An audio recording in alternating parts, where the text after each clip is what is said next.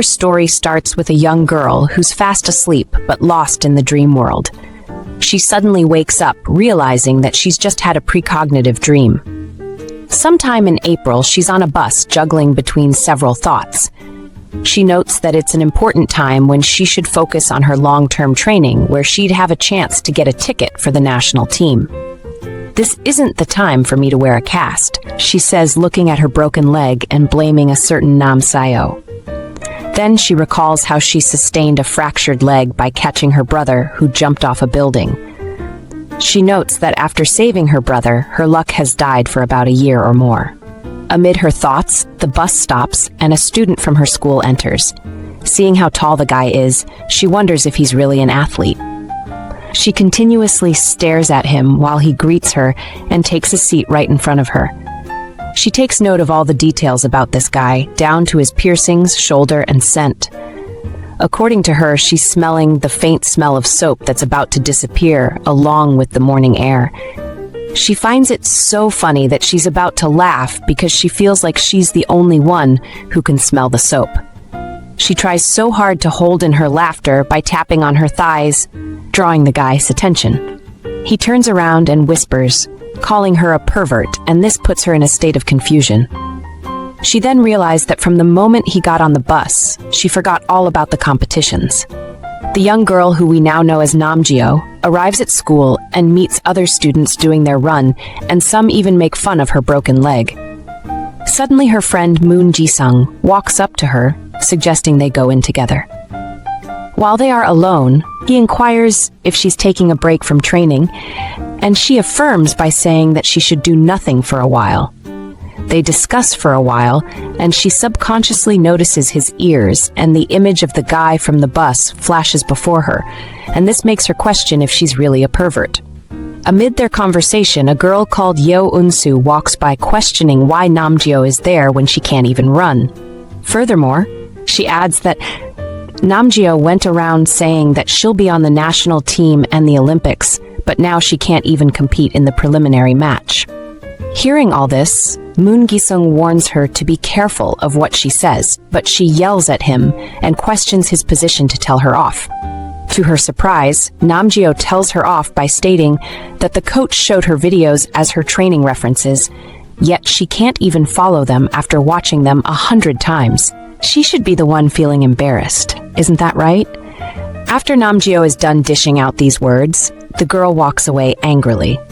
Surprised at what he just heard, Moon Ji-sung pinches her lips and says that she'll screw up big time with that mouth of hers. They joke around for a while, and then he leaves her to go wash up. A while later, as the register is being called in class, the teacher notices Namgyo's absence and asks if she hasn't returned from the training room, but the girl from earlier raises her hand and spills what shouldn't have been said. Moon Gi-sung immediately whispers to her, asking if she has to tell everything, and if it's because of what happened earlier. He wonders why they hate each other so much, but she responds by telling him that there's no need for him to stand up for Namgyo because she's a genius. She explains that it's not because she hates her, but rather she hates seeing her act like a genius while being pitiful all alone. On the other hand, there's Namgyo with her broken leg, struggling to climb up the stairs. She's anxious because of the pain she feels and the difficulty in walking around with only one foot. Thinking to herself, she acknowledges that while she's limping, others like Yeo Eunsu will go forward in a flash while sneering at her. It's just as Yeo Eunsu said, she acts tough, but actually, she's in a bind.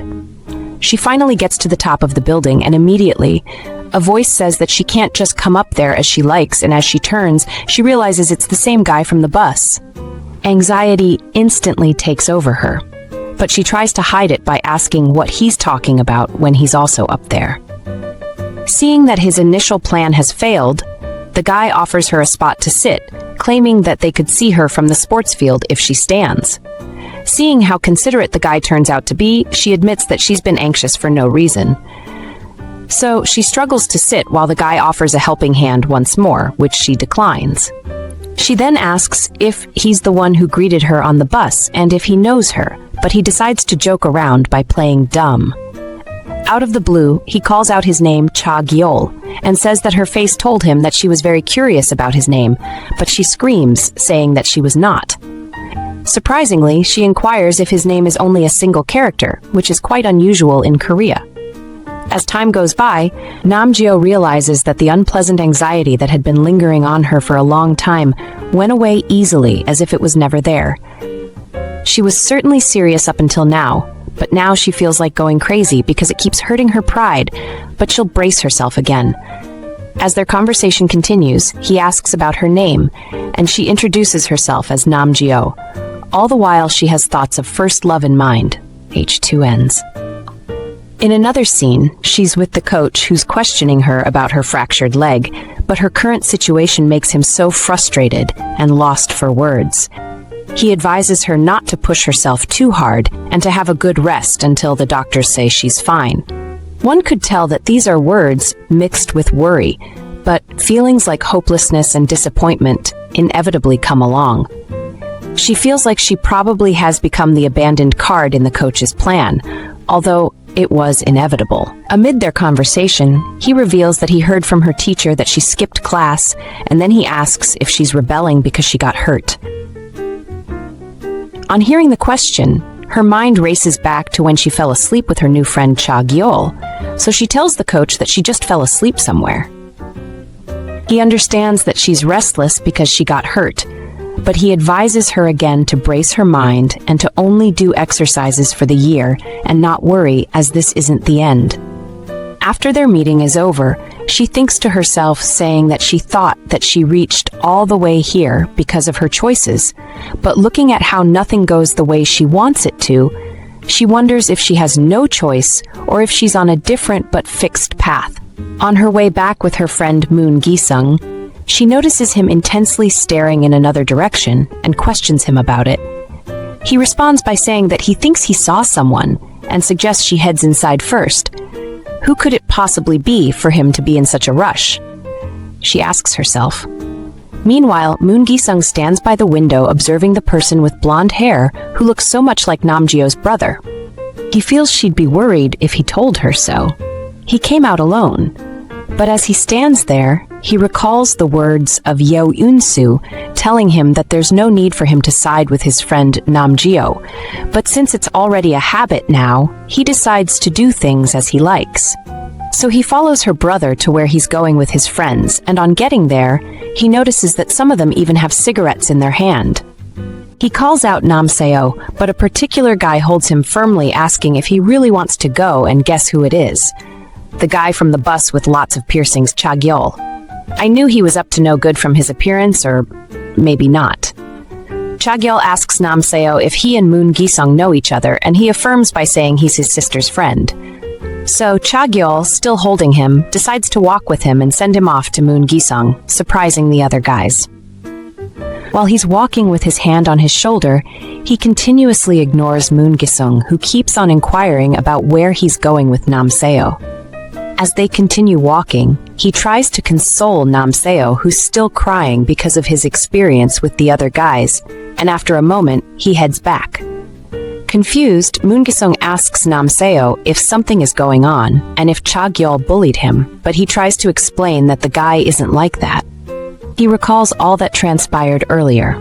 It turns out the other guys were bullies, and Cha Gyeol saved him from getting bullied by them, although he didn't understand why he was helping him. Still not convinced, Moon Gi-sung probes further, asking him why he suddenly became so quiet, but he still insists that his savior isn't that kind of guy, so he need not worry. However, he can't help but worry, and he even shares that his sister is also worried about Hai. Average Age Dio's only concerns are if he'll tell his sister again, how he knew his location, and if his sister sent her friend to monitor him. Moon Gi-sung explains that he came there without his sister's knowledge, and he also saw him by chance and followed him. But to his surprise, Namseo tells him that he also lives quite frustratingly, and then walks away. How disrespectful. In another scene, Namgyo is in bed alone, feeling so bored. She stares at her phone, waiting for a reply from her friend, when she suddenly hears the doorbell ring. She limps out of her room thinking it's her mom, only to discover that it's her brother who's returning so late. She questions his late return, but he says that it's none of her business, and even adds that she must have nothing to do since she keeps staying at home and meddling. She follows him to his room just as he's about to shut the door, asking why he's picking up a fight with her today, but he returns a question to her, asking if she isn't being like this because she heard something from Moon Gi-sung again. On the other hand, in the bustling streets of the city, an average-aged man walks up to Cha Gyeol, advising him to stop smoking in front of an adult, but the young boy replies by telling him to let it slide as the substance he's smoking has no nicotine in it. Meanwhile, back at the house, Namjeo is still trying to get some information out of her brother, who just returned home at a late hour. She even promises not to get mad at him after he comes out of his room. Hearing all he's said so far, she asks him why he keeps talking about her friend Moon Gi-sung. Just as she's still scolding him, a call comes in from her friend, so she tells her brother that she's going to get the information he's hiding from her friend since he doesn't want to spill. It is then he opens the door and runs after her, trying to stop her from taking the call. But before he can catch up, she enters her room and shuts the door behind her. While still on the call, she pleads for his honesty and asks about what her brother did today. From his observation, he suspects that Namseo might have already been found out, so he just decides to quickly say that he brought him away from some bad kids, and also adds that he warned him as well. Before he can even warn her against saying too much to her brother, she hangs up and walks out of her room, inquiring who the kids are and what he did to get dragged away by them. "Do you go around antagonizing people like you do with me?" She asks further, and he replies by saying that he has no money or backing to hang out with other kids, and so he thought that something might fall off if he sucked up those guys. He recalls the words that they said to him earlier and tells his sister that the reason is that the kids at school ignore him. She continues to question him, but his only response is that she doesn't know anything until the end. After hearing this, Namjeo quietly walks away to go prepare something for her brother to eat before heading out. She informs him about the meal she's prepared and drops a message for their mother before leaving the house. On her way to the convenience store, she keeps thinking about what her brother said about her not knowing anything until she suddenly comes across her new friend Cha Gyeol. Shocked, she wonders why she always sees him at times like this, when she doesn't want to think about anything but just run away. While she's out there conversing with him, her friend Moon Gi-sung is trying to reach her on the phone. Amid their conversation, Cha Gyeol notices her phone ringing from her pocket and informs her about it, and when she takes the call, Moon Gi-sung expresses his worry about her because her brother told him that she left the house and hasn't come back. Following this, he asks if she got really mad at him or her brother, but she feels bad that he knows, and she, the sister, doesn't know anything. All through the time she's on the call, she can't help but notice how much Cha Gyeol keeps loitering. Despite all her efforts to remain focused to get the information she needs on the call, he keeps distracting her with certain gestures that she has to postpone the call. After she drops the call, she turns to him with a serious face and asks if he knows her brother, but he reminds her that this is the first time she's mentioned that she has a brother.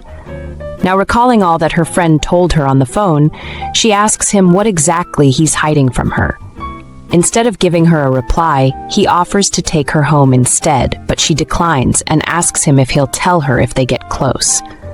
With a smirk, he says, "We'll see."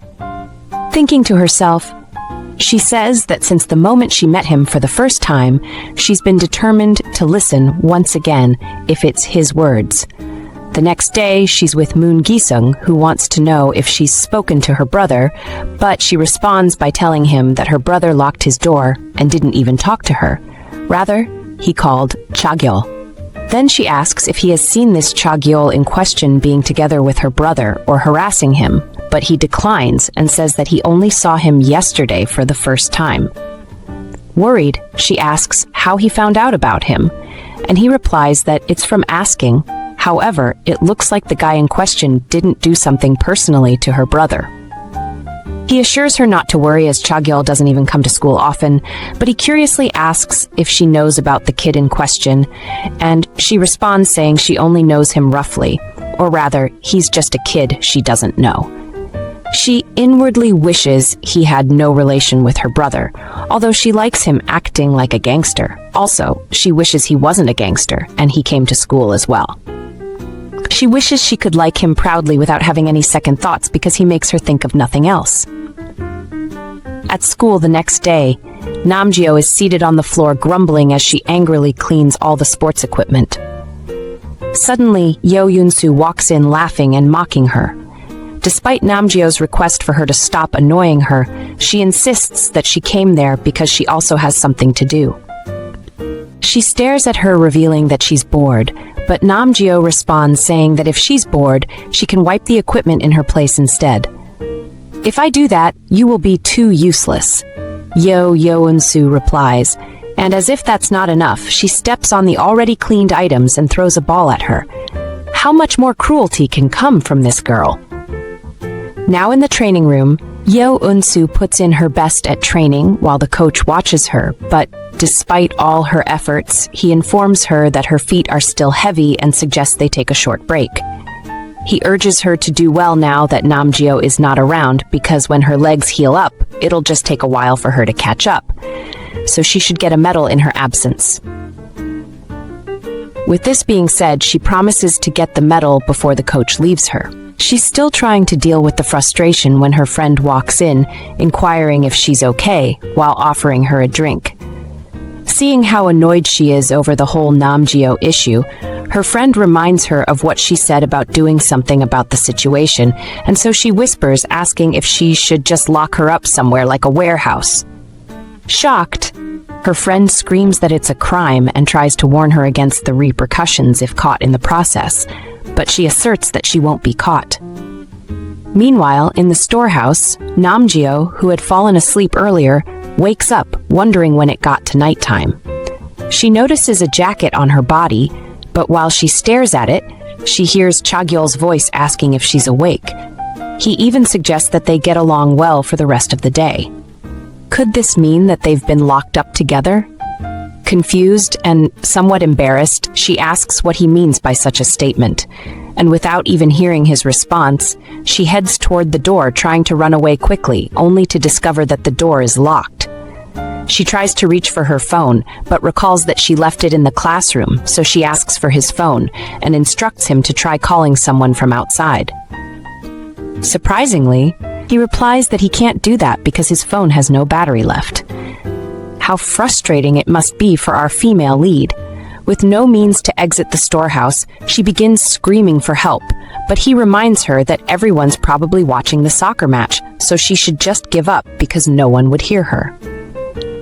In her musings, she wonders why nothing works out for her these days and why only bad things happen, as if it's been waiting for her.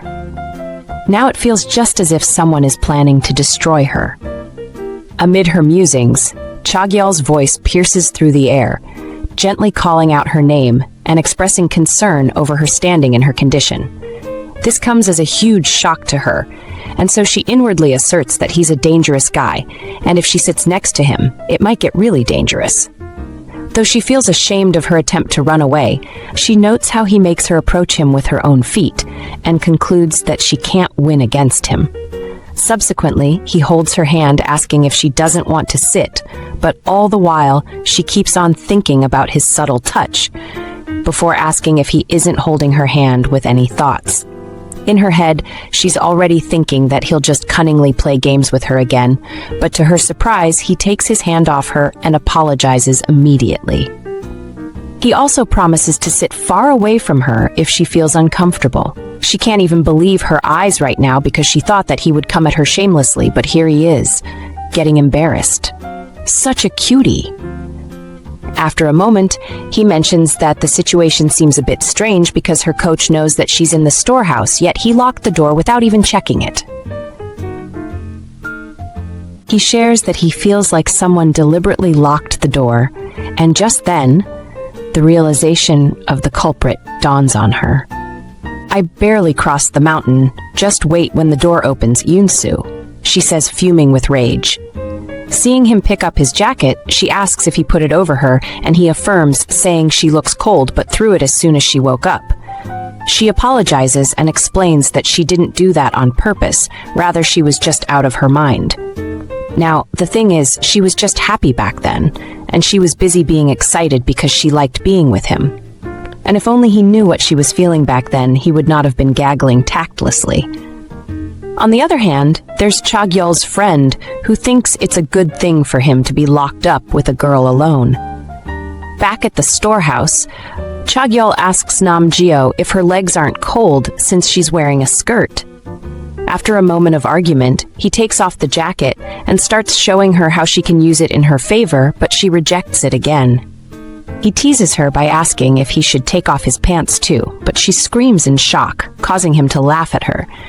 She notices his demeanor and assumes that he must be cold too, so she invites him over to sit close to her, but he declines and later decides to trust her for once at least. This isn't the first time he is sitting next to her closely, but strangely, she's feeling nervous. She points out his looks and suggests that it's better if they stick together so she can cover him too, since it's his jacket after all. So he accepts the offer and moves closer, while Namjeo can't stop thinking about the fact that their shoulders just touched slightly and her body became hot in an instant. She even thinks that it must be why everyone hugs each other when they're watching disaster movies. Lost in thoughts? She says that when Cha Gyeol is with her in the warehouse, he might have seen it as a tragedy to get involved with her. The next morning, as he watches her sleep, he softly calls out her name, saying that she needs to wake up because people will start coming soon.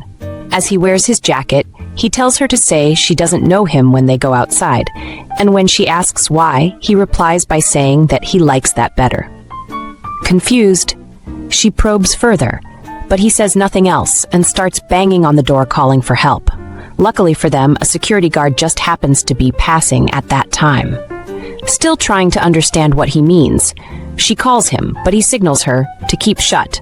And just then, the security guard opens the door and inquires how long he's been there. He only responds by informing him that there's one more person inside, and when the man confirms his statement, he asks Namjeo if she's acquainted with the male student who just went outside. Remembering his instruction earlier, she denies knowing him. Now outside, Cha Gyeol walks up the stairs, possibly heading to his friend's house, and when he arrives at his destination, his friend comes out with a swollen face. He looks rather shocked to see him and insists on talking outside, which he agrees to. Before he knows what's happening, Cha Gyeol grabs his face and says that he feels like punching it to fill in the other side that isn't swollen. When his friend requests to know the reason behind the sudden urge to punch him, he replies by asserting that he's the one who locked the storehouse door. He's even still insisting that Cha Gyeol should be grateful because he let him be alone with a girl, and he responds by smirking and saying that this is why he wants to show his gratitude more. Still holding his face, he threatens him never to say a word about how and who he got hurt, no matter what happens. Later that day, a teacher walks up to Namjeo expressing his concern over her experience of being locked in the warehouse. He explains that the coach said that she didn't come for a long time, and the warehouse door was already locked, which is why they thought that no one was inside there. While she explains what happened to her that night, he pens down all her statements and mentions that the security guard said that a male student was also there with her. He even insinuates that something secretive must have happened, and that if it were hard for her to talk about it, he'd call for a female teacher. However, she still insists that nothing of such happened, and that she does not know who the male student is. Furthermore, the teacher tries to get more information out of her, but she remains firm in her claim that she doesn't know who the male student is. She recalls her mom calling her to yell for not calling her earlier. For some reason, she was scared that Namjeo might have run away from home. Worried, the young girl asked her mother if she did report to the police, but she replied by saying that since her daughter does not belong to the streets and is not a stubborn kid, she did not report. However, she was about to report if she didn't contact her until morning. She warned her to make sure she calls beforehand next time if she's going to be late or not coming home. She assures the teacher that she told her parents that she fell asleep at school, so there's no problem. To aid the investigation process, he asks her if there's someone she's suspicious of among the people she last saw, but she affirms negatively even though she has Yeo Eunsu in mind. He instructs her to go to the nurse's office to warm up, since she must have been cold all night long. Just as the teacher steps out of the office, he sees Yeo Eunsu and her other friend right in front of the door, but he only instructs them to go to class early just before leaving. Seeing how much Yeo Eunsu is panicking, her friend pulls her and says that they need to talk somewhere else because it wouldn't feel right if they bumped into Namgyo. They move to a corner and the other girl starts questioning Yeo Eunsu, inquiring if she really did lock the poor girl in the warehouse, but she responds by assuring her that she didn't do it. Yeo Eunsu continuously tries to prove to her friend that she didn't lock up Namgyo, but in the process, another female student overhears their conversation.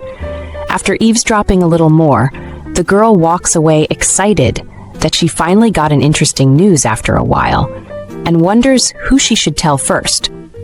Meanwhile, Namgyo is in the nurse's office having some rest, but several thoughts keep running through her mind. It's been a long bad habit of her to expect her parents to worry about her. It usually ends with her one-sided heartbeat. She acknowledges that her parents have a lot of things to worry about other than about the kids, so she understands that they do not care about her. She was quite jealous of her brother before this incident, but she's glad that her mom really does worry about her. Her dad's health is the only concern of late, and she doesn't even know when he'll be able to work. Still in deep thought, she says that she must inform the teacher to not tell her mom about it in detail and just let it pass. After all, that night wasn't so bad. In a split second, she falls asleep and begins having a very weird dream about Cha Gyeol and his friend. She suddenly wakes up wondering why she keeps having such weird dreams. Last time she didn't win a medal, and this time she dreamt of Cha Gyeol. However, one question lingers. Who is the person he's fighting with, and why does she partly recognize his face? She opens her eyes only to find her friend Moon Gi-sung sitting beside her. They walk out of the office while he inquires about what happened to her, but even after she explains, he still doubts that it's the complete story. Just as she's about to open the door, despite his offer to help, she stumbles, leaving him with no option but to catch her in midair. Well, you can say that our female lead is quite a stubborn one. Moon Gi-sung holds her in that position for a while until she reminds him to let go, after which she explains that she has a lot of things she's annoyed with, so he shouldn't dare add in more. When he asks about what is annoying her so much, she points out that her legs, Yeo Eunsu, and even opening the door is getting on her nerves. Hearing the name Yeo Eunsu, he quickly recalls an encounter with her and asks Namgyo what she would do if Yeo Eunsu really wanted to get close to her. She laughs it off, deeming it impossible because she's always hated her from the start. She adds that they have already become seniors and it doesn't even make sense if she wants to get close to her after all these times. On the other hand, there's Yeo Eunsu seated on the stairs, overhearing their conversation. She even carries the burden of the frustration to her friends in the Taekwondo training. In another scene, Cha Gyeol's friends are in a playground waiting for him. They ask Wujin, the particular one he beat up before, about his whereabouts, but he angrily replies by saying that it's none of his business. In the middle of their conversation, Namseo strides in, apologizing for the last encounter with them, but Wujin seems not to be having it at all. He even believes that Cha Gyeol is coming behind him, but Namseo confirms that he isn't related to him and doesn't know him. As the bullies that they are, one of them tries to hit him after hearing him say this, but Wujin stops him, curious to hear the details. After discovering that they aren't related, he ponders why he did what he did on that day, and also questions the real identity of Namseo.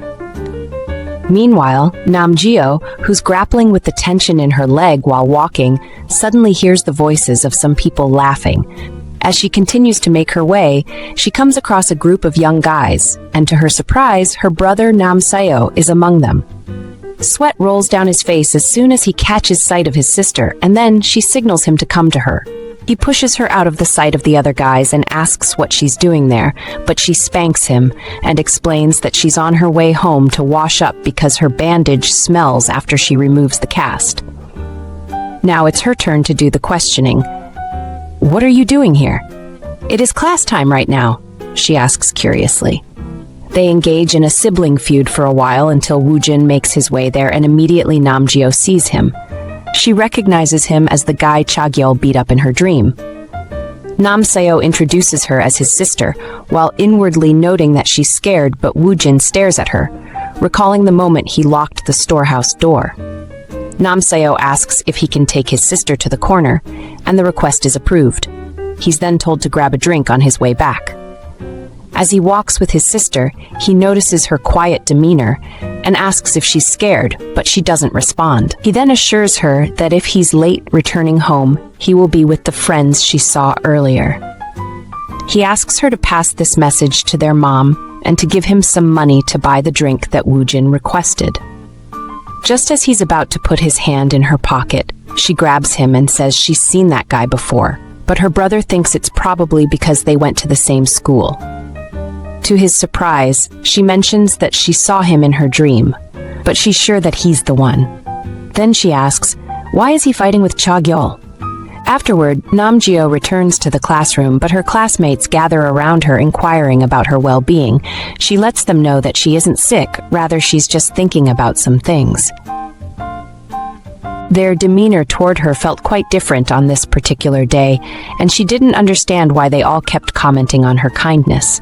They reveal that they heard about what happened to her, and while they are still at it, Yeo Eunsu walks into the classroom with all eyes fixated on her.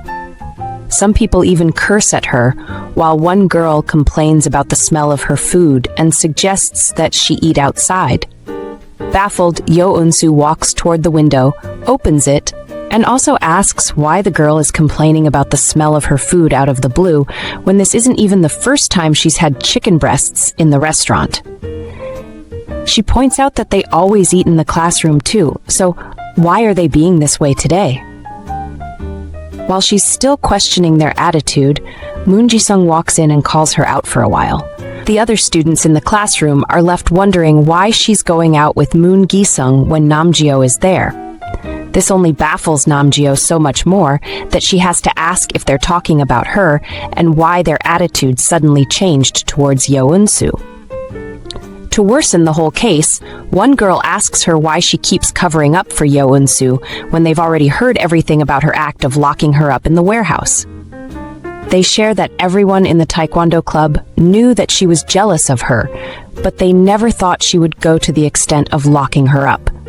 Hearing this, Namgyo inwardly mentions that she never said it to Moon Gi-sung, so she wonders how they know about it. But then, she replies by telling them that it's not certain yet. Before they know what's going on, Yeo Eunsu storms back into the classroom screaming her friend's name, Park Hyo-yeon, and asking if she went around telling everyone about their little secret. She questions her audacity to spread such a false rumor, but her friend still insists that she didn't do anything, and another girl even calls her noisy. Seeing how much things have escalated, Yeo Eunsu turns to Namgyo asking if she's the one who spread such false rumors, since it wasn't her friend. Filled with so much hatred and anger, she slams her hand on the desk and asks if that isn't the truth. She says that she's not the one who spread the rumor, but she wonders if that's the truth. Besides, she always wanted to do something to her every time she had the chance to, so probably it must be the same this time too. Namgyo goes on and on, talking about Yeo Eunsu's mean behavior, until things begin to get intense to the extent of Yeo Eunsu hitting her. Following this, Namgyo has no choice but to retaliate by slapping her back. In the next scene, both girls are being scolded in the teacher's office for their uncouth behavior.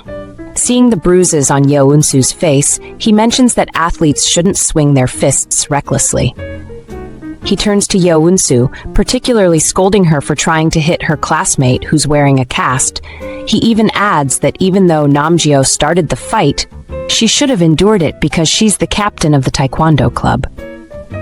After much hesitation, Namgyo admits to being the one who started the fight. She claims that she hit her because she was too angry at that moment and begs the teacher to allow her to take part in competitions. Suddenly, Yeo Eunsu speaks up, also claiming to be the one who started the fight. All Namgyo is trying to do here is help, but she's really clueless about it, so she keeps on implicating herself. Confused, the teacher asks both of them to head to the counseling room to write their statement, and after that, he'll be the one to decide whether they'll be disciplined or out of the sports club. Now, at the counselor's office to write the statement, they still engage in another argument over the details to write. Sadly, this is so frustrating to Yeo Eunsu so much because she's actually innocent of what she's being accused of. After a moment of silence, Namgyo asks her why she just did what she did, and also says that if only she keeps her mouth shut, it'll end with just her getting disciplinary action, so she shouldn't interfere. Yeo Eunsu stands firm in her belief that nothing good will come out of it if she's the only one who gets out of the situation free.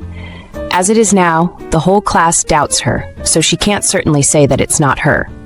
They begin to exchange words again until Yeo Eunsu finally gives up. All the while, Moon Jisung is standing outside the office, waiting for his friend to come out. He apologizes for not being able to pay attention and explains that he's been so busy lately because of the competition and some other things. "What are you saying?" she asks, bewildered. He responds by apologizing again for finding out late about what Yeo Eunsu did and what happened in the classroom earlier.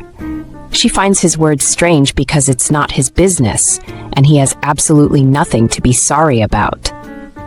She advises him to just care about his competition because she can't even compete even if she wants to. Good for him that he can just do sports without any headaches. She urges him to go back to training while she goes to submit the written statement. But just as she turns to leave, he pulls her back, saying that he has something to say. She inquires if it's something urgent, and when he replies, she suggests he tell her through a call later, as he also has to go for training. Still not satisfied with her response, he mentions that it'll be night by the time he finishes training, but this is kind of strange to her because he never used to think about the time. She insists that he calls her regardless of the time, after which she walks away. Left with no other option, he asserts that he'll call her later at home. Why is he acting so weird? Is he starting to like her or something? Now seated on the bus on her way home, Namgyo goes through her chat with Moon Gishung, postponing their intended conversation. While she's still thinking about it, guess who unexpectedly gets on the bus and pokes her? Cha Gyeol. Startled, she asks him how he knew she would be here at this hour, and he replies by saying that he waited at the bus stop starting around the time they saw each other the last time. And about 4 buses passed by. "What if we had missed each other?" she asks curiously. He responds saying that it's because he wanted to see her. She tells him that it wouldn't be difficult if he showed up to school every day to justify his actions. He says that he stayed up all night again. To avert the topic, she wants to know if he remembers seeing her on the bus and his reason for embarrassing her by acting like he didn't. In response, he says that it's so that he can see her get all embarrassed. She playfully thumps his thigh upon hearing this, and he utters a statement that baffles her. Something bad will happen. A sudden quietness fills the air, while she inwardly wonders what the bad thing is that will happen. Lost in her musings, she mentions that it's not a big deal to hold hands anymore, and yet, she's always the only one who freezes whenever it happens. If she shows any signs of letting go of his hand, she's afraid he'll get distant from her like he did in the storage room, and she can't let that happen. So, she turns to him and mentions that she got punished at school because she had a fight with her classmate, and she has to clean the restroom with the person for the time being.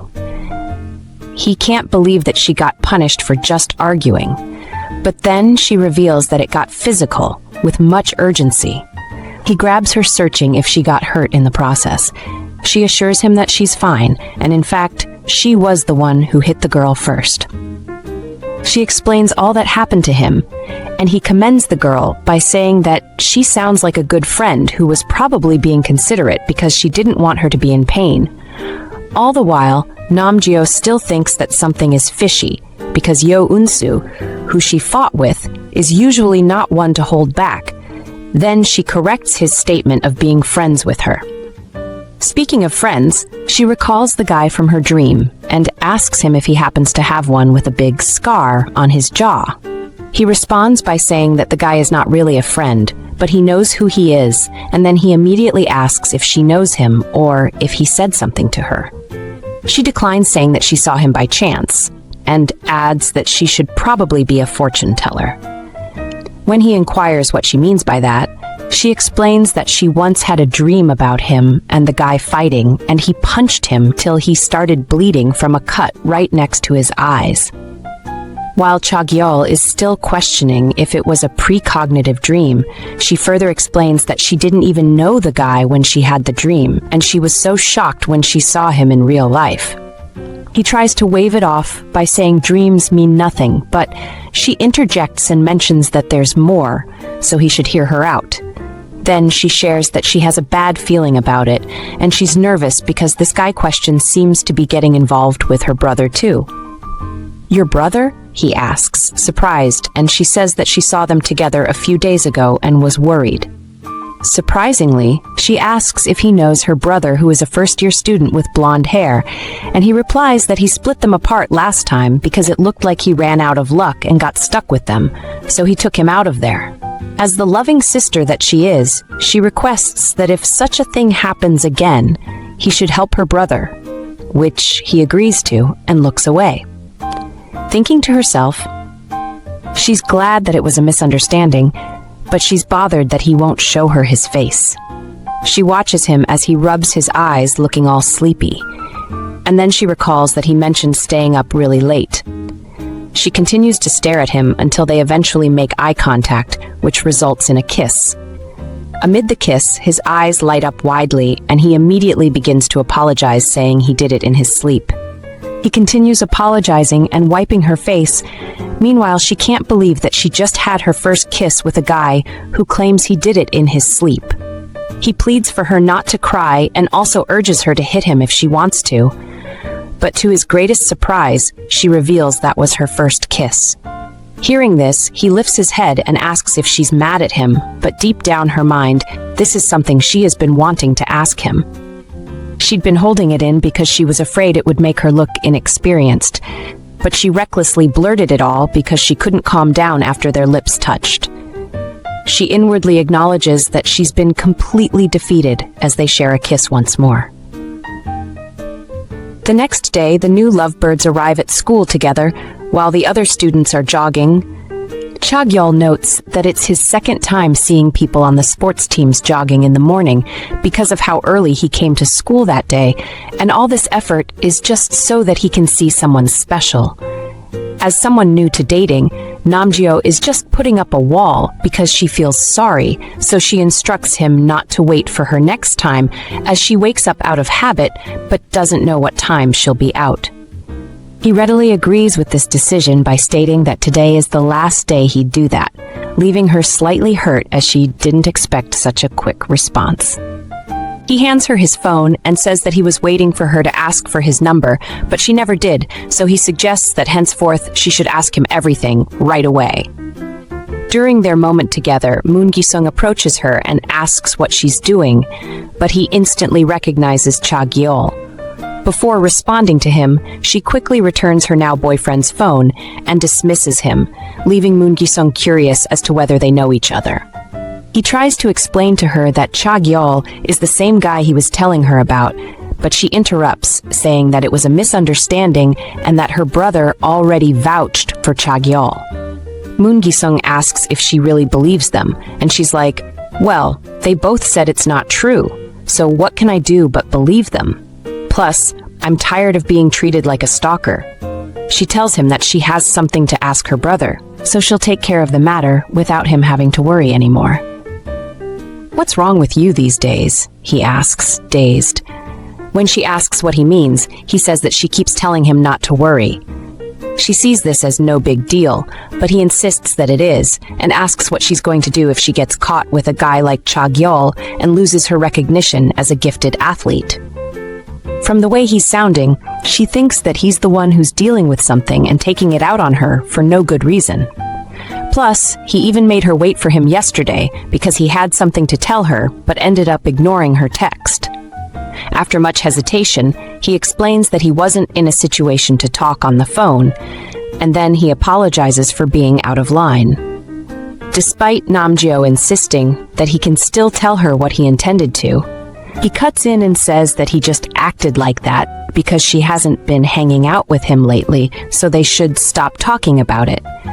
She tries to explain that it's not that she's not spending time with him, rather, it's that he's too busy to hang out. Clenching her crutches, she notices that he has changed the subject, and she wonders why though. While catching up, she draws him closer and whispers that she thinks something is going on between her and Cha Gyeol. After sharing this news with him, she urges him to keep it a secret because she's already walking on eggshells due to her injury, preventing her from training, so it would be bothersome if there were dating rumors about her.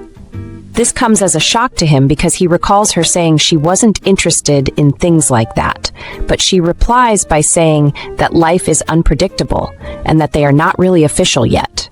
While she's still speaking to him, she unexpectedly gets a text from Cha Gyeol, causing her to twitch. And then she laughs and mentions that it's interesting. Just as she's about to head inside, she turns and tells him that if it's hard for him to tell her right away, she won't push him. So he should tell her when he's up for it because she can wait. Also, just in case he's gotten the wrong idea, she's not saying that he should stop worrying about her because she wants to draw a line between them. Truth be told, she didn't draw a line, she just didn't see the one that Moon Gi-sung had drawn. Then again, even if she had, there was nothing she could have done about it when she was head over heels for Cha Gyeol. In the following scene, Namgyo and Yeo Eunsu arrive at the school toilet for their punishment, and the whole place is an eyesore. Yeo Eunsu tells her to go sit somewhere, because it's obvious that she can't clean in her condition, and the teacher probably knew this was going to happen. Namgyo insists that she can't possibly let her clean the whole place all by herself, and she even reveals that she brought a waterproof cover to protect her leg while she works. But Yeo Eunsu tells her off, saying that she has a conscience. As the cleaning begins, Namgyo asks if she didn't really lock her up in the storage room, and she affirms negatively. She also shares that her friend Hyoyeon said it was her too, but Yeo Eunsu responds that her friend doesn't believe her. Moreover, she said she wouldn't tell anyone either, but it turned out to be a lie, so for that reason, their friendship is over. After a moment of silence, Namgyo asks why she hates her so much, and she takes a pause and mutters that she doesn't really hate her. She steps closer to her and explains that she acted like that because she envies her. Furthermore, she explains that she never won a match against her in middle school. At first, she was furious, then she got more and more envious. In the end, it turned into an unknown obsession. She would look for her news articles, but then she barely read them with her eyes open because of the jealousy that often boiled inside of her. It's not like that would mean she would see less of her photos because she couldn't bring herself to close the tab, but the more she found out about her, the more it stirred up her inferiority complex, yet she couldn't ignore her. They had already gone against each other several times in the same weight category, and it was understandable because she didn't really leave a deep impression, and she was merely a Taekwondo player who had to make an effort. Yeo Eunsu started to hate Namgyo's attitude of suddenly pretending to keep her in check, and after talking with her, she realized that she was ruder and more talented than she thought. Why was someone like Namgyo trying so hard when she was perfect in her eyes? Why would the coach and director give her so much advice when there's practically nothing to teach her?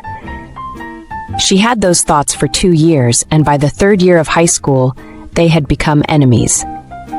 She says that if only she hadn't stopped her on her way home on that fateful day, perhaps she wouldn't have gotten into that accident that cost her leg.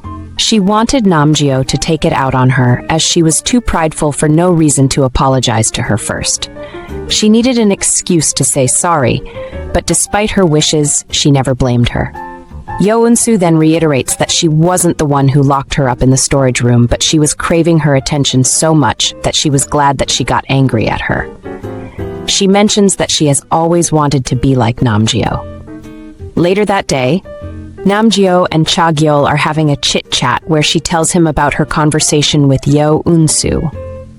After learning that she wasn't the one who locked her up in the warehouse, she's now left wondering if it was really an accident. She tells him that she feels a bit sorry for making a big deal out of the whole situation. However, she acknowledges that Yeo Eunsu has quite a temper too, and since the incident, she hasn't been close to their classmates, even her best friend. Cha Gyeol even suggests she use this opportunity to get close to her. Shifting the conversation, he inquires about the state of her leg, and she informs him that she has started physical therapy. It even gets as good as her not needing her crutches anymore. They stare at each other for a while in silence before she asks about his well-being. They chat for a while until she suddenly turns away. Despite his plea for her to turn to him, she stands and moves away. Her reason? Well, she wants to cool off her red face from blushing so much. To her surprise, he walks up to her, gently lifts her to a seat, and calls her a worrywart. She admits to always being one, and adds that she's worried about him, her brother, and her parents. Tenderly brushing his hand against her face, he says that it'd be nice if she could let go of her worries, but she goes on listing more things to be worried about. Their conversation lasts for a while, and then, out of the blue, she mentions that she likes him. What a coincidence that is, because he also feels the same way. She suggests they kiss, but he reminds her that they already did that in the morning. However, she still insists on getting a kiss. He finally gives in and pecks her on both cheeks, but before he even realizes it, she yanks his ears and begins kissing him. During their kiss, he mentions that rather than just kiss her, he wants to get a bit closer to her. They make a perfect match, don't they? Cha Gyeol is a bolt out of the blue and a catastrophe that shakes the end of her teens, and seeing how she's so sleeveless and willing means there's something wrong with her too. The force he pulls her with is so irresistibly huge like gravity that it makes all the problems around her really trivial. In the middle of this romantic moment, she has no idea that her phone is buzzing with calls from Moon Ji-sung. On the other hand, there's Moon Ji-sung, who's dealing with a lot of crises and hoping that his dear friend would take his call and save him from it, not knowing that she's all loved up with her lover. The next day, Cha Gyeol wakes up almost at noon and realizes that he has just missed school. He steps out of his room to greet his grandmother, only to find a man seated on the table with a meal served. Confused, he questions the man's presence there, and he replies by saying that he dropped by on his way home from work to get a taste of his grandmother's cooking. In the middle of their forced conversation, the man asks him if he still goes to school whenever he feels like, and he responds that he's been going every day lately. He explains that he's been having trouble sleeping lately, and then the man asks if it's because he's too busy dating. Seeing that he's been discovered, Cha Gyeol smirks and tries to deny it, but the man asks again if he isn't dating the girl he saw him with the last time. He even goes as far as describing her long hair and broken leg just to remind him. She's someone's precious daughter. Don't do anything funny and take good care of her, the man advises him before asking about his friend Wujin. The man then asks him to look after Wujin because he's just immature and he's got a weak mentality too.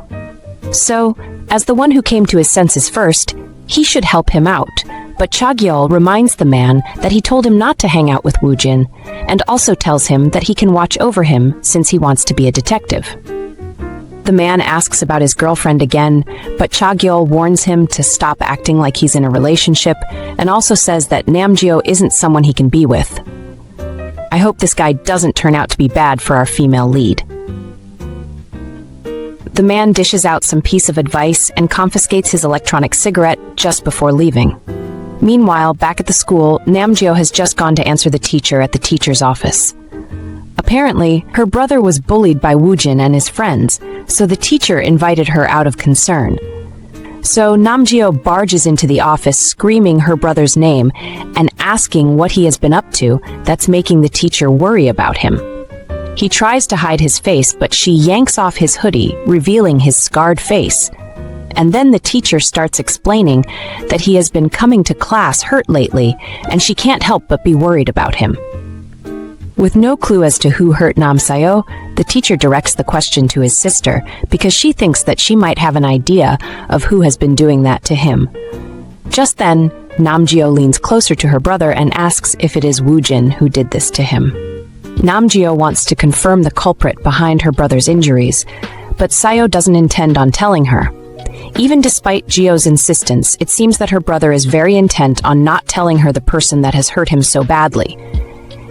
Seeing as their conversation is going nowhere, Namgyo says, "Fine, I will find him by myself." This prompts Namsayo to rush to his feet in an attempt to try and stop her. He thinks that Namgyo's show of concern is embarrassing, and rather, she should pretend it didn't happen. As a result, he gets a beating from his sister in a fit of rage.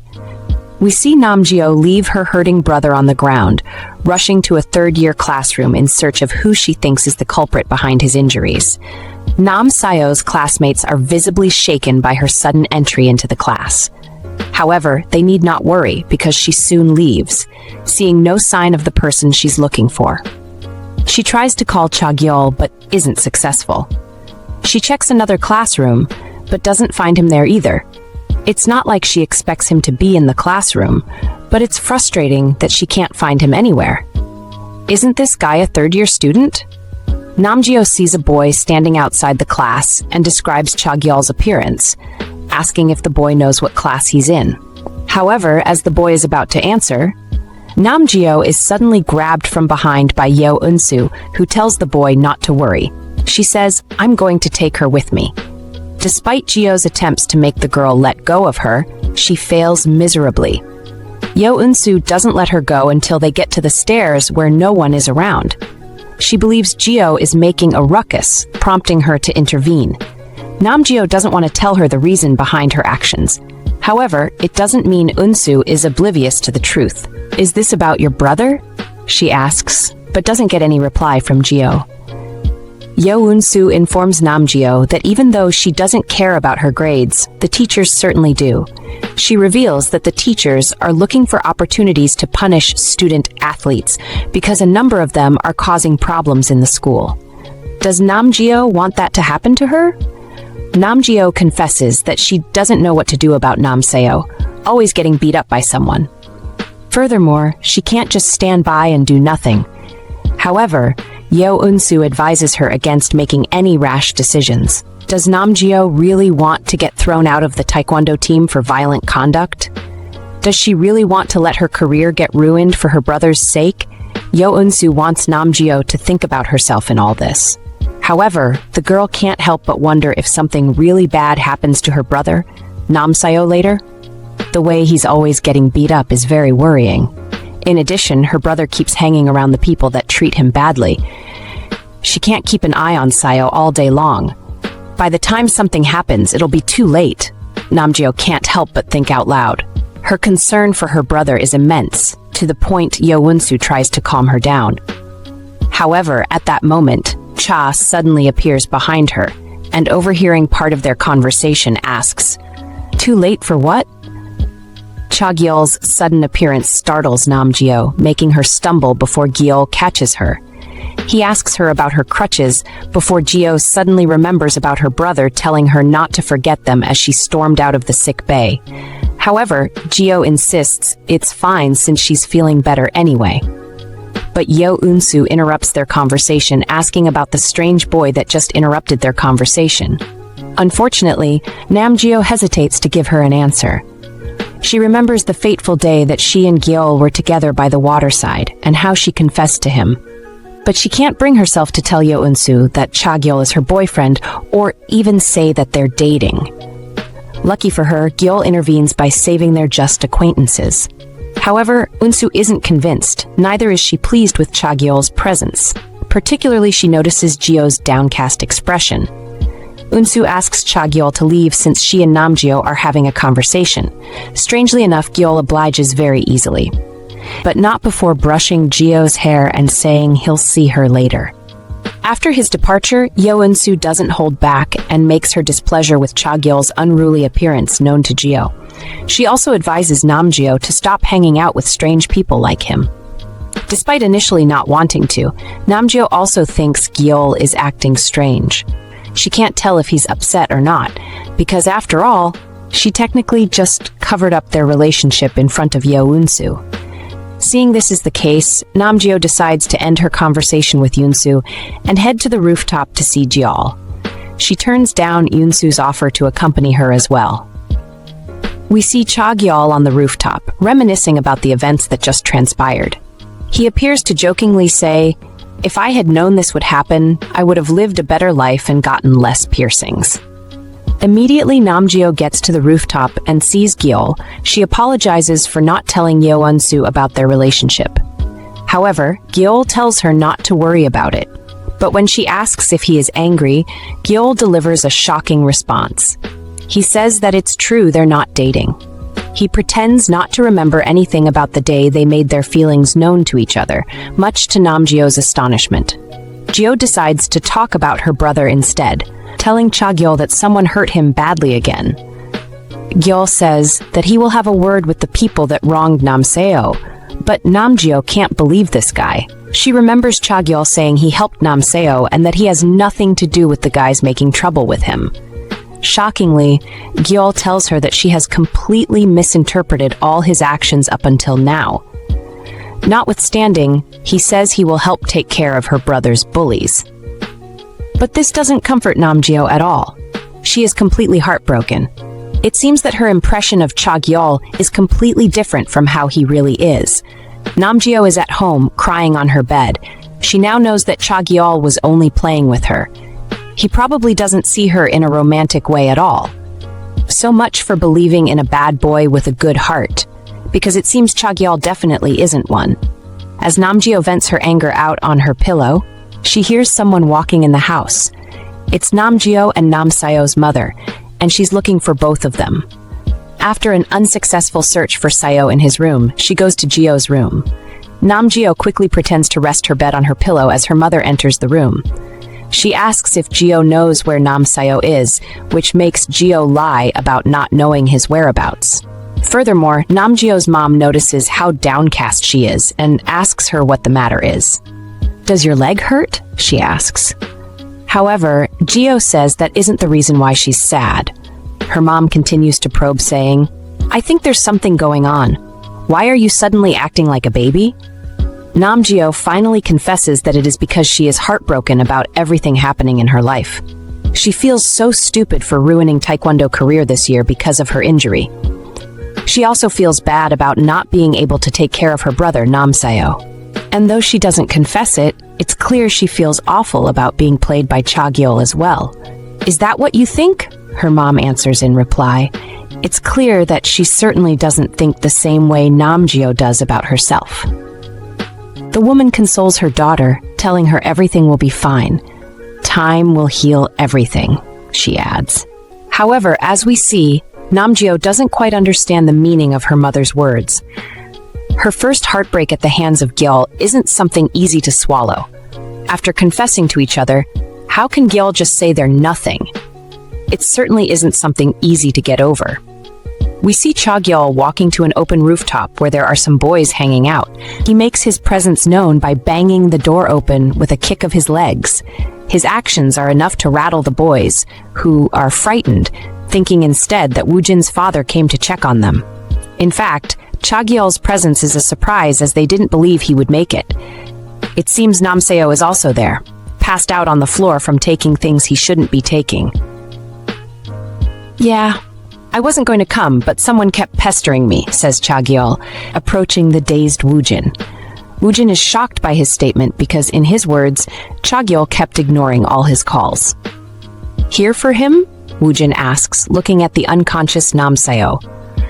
Before Cha Gyeol can reply, Wujin asks if it is Namgyo that asked Gyeol to check up on Namsayo. The other guys can't believe what Wujin is saying. Why would Gyeol do that in the first place, right? However, Wujin is sure of what he's saying. He can't even hold his laugh as he reveals to Gyeol that he knows he is dating Namgyo. The other guys can't believe it, but Wujin is very sure of what he's saying. He keeps saying provocative words at Gyeol until the guy suddenly has enough and grabs his hair. "Keep going, Wujin," Gyeol says, staring him down. "Speak now, I'm listening, Wujin," says Gyeol, staring Wujin down while gripping his hair. Wujin and the other boys' protests fall on deaf ears as Gyeol drags him over to a wall. Gyeol reminds Park Wujin about what he discussed concerning Namgyo. Doesn't Wujin remember him saying that he doesn't want Wujin messing with her? However, we discover that Park Wujin intentionally says all those things to see Cha Gyeol's reaction. "I haven't even started yet, and you're making such a fuss. Then how are you going to punish that punk?" Wujin says mockingly at Gyeol. Trying to get on Cha Gyeol's bad side? Yeah, that's definitely a bad move, and he shows Wujin exactly why. He's really trying to provoke Cha Gyeol on purpose, isn't he? "So I shouldn't let this go, right?" Gyeol asks Wujin. He is only restraining himself because of the other boys here with them. "So what?" asks Wujin, and he suddenly gets his answer as Gyeol drags his head forward. However, at the last moment, he stops as his phone starts to ring. Wujin can't help but think how lucky he is. If not for the call, would something bad have happened to him? Cha Gyeol's call seems to be urgent, but as he heads out, he tells two of the other boys to help him put the unconscious Namseo on his back. Despite their initial surprise, the boys do as he tells him, and they watch him carry the sleeping Namseo on his back as he leaves in a hurry. Meanwhile, the injured Park Wujin can't help but look at Gyeol as he leaves, still unable to believe his luck. It's morning as we see Namgyo sleeping on her bed. Actually, it seems she is having a dream. It's actually a recurring dream that she can't seem to get out of her head. Perhaps this is merely her desired scenario she wishes would become a reality. It is a dream of her and Cha Gyeol, looking so modestly dressed as they both walk down the side of the road, smiling happily. That is until Namgyo's heel breaks, leaving her in tears. However, Cha Gyeol, her Prince Charming, picks her up before they kiss. Such a cute and happy scene, isn't it? But as Namgyo wakes up, she snaps herself out of her illusions. Indeed, dreams seem to contradict reality, don't they? Namgyo says, looking out the window. 3 days have passed since her heartbreak at the hands of Cha Gyeol. Honestly, Geo doesn't want to have dreams of a happiness involving Cha Gyeol if reality is far from that. She doesn't want her dreams to give her false hope. Meanwhile, at the open rooftop where Cha Gyeol picked up Namsayo, a lot of guys are gathered, and the discussion is about none other than Park Wujin. Of course it is. It seems Wujin has become somewhat of a laughingstock among the guys. What with the way Gyeol put him in his place the other day. No wonder Wujin doesn't come to their gathering place anymore. But that's not all the boys are talking about. They also talk about the cause of the altercation between Cha Gyeol and Park Wujin. Clearly, they know it involves Cha Gyeol defending Namsayo. However, it seems the two boys that witnessed the altercation have also spread rumors regarding why Gyeol beat up Wujin. Now, all the boys know it is because of Namgyo, who, due to Wujin, they think is Cha Gyeol's girlfriend. However, as the boys continue their gossip, something says something from behind them. "Continue speaking," the person says. And guess who this is? Why, it's none other than Park Wujin. Back at school, we see Yeo Eunsu looking out from a window. She suddenly sees Namgyo walking by and calls out to her. "Namgyo, where are you going?" she asks. Geo replies that she's going for rehabilitation. Eunsu is curious to know if she will head home from there. However, Namgyo says she will still come to school. But just as she decides to leave, Geo accidentally drops her purse. Eunsu notices and tries to call out to her, but Namgyo doesn't hear her at all, much to her chagrin. Now she has to go pick up the purse before someone tries to snatch it. Meanwhile, with Namgyo, we see that she's actually in deep thought. Since her breakup with Cha Gyeol, it seems other things in her life have been going well for some strange reason. Her injured leg is getting better. Also with Namsayo, it seems something very interesting happened. Just the day before, as both Namgyo and Namsayo sit for breakfast, Geo asks about the whereabouts of their mother. Sayo confirms that she's gone to work. But why so early? Even more peculiar for Namgyo to handle is the fact Namsayo woke up so early to make breakfast for her. That's just not like him at all. After some nervy exchanges and silence between them, Namgyo runs out of patience with her younger brother. He clearly has something he wants to say, so why isn't he spilling it out already? I won't keep in touch with those guys from now on, Namsayo suddenly says, taking Geo by surprise. However, she isn't completely convinced. Isn't it the other day that Namsayo hung out with them and was found sleeping before the front door of their house? She can't understand how Sayo got him that day. Nonetheless, Namsayo tries to convince his sister that he is really going to change. Going forward, he isn't going to hang out with those guys at the rooftop anymore. Namgyo can't believe her luck as of this moment. It seems all the things making her worry deeply are getting resolved fairly easily. All except one thing, that is. It's clear that Geo is still hung up on Cha Gyeol. She can't believe she fell for Gyeol's tricks. However, there seems to be trouble on the way. Namgyo evades just in time before someone hits a bat right where her injured leg was a few moments ago. We see that the culprit is actually Park Wujin. What is he trying to do? Meanwhile, some guys at the rooftop hangout spot are watching Wujin and Geo below them. Even they can't believe what he's doing. In fact, all the guys are trying to have as little involvement as possible with whatever wretched scheme Wujin is planning. Down below, we see that Namgyo's sudden movement to dodge the bat actually makes her injured leg hurt. Wujin is impressed that she is able to dodge the bat. So you are even able to dodge this, huh? Namgyo is stunned by Wujin's sudden confrontation. It's very obvious that the bat swing was very intentional and full of ill intent. Does this guy really want to hurt her that bad? Geo is confused as to why Wujin is angry at her when he's the one that hurt her younger brother, Namsayo. Why is he confronting her anyway? She isn't afraid to throw this question at Wujin, but completely disregards her words. How noisy! Just be quiet, Wujin exclaims, swinging his bat to the ground again. Once again, we see that Namgyo barely manages to dodge the attack. Ah, I'm so furious, yells Wujin, in frustration from his miss. I told you to stay still. However, Namgyo obviously can't do that. With the way Park Wujin keeps swinging the bat dangerously, she has to keep digging. This is the crazy situation Namgyo finds herself in. Is Wujin really out for her? She thinks to run away, preferably somewhere crowded. However, it seems that Wujin already knows what she's thinking as well. Instead of running away, Wujin tries to persuade Namgyo to hit him. Honestly, the thought does dwell in Geo's mind, but she remembers Yeo Eunsu's words from before. Does she really want to hit Wujin at the cost of her taekwondo career? Are you irritated? Wujin suddenly asks Namgyo. Before she can answer, he gives a reply. Me too. You should have chosen your boyfriend more carefully. Confused, Namgyo asks who Wujin is talking about. He clarifies that he's talking about Cha Gyeol, who is also the reason why he looks so beat up. But Namgyo says that she and Cha Gyeol are no more than strangers. In fact, if it doesn't involve Namsayo, she has no business with Wujin. But the boy is adamant about his belief. He seems to think that both Cha Gyeol and Namgyo are still in a relationship, even as Geo affirms it's not the case. Isn't Gyeol the one that said there's nothing between them? No. Namgyo, you need to focus. She has to remember the precarious situation she's in. She's considering trying to use her taekwondo skills to disarm Wujin. It's risky, but does she really have any other options? Fortunately, she doesn't have to do anything because at that moment, someone speaks from behind her, calling Park Wujin by name. It's none other than Cha Gyeol. Cha Gyeol, says Namgyo in a state of bewilderment. It is indeed the guy that broke her heart just a few days ago. But why is he here? We get our answer as he swiftly engages Park Wujin in a fight.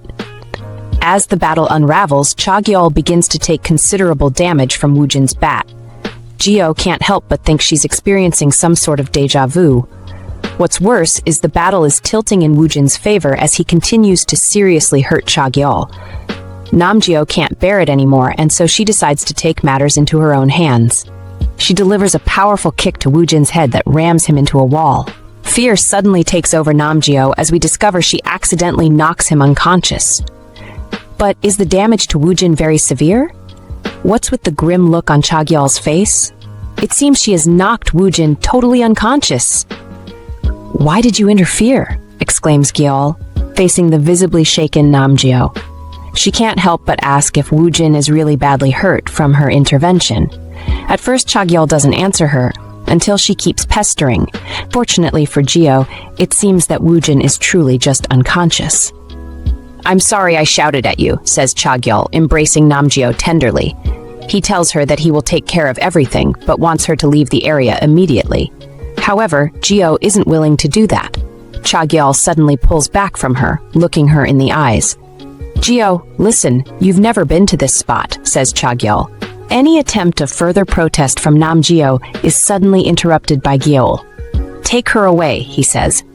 We discover that Yeo Eunsu is standing behind Namgyo. Cha Gyeol says that he entrusts Geo to Eunsu, pushing the girl lightly in the back towards Yeo Eunsu. As she is taken away by Eunsu, Namgyo tries to reason with her fellow Taekwondo athlete. However, Eunsu doesn't let her say many words before putting a hand over her mouth.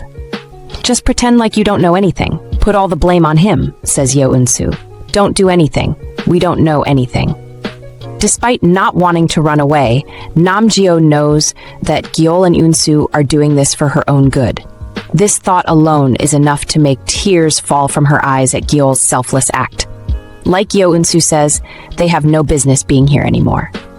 Namgyo heads to the rehabilitation center, where the doctor scolds her for the way she is taking care of her injured leg.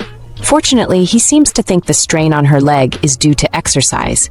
Imagine how the doctor will feel if he discovers the real reason. Thankfully for Namgyo, it isn't a big issue. Otherwise, she would have to go for surgery. Geo apologizes for her disobedience. Or is she really apologizing only for that? In fact, we see that Namgyo is feeling remorseful for her actions. She goes to a familiar spot near the rehabilitation center, a bench where she and Cha Gyeol used to hang together, holding an unopened beverage can.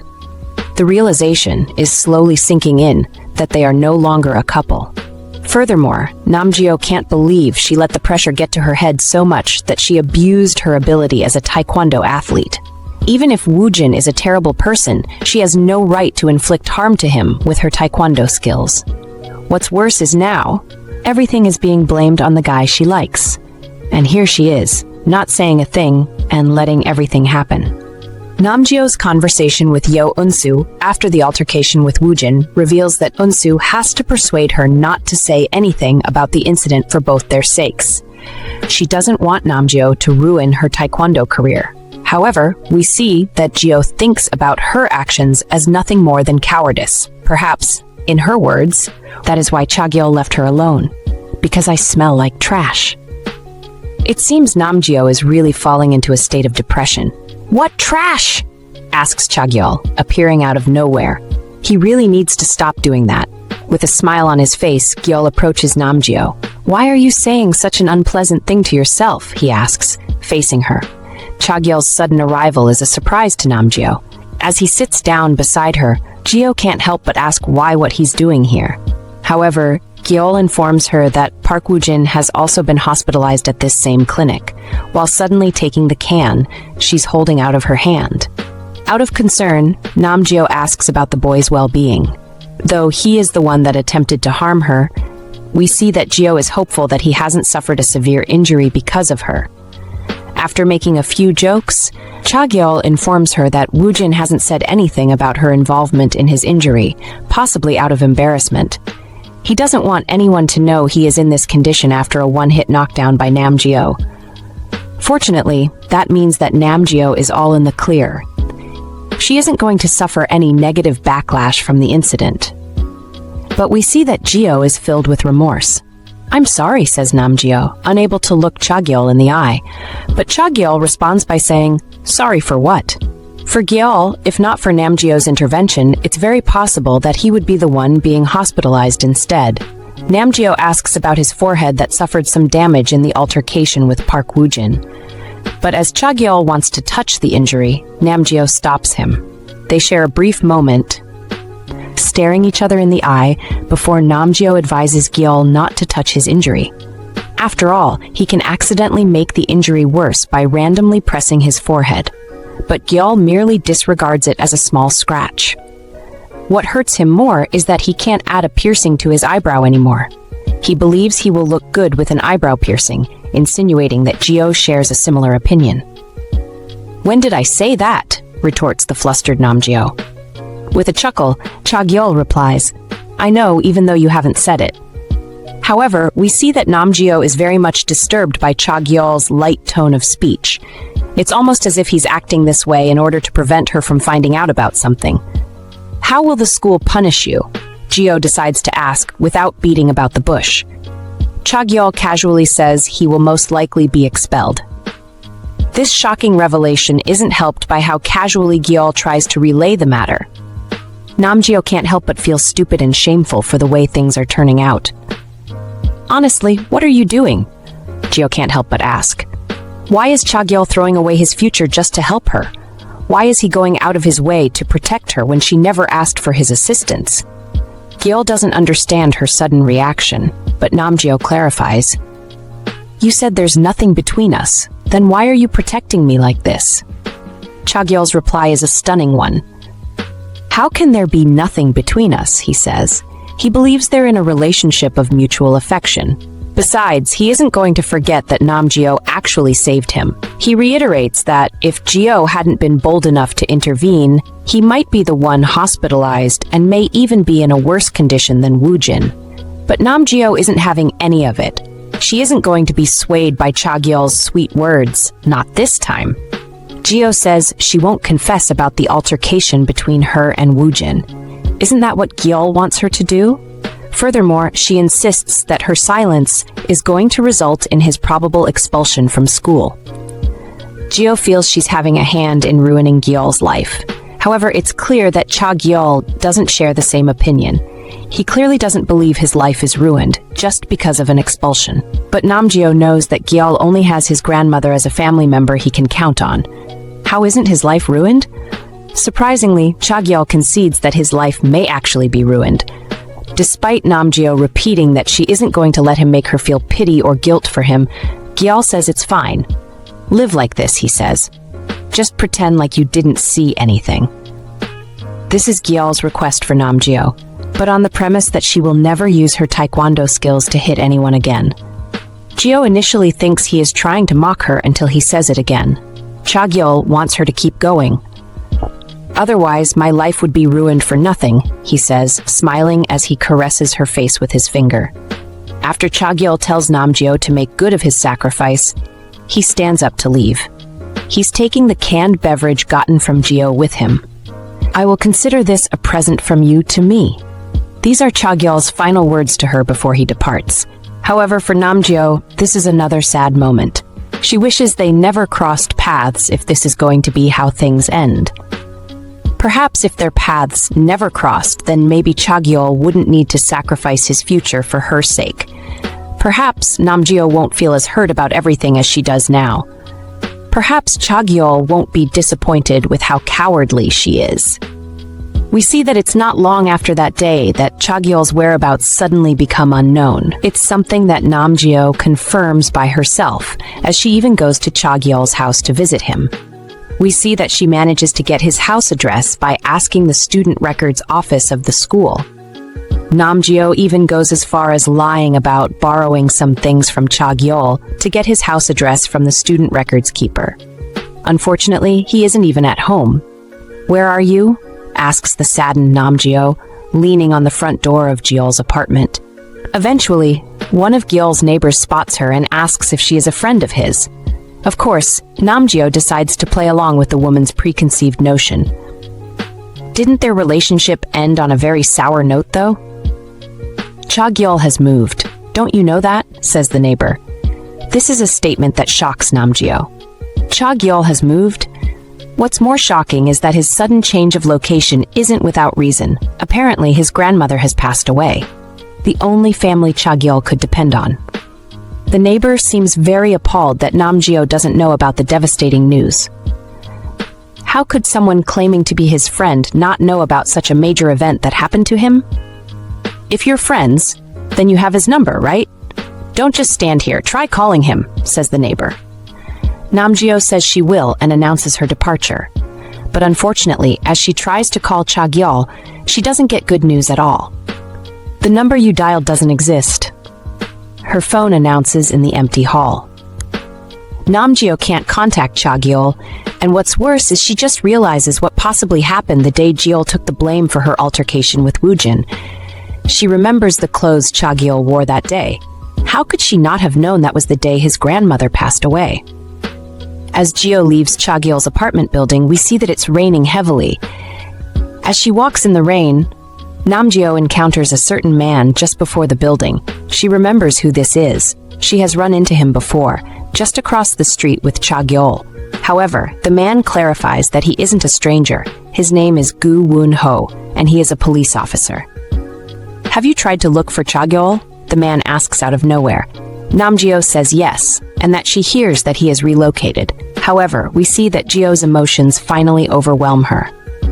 Why didn't Cha Gyeol tell her about any of these things? At least she could have given him a proper farewell. But the truth is, she isn't sure what she would do if given the chance.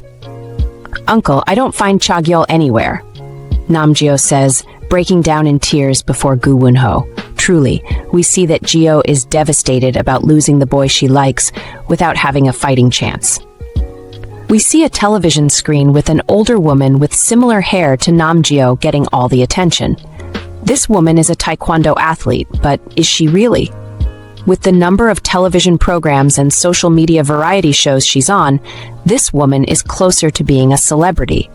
She's the talk of the town as well, as we see two of her fans talking about her on the road. However, a woman wearing a black cap passes them by, looking similar to the woman they're talking about. This woman is actually a 29-year-old Namgyo. As Namgyo enters a restaurant, she goes to the receptionist who welcomes her, asking how many people she's bringing in. However, Namgyo makes it clear that she actually has a friend waiting for her inside.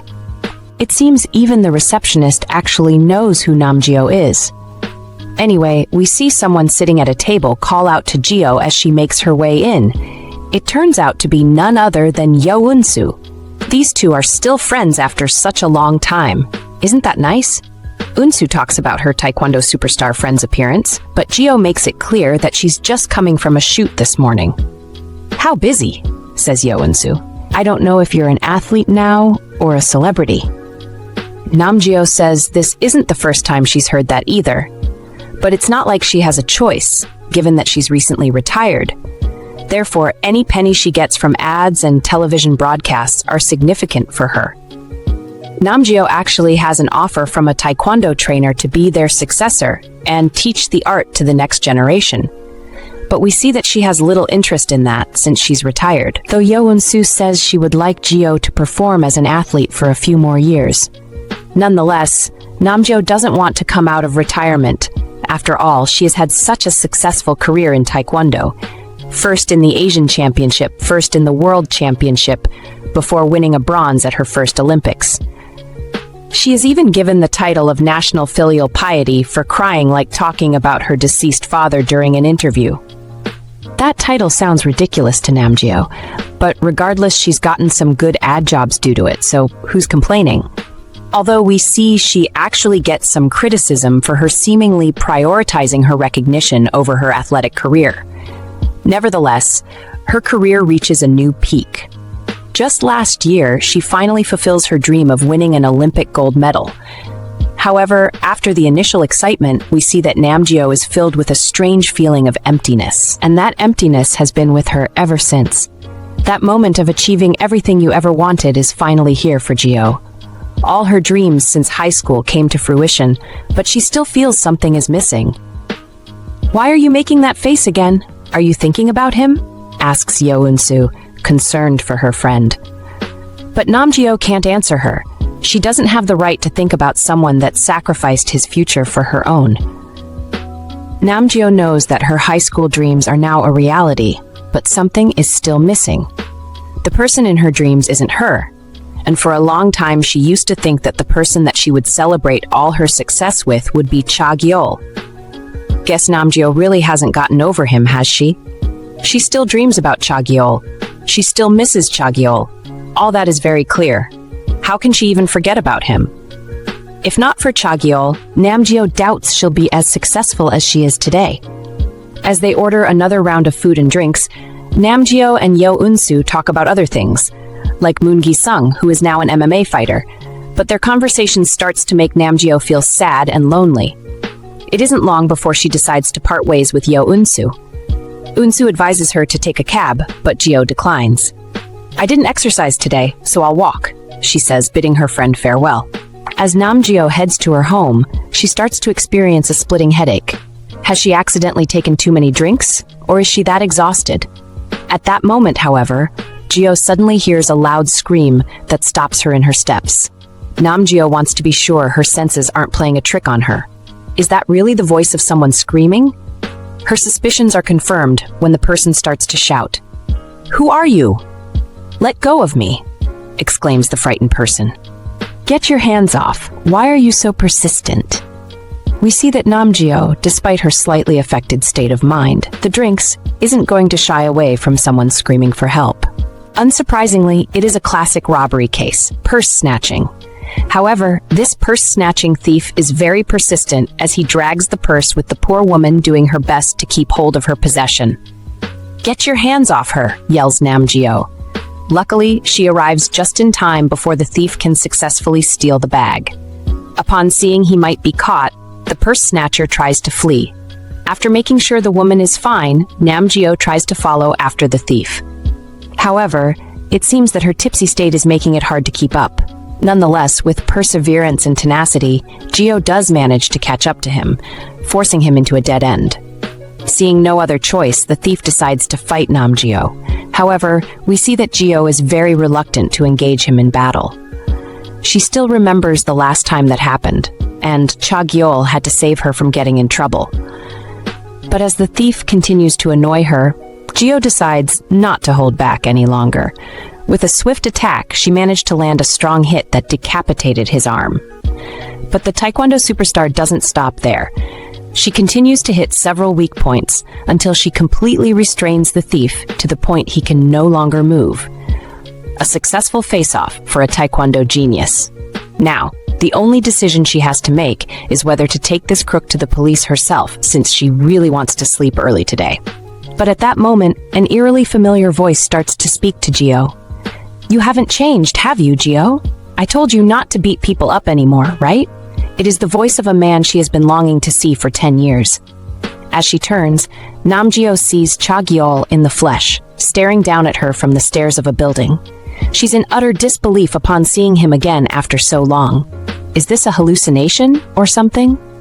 "Cha Gyeol," says Namgyo, still in a state of disbelief at the sight of the man she has been longing to see for years.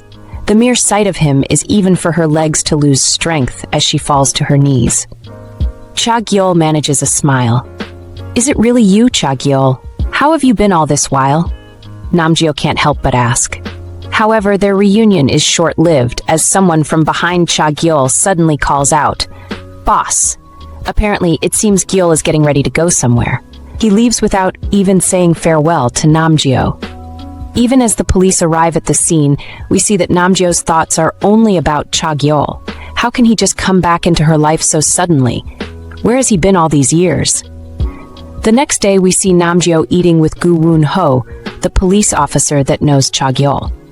It turns out that since Gyeol's sudden disappearance 10 years ago, Geo and this officer have become friends. Although Gu Woon seems to be a very picky eater. Even despite the fact that Geo has brought him to a nice cafe, he still has a lot of complaints about the food.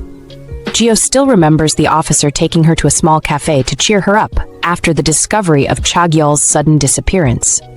She remembers how nervous he looked when ordering a cream cake for her that day.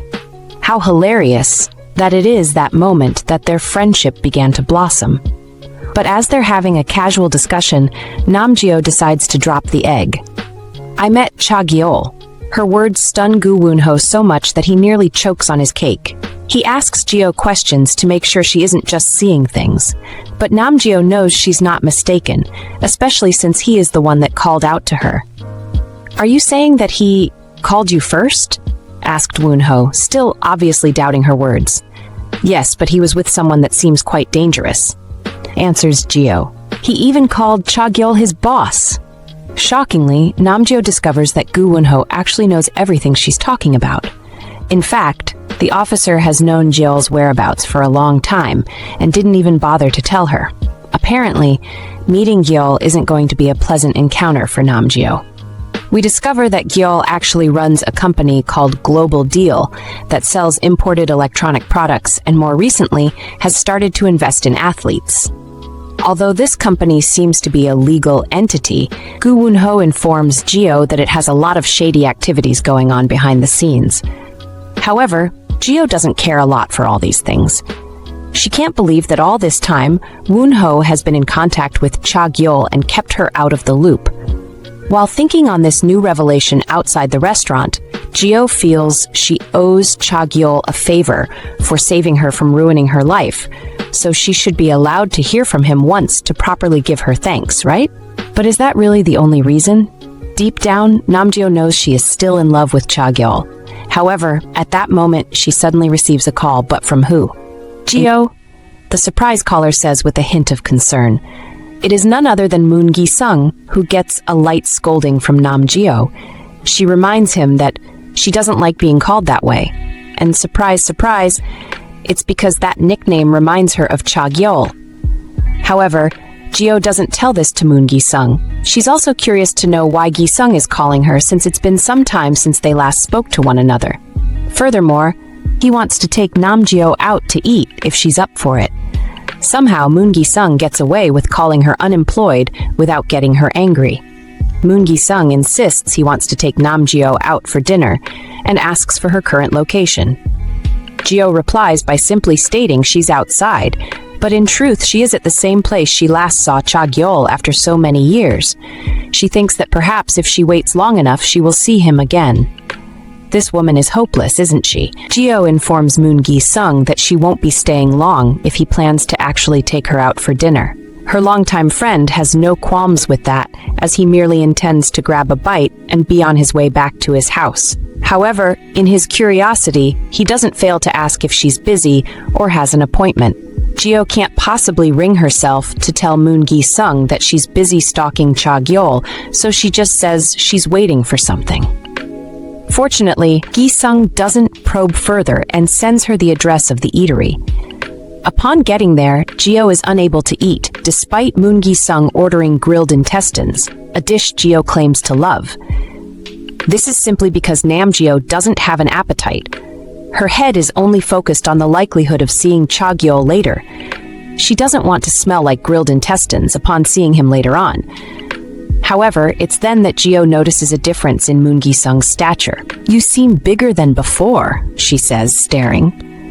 Gi-sung doesn't deny it, revealing that merely thinking of losing weight makes him feel tired. Gyeol remembers that he still has to lose about 10 kilograms of weight. This is one of the sacrifices Moon Gi-sung constantly has to make for his career. Even Namgyo can't help but pity him, because she also has experience with losing weight for her taekwondo career. However, their conversation is interrupted by the owner of the eatery, who comes to their table upon noticing Namgyo. Who would have thought that this woman's daughter is a former opponent of Namgyo during her competitive days? Just a year ago, in fact. The woman really seems to take a huge liking to Namgyo, despite knowing that Gyeol actually beat her daughter in a taekwondo match. Furthermore, she mistakes Moon Gi-sung as Namgyo's rumored volleyball boyfriend. What boyfriend? Gyeol is so shocked by this revelation and is quick to deny it. Upon being cleared of her presumptions, the eatery owner apologizes and walks away from their table, but not before asking Namgyo for an autograph. What a cheeky old lady. Unfortunately, it's revealed that Namgyo actually used to date a professional volleyball player. His name is Bae Chan-ho. He's someone that Gyeol doesn't like talking about. It's clear that her time together with Bae Chan-ho did not end well. What's more is that Moon Gi-sung is surprisingly even more upset about hearing his name than Nam Gyeol herself for the things the volleyball player did to her. Meanwhile, in Cha Gyeol's office, one of his employees rushes in to give him some files he's been looking for. It's revealed to be a file containing personal information about Bae Chan-ho, the same volleyball player that is Nam Gyeol's ex-boyfriend. But why is Gyeol looking into him? Back at the eatery, Nam Gyeol is left surprised by Moon Gi-sung's outburst. Is he really so upset about Bae Chan-ho's actions? However, for Nam Gyeol, it's clear that she doesn't take anything that Bae Chan-ho did to heart. In fact, it is revealed that the reason why Nam Gyeol actually started dating Bae Chan-ho is because of how he reminds her of Cha Gyeol. It's clear to see that Gyeol is crazy about Gyeol, isn't it? Maybe that's why their relationship didn't last long either. I like you. What about you? Nam Gyeol catches Bae Chan-ho saying this to another girl.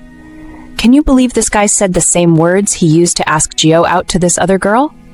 Having witnessed this with her two eyes, Gyeol immediately breaks up with him because of that. But everything about her brief relationship with Chan-ho, even the last words Bae Chan says to her, reminds Nam Gyeol of Cha Gyeol. After finishing their meal, Nam Gyeol and Moon Gi-sung leave the eatery.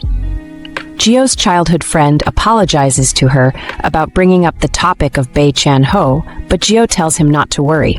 In fact, she feels a bit guilty about it. Perhaps she wasn't good enough for Bae Chan-ho. However, Moon Gi-sung suddenly reminds Nam Gyeol of a promise she made in their childhood days. At that time, you said something like this, says Moon Gi-sung, that if we both have no partner, then the both of us should get married. His ridiculous statement earns him a kick in the leg from Nam Gyeol. That's definitely going to leave a mark. Furthermore, Moon Gi-sung tells Gyeol that he is old and alone before bidding her good night and a safe trip home. But what do these words mean anyway? Could it be that Moon Gi-sung is trying to tell Gyeol about his true feelings for her? Gyeol knows that they haven't crossed the line. She has dated Bae Chan-ho, who she didn't really like. But maybe things will be different if she dates a longtime friend. Definitely, she can see that happening. She and Moon Gi-sung dating if things continue like this. However, that would only be the case if she didn't see Cha Gyeol that particular day. On her way home, the retired Taekwondo star can't help but think about Gi-sung's words. Somehow, she believes that her actions are responsible for him thinking of her in a different way. Perhaps Nam Gyeol unknowingly gave him hope that they can be more than just friends. For now, she intends to avoid meeting him in private. Gyeol can't help but feel guilty for these turn of events. She feels like she's been so self-centered all this while. Coincidentally, on her way home, Gyeol stumbles upon two dangerous-looking men that also seem to recognize her. "You look familiar," one of the men says. Back with Cha Gyeol, the man is sleeping in his office when he suddenly hears a knock on his door. It's one of the men that confronted Nam Gyeol just some moments ago. "Boss, I'm sorry to bother you, but there's someone looking for you." Gyeol tells the guard to leave, commanding that no one should be let into his office. However, the guard informs him that the person that wants to see him is very famous. With a glance behind the guard, Cha Gyeol sees that it is none other than Nam Gyeol. Cha Gyeol quickly removes the file he has of Bae Chan-ho from his desk before confronting Gyeol. Just from a quick interaction, Gyeol can tell that it's still the same Cha Gyeol she knew 10 years ago.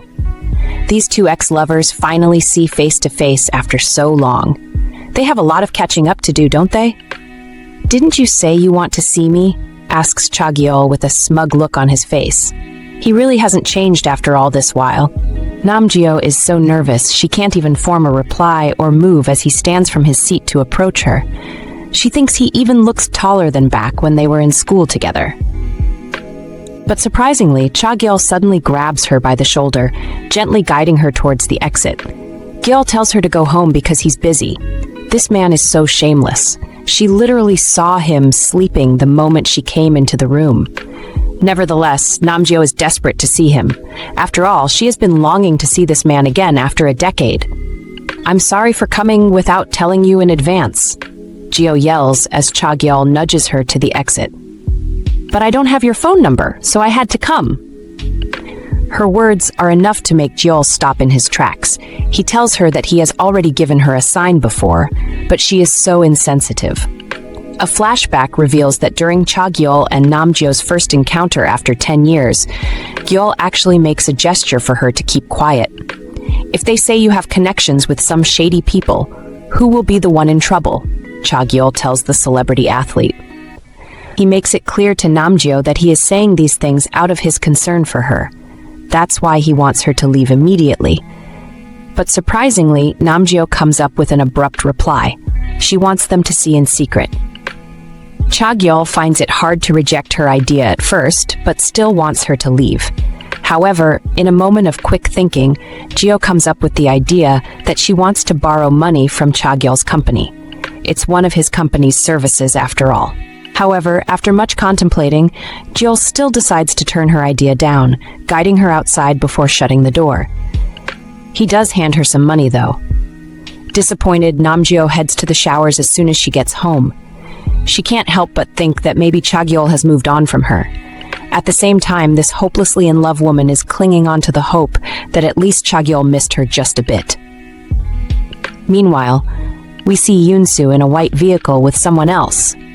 She looks like she doesn't even want to be here. Do we really have to meet like this just to talk? Yeo Eunsu asks. The person she's talking to replies to her, saying, "If someone says they want to meet you, then it's because they want to talk to you in person, Sister Eunsu." This person is none other than Bae Chan-ho. But why is he meeting up with Yeo Eunsu? Back at her apartment, the sleeping Namjeo finds herself in a strange dream involving Cha Gyeol, who looks very miserable.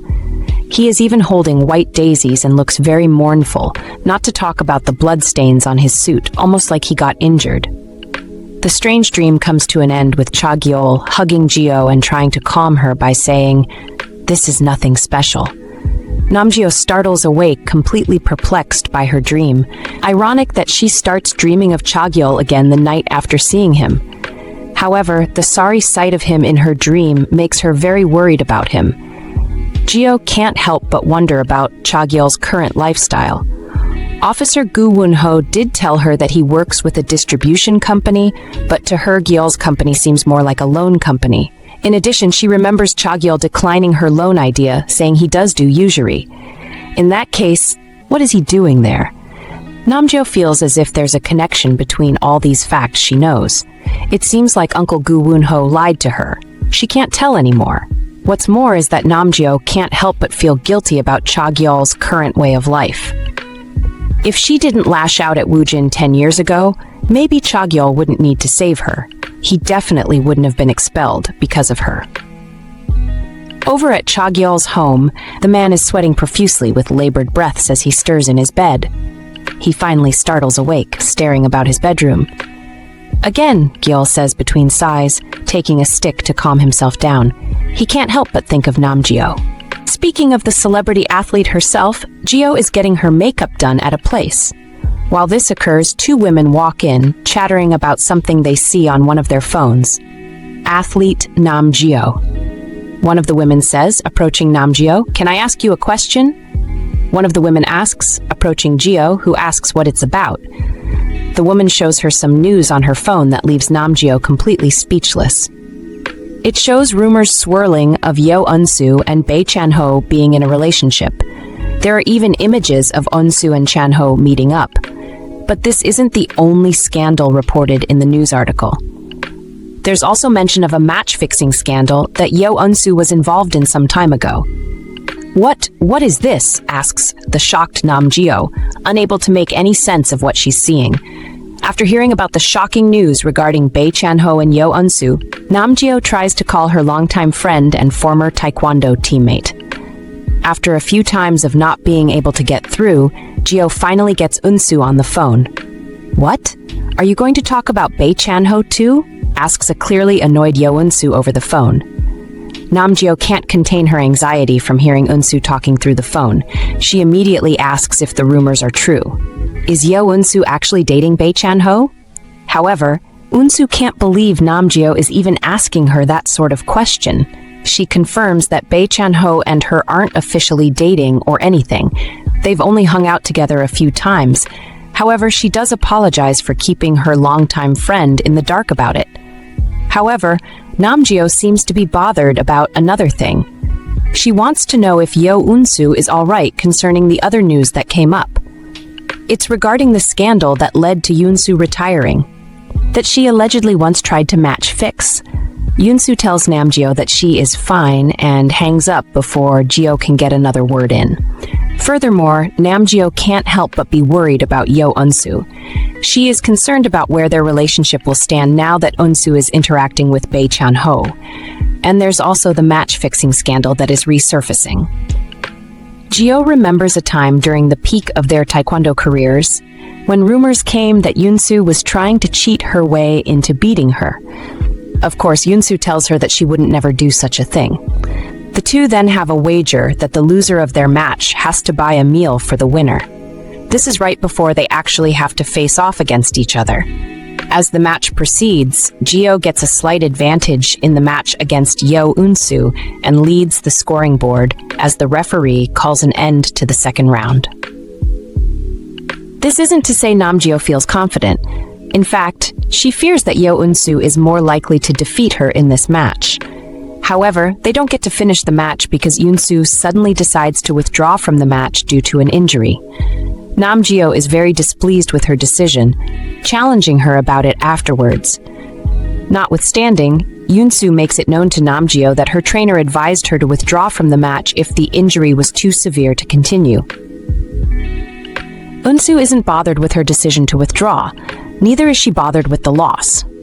She actually is the one to remind Namgyo of their little wager. That means she has to buy Gyeol a meal. However, it turns out that not long after that match, the rumors of a match-fixing scandal involving Yeo Eunsu begins to spread. The case never gets resolved, and Eunsu decides to retire due to her injury. The ambiguity of the case, till this day, leaves Namgyo perplexed. It's clearly an uncomfortable topic for Eunsu, so she can't just bring it up. Nevertheless, Gyeol chooses to trust Eunsu. At that moment, Gyeol suddenly receives a message from a journalist called Jo Si-eun. At the same time, we see this same Jo Si-eun at the back of a car with none other than Bae Chan-ho, who tells her she did a good job. It's clear that the journalist feels nothing but disgust towards Bae Chan-ho, who she feels is still clinging onto Namgyo. However, it seems that she has no choice but to obey all of the volleyball players' wishes. What is Bae Chan-ho up to? A flashback to the time Namgyo got involved with a thief that stole a woman's purse reveals something very interesting. The woman whose purse was stolen is actually journalist Jo Si-eun. She's so grateful to Namgyo for her heroic actions as they both stand before a police station. In fact, upon Gyeol's request, Jo Si-eun promises to take her to the best coffee shop to have a drink. It is only now, as Si-eun orders their coffee at the counter, that she remembers her first encounter with the journalist. However, the poor journalist encounters a problem. There's a problem with the POS machine, preventing the cashier from withdrawing the money from her account. What's more is that she doesn't even have any cash on her. They won't be able to have their drinks at this point. But guess who comes through? It's Namgyo again, who offers to pay for the drinks with the money Cha Gyeol gave her. Poor Jo Si-eun is so embarrassed by the situation, but Gyeol waves it off. The money she spent isn't even hers, so there's no need for the embarrassed journalist to feel so grateful. The two women start to talk about other things, like the files Jo Si-eun planned to back up the last time they met outside the police station. Jo Si-eun says that these files contain a very hot case that she is still putting together. It's clear that Namgyo is amazed by how dedicated Si-eun is to her work. She thinks the woman is doing a fabulous job as a journalist. Unrestrained, Namgyo tells the journalist about Yeo Eunsu and the dating rumors regarding Bae Chan-ho. She also talks about how the media is bringing up her past scandal again. Jo Si-eun is visibly flustered by Namgyo's words, but why is that? Could she possibly be behind the rumors involving Yeo Eunsu? Back at Cha Gyeol's office, the man seems to be restless. He asks one of the men in the office with him what day it is. The man tells him that it is Friday. It seems like Cha Gyeol has reached his limit.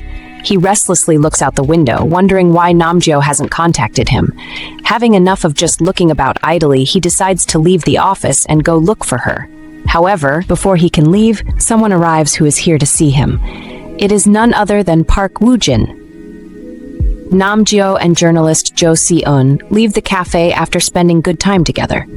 Before they depart from one another, Jo Si-eun reminds Gyo about the weather forecast, asking if she brought an umbrella because there will be rain. Unfortunately, Gyo isn't aware of the day's forecast and has no umbrella with her.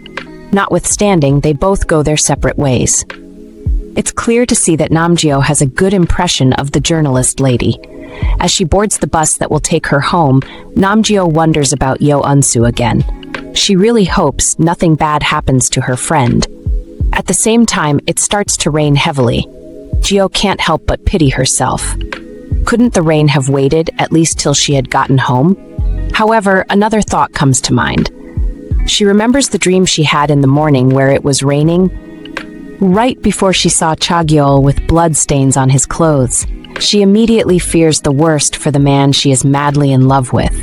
She remembers another dream she had before Cha Gyeol got in a fight because of her and was expelled from school. If things happen the same way again, does this mean Cha Gyeol could really be in trouble? Filled with anxiety, Namgyo orders the bus to stop. Meanwhile, over at Cha Gyeol's office, he is discussing something with Park Wujin. It's clear that nothing has changed between the two. Cha Gyeol still doesn't like Wujin at all, despite the latter trying his best to speak on cordial terms. However, Wujin says that this deal will move more smoothly if they work together. After all, both Wujin and Cha Gyeol's companies are involved in this deal. What's more, it seems that Wujin knows about Bae Chan-ho's involvement in this deal as well. He teases Cha Gyeol, asking if he's really okay with the fact his ex-girlfriend's former boyfriend is also in on this deal. This draws the line for Cha Gyeol, who immediately tells Wujin to leave. However, before Wujin can leave, he takes notice of something. "Oh, come on, why is it raining?" asks Wujin, staring out the window. Cha Gyeol stands up at Wujin's observation, saying that he just washed his car the day before. Wujin asks if he can give him a lift in his car, but Gyeol nonchalantly declines, leaving Wujin in his office. Cha Gyeol leaves the office in his car, driving through the rain. The weather makes him annoyed, but he can't help but think about finding Namgyo wherever she may be. Will she really still be in the rain? The narrow roads of the neighborhood of the office don't help Gyeol's mood. But still, for some reason, he feels like Namgyo is somewhere waiting in the rain. Feeling restless, he finally gets out of his car, running in search of her. That's it. This guy is losing his mind, isn't he? Or maybe not. Much to his own astonishment, Cha Gyeol finds Namgyo in the rain, standing below the same place they met again after 10 years. Despite being drenched in the rain, Gyo turns around, noticing the man she loves. With a smile on her face, despite the cold, she calls out to him, "Cha Gyeol." Namgyo calls out to him in the heavy rain, but gets no reply from the man. She wonders why he isn't saying anything. He isn't even angry or shouting at her for coming to look for him when she shouldn't. But that matters little to Gyo, seeing as Gyeol is doing fine despite her worries. She tells him that she only wanted to confirm something, but now that she sees everything is fine, she will be taking her leave. With a sigh, Cha Gyeol tells her that she can't leave with how drenched she is. Instead, he invites her into the office, which makes Gyo very happy. There's no one in the office apart from the both of them. Gyeol suddenly tells Namgyo to take off her shirt and have his own, much to her embarrassment. It's clear she misunderstood the man's intentions, not that she's complaining. However, as Gyeol wants to hand her his shirt, she drags him by the arm so she can see his bare back. He has a strange-looking tattoo covering his entire back, which makes Gyo scared to the point she's speechless. Gyeol tries not to talk about it, telling her that he will go to the other side of the room so she can change freely. Namgyo can barely even move her hands. After seeing the tattoo on Gyeol's back, she suddenly feels very scared. Gyo has no prejudice against people with tattoos, but the way that tattoo looks is so menacing. She remembers Officer Gu Won-ho's warnings about Cha Gyeol and his company, Global Deal. Namgyo can't help but think that perhaps Cha Gyeol really is involved in some shady business. Have you finished changing? Asks Gyeol, interrupting Namgyeo's train of thoughts. She tells him that she's almost done changing, and Gyeol replies by telling her to come over to him when she's done.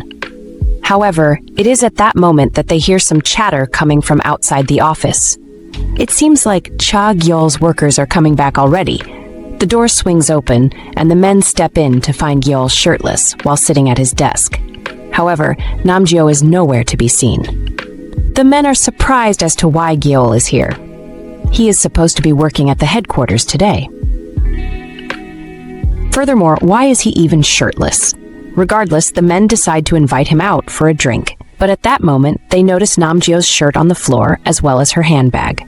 The incredibly flustered men suddenly flee from the room, completely misunderstanding the situation. However, it works in Cha Gyeol's favor. All this time, Namgyo has been hiding under his desk. Seeing that the coast is now clear, Gyeol tells her that she can come out now. However, Gyeol doesn't move. He discovers that she is actually crying. As for Gyeol, she can't help but think that Cha Gyeol is going through this sort of dangerous life because of her. If Gyeol didn't get expelled by helping her, he wouldn't be here now, would he? Namgyo, says Cha Gyeol, looking down at the crying celebrity athlete. I know what you're thinking about, but it's not like that, so please stop crying. He eventually manages to console Gyeol and get her to stand, but still, Cha Gyeol wants to know the reason Namgyo is crying. You got that tattoo because of me, and you even have to work in a place like this, says Gyeol, as Gyeol wipes away her tears. He urges her to go on, as if she's his little baby girl, and Gyeol does continue, small drops trickling from her eyes.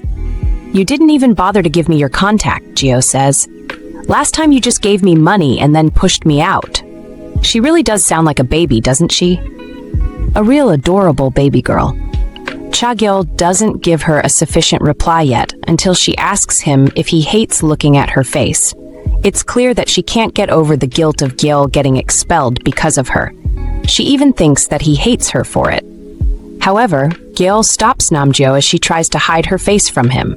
Gyeol, says Cha Gyeol, but he is immediately interrupted by Namgyo. She doesn't want him to call her by that name, because she knows that if Gyeol keeps calling her like that, she won't be able to let go of him again.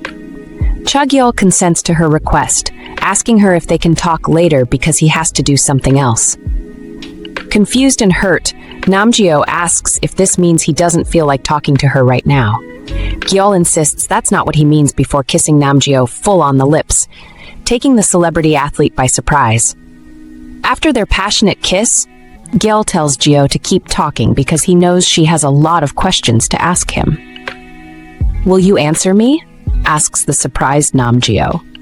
Gyeol says that he will if he can, and so Gyeol doesn't hold back her curiosity any longer. She asks Gyeol about the nature of his job and the company he works for, telling him things she heard from Officer Gu Woon-ho. She asks if his company really does sponsor athletes. She even asks about his tattoo. Cha Gyeol surprisingly answers her questions honestly, even though the replies are vague. It turns out that he doesn't even know the company, but is merely a manager and business partner of the actual owner.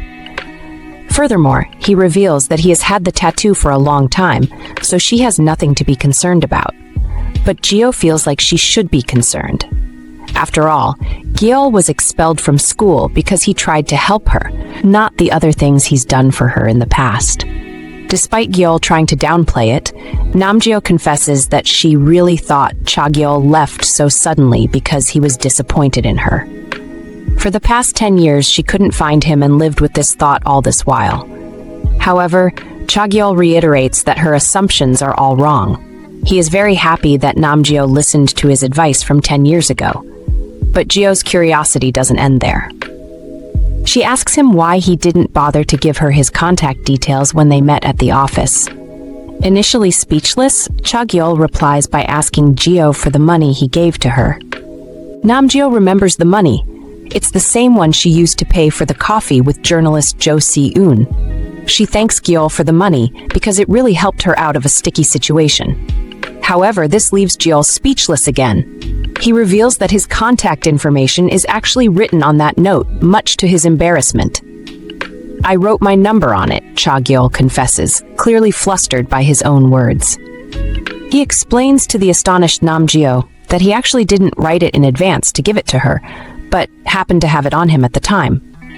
The time that she brought up the idea to loan money from his company made him remember he had a note with his contact details on it. This note is actually from a time he almost accidentally gave someone cash instead of his business card. Honestly, Cha Gyeol confesses that he assumed Namgyo would immediately call him upon seeing the details on the note. However, Namgyo bursts out in fury, slapping him consecutively on his bare chest. How is it possible to notice his contact details on the note anyway? His writing looked like scribblings, and she wouldn't be sure if it was really his number in the first place. Cha Gyeol apologizes for the vagueness of his message and hugs Geo. Their intimate moment is interrupted when Geo's phone suddenly starts to ring. But who would be calling her at this time? Namgyo heads over to pick the phone, but is held back by Cha Gyeol, who begs her not to pick the phone. "I'll hang up quickly," replies Geo with a smile. "What if it's something urgent?" Gyeol agrees to this, and Geo goes over to pick the call. The person on the phone is actually Moon Gi-sung. As Geo talks with Moon Gi-sung on the phone, Gyeol suddenly appears behind her, embracing her tightly to the point she's left speechless. This prompts Moon Gi-sung to ask why she's suddenly quiet over the phone, but Gyeol suddenly whispers in her ears, "You said you would be quick." Moon Gi-sung is still on the phone, concerned about why Namgyo has suddenly gone silent despite the call still ongoing. However, back at Cha Gyeol's office, it's clear that this is Gyeol's doing. Namgyo is still on the phone, but is unable to speak because Gyeol has her caught in a deep kiss. She manages to free herself to reply to Moon Gi-sung, asking if they can talk the next day. However, she is interrupted again as Cha Gyeol forces her into another kiss. What is Gyeol doing? At this rate, it's very clear that Gi-sung will hear them on the phone. This dastardly Cha Gyeol knows what he's doing, doesn't he? There's no helping it, because Moon Gi-sung eventually asks if Namgyo is with someone, and Geo has to tell him that she is before ending the call. Cha Gyeol asks if there's anything between Nam and Moon Gi-sung, but she says they're just friends. However, as Gyeol tries to flirt and tease Namgyo, she shows great resilience this time, countering all his tricks easily before telling him it's time she heads home. She even playfully declines a ride from Cha Gyeol to help her home. Since when did Namgyo become so cheeky? Even Cha Gyeol can't find a good counter for her wittiness this time. Despite the earlier banter from Namgyo, she still takes up Cha Gyeol's offer to drop her off. She tells him to close the window so he won't be sued for inappropriate behavior. Cha Gyeol is practically driving shirtless, with only a suit jacket covering his body. Gyeol promises to do as she says, bidding her farewell as she's about to get out. However, it is at that moment that Geo remembers she's still wearing Gyeol's shirt. But Cha Gyeol doesn't think it's a big deal. He closes the door of the vehicle before asking her if she remembers his phone number. Namgyo feels it's unnecessary since she can just save his number. However, despite not giving a valid reason, Cha Gyeol advises her not to save his number on her phone. Instead, he prefers if she can try to memorize it. It's clear to see that Namgyo is upset and troubled about Gyeol not wanting her to save his number. Is his lifestyle really that dangerous? However, Geo is willing to remain positive because at least Gyeol is being honest with his answers. Upon going up the elevator and arriving at her apartment, she opens the door to discover that there's someone's shoes at the door. Namgyo is visibly frustrated at the person who dared to come to her place without telling her in advance. It's none other than Nam Sayo, her younger brother, who is lying on the ground with his head on the couch while playing a game on his phone. "You're back?" Sayo replies to Geo coolly, as if his sister wasn't just yelling at him. Namgyo tells him that he can at least text if he's coming. It seems Nam Sayo is only at her place because their mother told him to bring food for Namgyo. Sayo asks why Geo is coming home so late. He says that if she's not with Moon Gi-sung, it's better she finds somewhere safe to stay instead of moving in the streets so late. This sparks Namgyo's interest because she knows Nam Sayo doesn't really like Gi-sung. However, her troublesome younger brother finally reveals that it's because of some kid he knows that made money from Gi-sung. Apparently, there's something called Deodo sport. Anyone who calls Moon Gi-sung, stating that phrase, is given money. However, Namgyo notes that there's nothing called Deodo in Korean UFC. Of course not, replies Namsayo enthusiastically. It's unofficial. That's the moment Geo completely loses her head. Unofficial means illegal, exclaims Geo. She asks if Namsayo is also involved, but he denies it. The boy, fearing for his life, rises to his feet immediately after, asking her for transport fare so he can go home. Seems like Geo almost made the poor boy wet his pants. Namgyo hands him a credit card to pay for his taxi ride back home, but poor Sayo gets excited, thinking he has access to some free cash. However, Geo makes him aware that she will receive notifications anytime he uses the card, much to his disappointment. She also tells Sayo that if she discovers he has an involvement with the illegal DD Odo, then she will report him to the police. After reiterating his innocence, Sayo has the nerve to fart before leaving, which irks his celebrity sister. However, despite what she said to her younger brother, Namgyo doubts she'll really be able to report him to the police if he actually is involved with the DD Odo.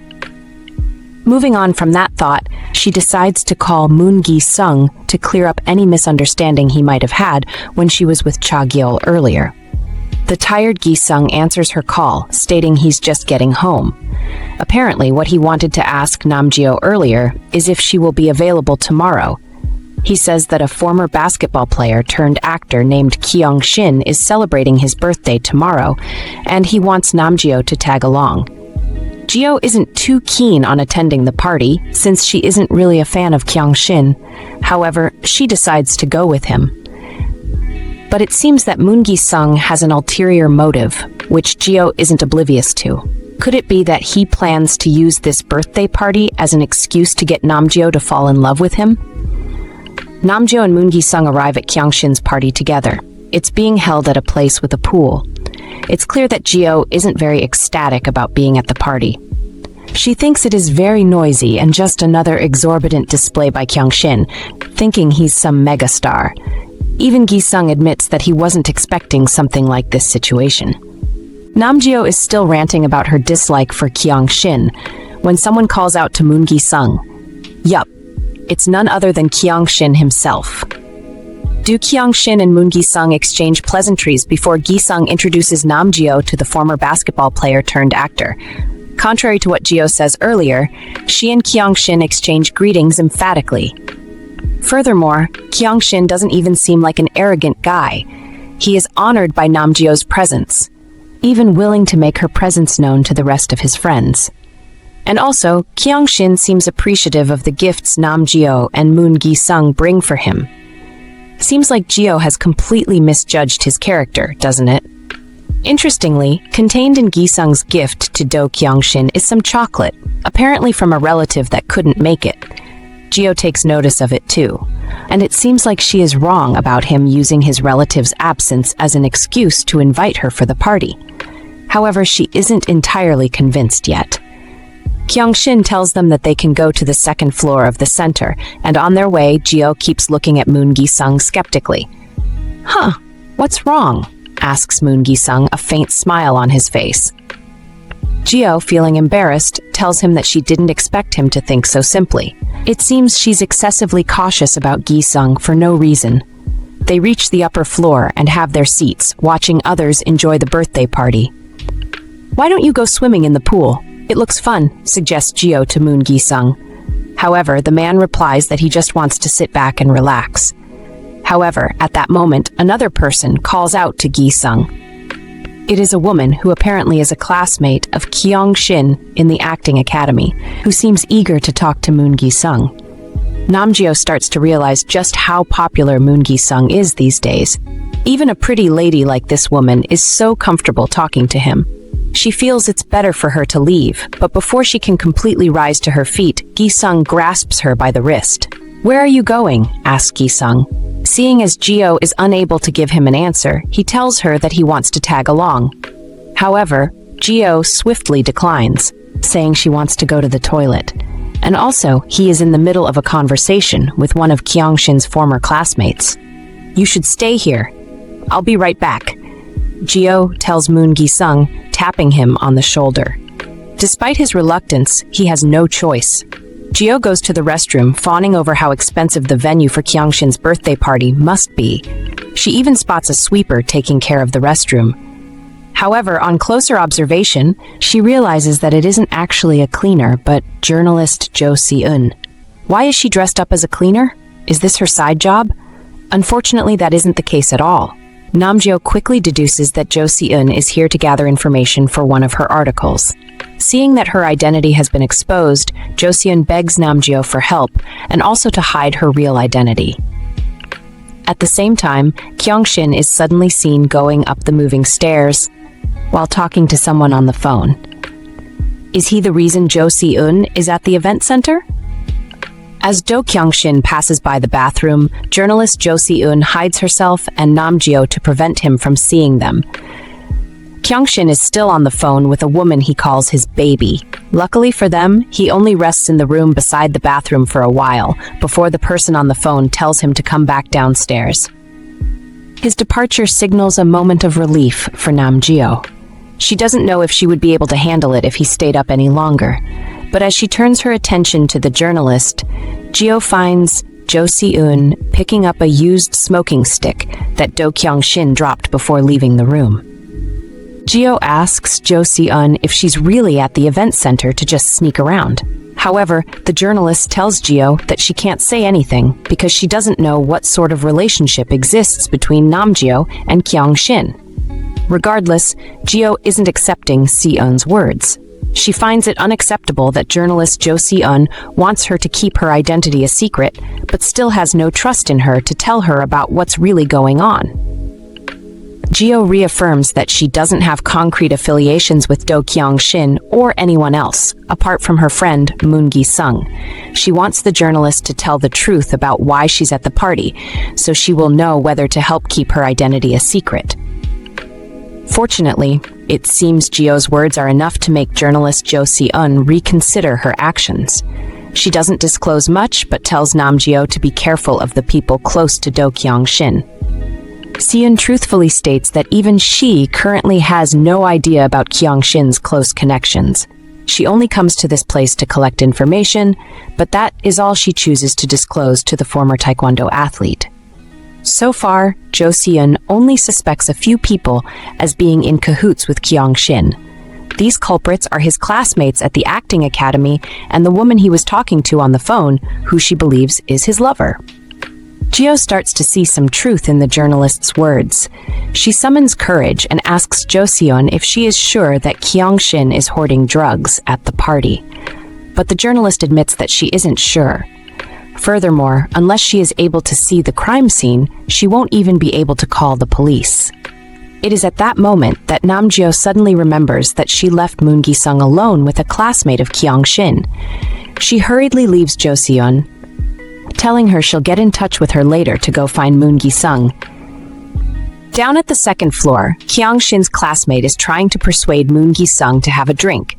Despite his earlier refusal, the lady does manage to persuade Gi-sung to have a simple sip of the drink.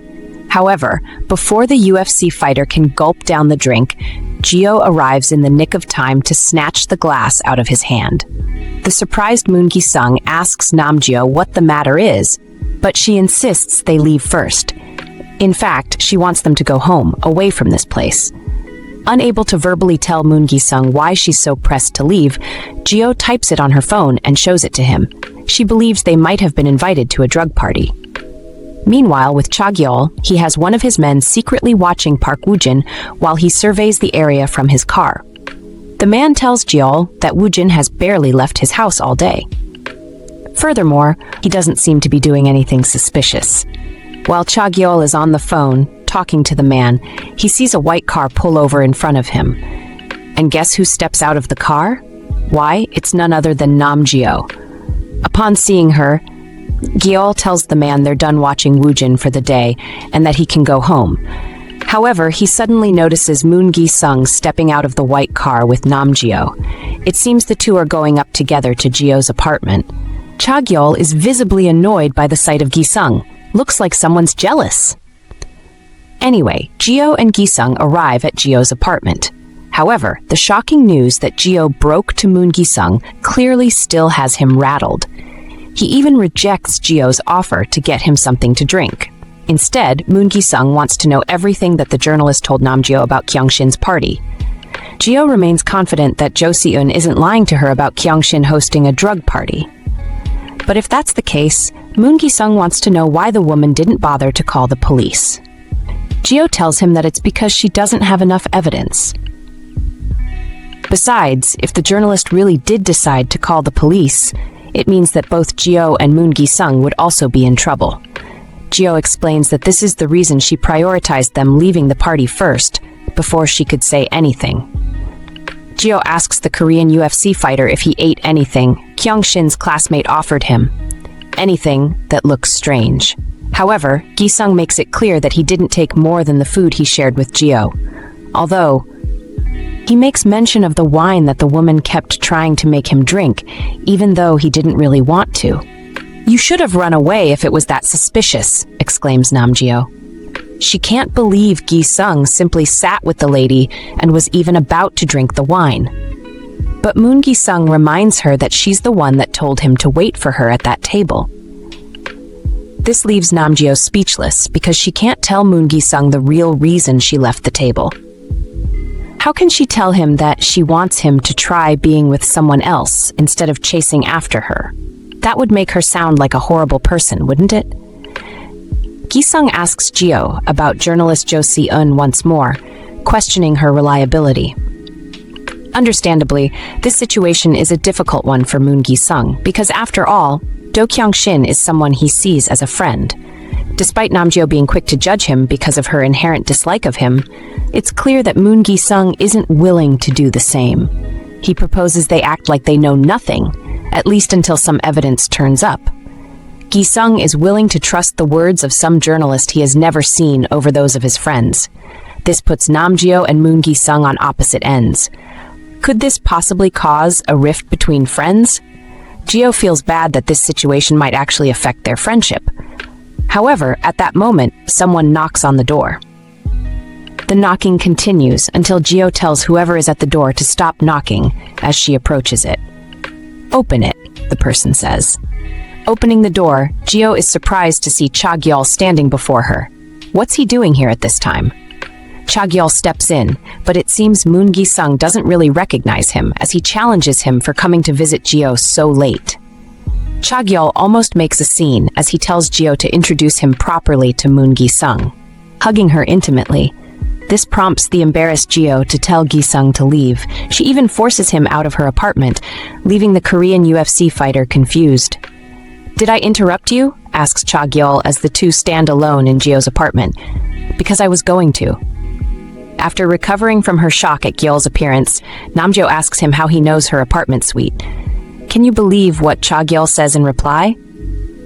This man claims to have knocked on every door on the floor until he found hers. Is he insane? Doesn't he know he can be arrested for doing such a thing? Gyeol asks Gyeol why he's here so suddenly.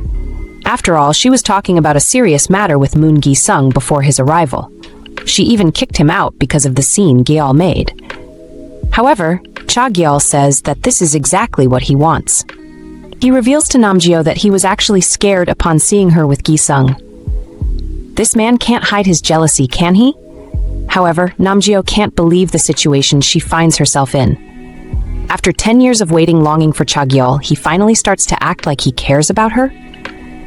It's too good for her to believe, but Gyeol can't say she doesn't like it. Suddenly, Cha Gyeol asks Namgyo why she's so hot. At first, she thinks he's trying to flirt with her. But it seems Gyeol is being very serious. He checks Namgyo's temperature again and is sure that she's running a fever. Gyeol remembers that Gyeol was waiting out in the rain the previous day, just to see him. Now this poor love-struck girl has managed to get herself sick. Cha Gyeol tells Namgyo to go get some rest. He leads her to her bedroom, telling her to go in first and get changed. After some time, Gyeol announces to Cha Gyeol that she's done changing. Gyeol comes into her bedroom to find Namgyo lying on her bed, looking even more feverish than before. Cha Gyeol notices that she's sweating a lot. It seems like her feverish condition is a very serious one. Even moving or talking seems very difficult for Namgyo to do at this point. Gyeol feels so tired that she's slowly starting to fall asleep. Therefore, she tells Cha Gyeol to go home, but he insists on staying by her side and watching her sleep. Despite not wanting to, Namgyo's eyes close shut as she drifts into dreamland. The next scene shows what looks like a past memory belonging to Namgyo. It's afternoon time in the dream, with a teenage Namgyo stepping into a restaurant. She's here for no other reason but to see Cha Gyeol. The teenage Gyeol informs her that she's late, looking a little disappointed. However, Gyeol informs him that it's because of her Taekwondo training. As their conversation continues, Namgyo starts to feel strange upon noticing his ear piercings. She asks Cha Gyeol if he hasn't stopped wearing his earrings already. Unfortunately, Gyeol doesn't understand her words, thinking she's mistaking him for another person. The image she has of Cha Gyeol is his older self, and she suddenly starts to wonder whether she's recalling a past memory or not. What sort of strange dream is Namgyo having? Is what she's experiencing really even a dream? Cha Gyeol and Namgyo leave the restaurant and head down the street. In that time, Gyeol doesn't stop staring at Gyeol, which makes the boy a bit uneasy. "Why do you keep staring at me?" Gyeol asks. Gyeol tells him that he is acting strange. She can't understand why Cha Gyeol looks so young again. It's clear that she is confusing him for his older self. Cha Gyeol asks if Gyeol is feeling okay. On the contrary, however, Gyeol doesn't feel fine. She suddenly starts to feel dizzy as she feels her memories are getting mixed up. What on earth is happening to her? The concerned Cha Gyeol decides to call a taxi that will take her home. While he does that, Gyeol takes a look at the bandaged wound on his forehead. She asks about Park Wujin, who she knows is the person that dealt that injury to Cha Gyeol. However, the answer Gyeol gives is very different from what she knows. Instead of Cha Gyeol getting expelled, it seems Park Wujin is the one that got expelled instead. She also says something about Nam Sayo waking up from a coma, but she doesn't remember an event like that ever happening. Oh no, what is happening to Gyeol? It seems like she can't tell apart her dream from reality anymore. Is this because of her fever, or is it because of another reason? Even as Cha Gyeol calls out to her, Gyeol can't get her head straight. She really doesn't understand anything that's going on. And it doesn't end there. She suddenly has another dream where Cha Gyeol proposes to her, just after her interview at the Olympics. In this dream, Gyeol is a police officer for some reason, and she really makes little sense of what is going on. She has another dream where she is a criminal police officer chasing after a criminal, and there seems to be someone severely hurt, lying on the ground beside her. As she turns to face this wounded figure, Gyeol suddenly startles awake. She finds Cha Gyeol is still resting beside her bed, meaning she stayed with her all through the night. It seems he has even gotten her medicine and a wet towel for her fever. Cha Gyeol takes it upon himself to take care of the ill Namgyo, even helping her apply the wet towel after getting her consent. However, it seems that Gyeol's mind is very distant. She is still thinking about the dreams she had of Cha Gyeol. The one she has of the younger Cha Gyeol feels too realistic for Namgyo, almost like she has experienced it before. However, the other dream she has where Cha Gyeol is a police officer has a different feel to it. It feels so surreal, like she has never put herself in that sort of situation before. In the end, she feels like her mind has been caught between her dreams and her actual reality. Cha Gyeol notices how afraid she looks and asks if it is because she doesn't trust him. However, that isn't the case. As Gyeol continues to apply the wet towel on her skin, Namgyo tries to tell him about her dream, but can't really form coherent words. Nonetheless, Cha Gyeol comforts her, telling her not to worry about anything, because it's only a dream. Fortunately, it seems that's enough to calm her nerves. The evening of the same day, Cha Gyeol meets up with an elderly man who is actually a senator and even gives him a gift as he departs in his car. However, the man actually has no good opinion of Cha Gyeol. After the man's departure, Cha Gyeol receives a call from Namgyo before he goes to meet her at a bridge. Cha Gyeol is surprised to see Gyeol outside, especially since she was running a fever the day before. Of course, Gyeol shamelessly tries to deny her feverish condition, but Gyeol doesn't give her that luxury. As they share drinks, Cha Gyeol reminds her of the things she told him yesterday regarding her dreams and how nervous they made him. Namgyo finally tells Gyeol that she saw her in her dreams. "You appeared in my dream," says Namgyo to Cha Gyeol. Gyeol asks whether she saw him in a nightmare, but Gyeol says it's only sometimes. She tells Gyeol that he left her, but she still dreams of him sometimes. Before the two can continue the conversation, however, they are interrupted when two women suddenly approach. They are both fans of Namgyo, who really want to take a picture with her. Lucky for them, Gyeol is willing to grant them their wish. Namgyo apologizes for making Cha Gyeol wait, but he doesn't mind it at all. After a brief discussion, the two of them decide to head over to Cha Gyeol's place in his car. While they're heading over to his place, Namgyo remembers something that happened earlier today. It is about her conversation with journalist Jo Si-eun over the phone. The journalist reminds Namgyo to be careful not to mingle with Do Kyung-shin or people in his circle. But she also says something else. She asks about Gio's friend that brought her to the party. But why could she possibly be asking about Moon Gi-sung? However, journalist Jo Si-eun clarifies that she isn't going to ask Namgyo for her friend's name, but just wants to tell her to be cautious of that person for the meantime. This doesn't go down well with Gio at all. She tells the journalist that Moon Gi-sung is incapable of doing such a thing. Still, Jo Si-eun tells her that there could be more people involved in the drug party fiasco than Gio thinks, which could also include Moon Gi-sung, but Namgyo isn't having any of it. She even goes as far as threatening to hang up with the journalist, who keeps suspecting her longtime friend. Even after she and Cha Gyeol arrive at his place, Gio can't stop thinking about it as she stands at the balcony. She is feeling confused about everything, including Cha Gyeol. She really wants to know everything about this man she is in love with. This leads to the both of them sharing an intimate moment. Namgyo and Cha Gyeol have a lovely moment by his balcony. Isn't that just so romantic? However, before things can get out of control, Namgyo tells Cha Gyeol to stop because she wants to have a word with him first. Despite his initial hesitance, Cha Gyeol admits to Gio that he is obsessed with her. And so what? Replies Gio. But this is actually a plan for her to free herself from his grasp and run into his flat. The embarrassed Gio tries to explain himself at first until he realizes Gio is running into his apartment. "Wait, Gio!" exclaims Cha Gyeol. Running after her, he finds the former Taekwondo athlete sitting on his bed. "I'm here," Namgyo replies, smiling at him. Unable to restrain himself any longer, Cha Gyeol rushes at her, pinning her down on his bed. As they share an intimate kiss, Cha Gyeol asks Gio to date him. He even goes as far as to ask Gio what she wants to know about him to show his level of commitment. Gyeol asks Namgyo what she will do if he disappears again. Although at first speechless, Gio comes up with a reply. She says that she has been thinking about them being together for 10 years. It's something that she actually finds a bit humorous now in retrospect. Gio says it's only been 10 years.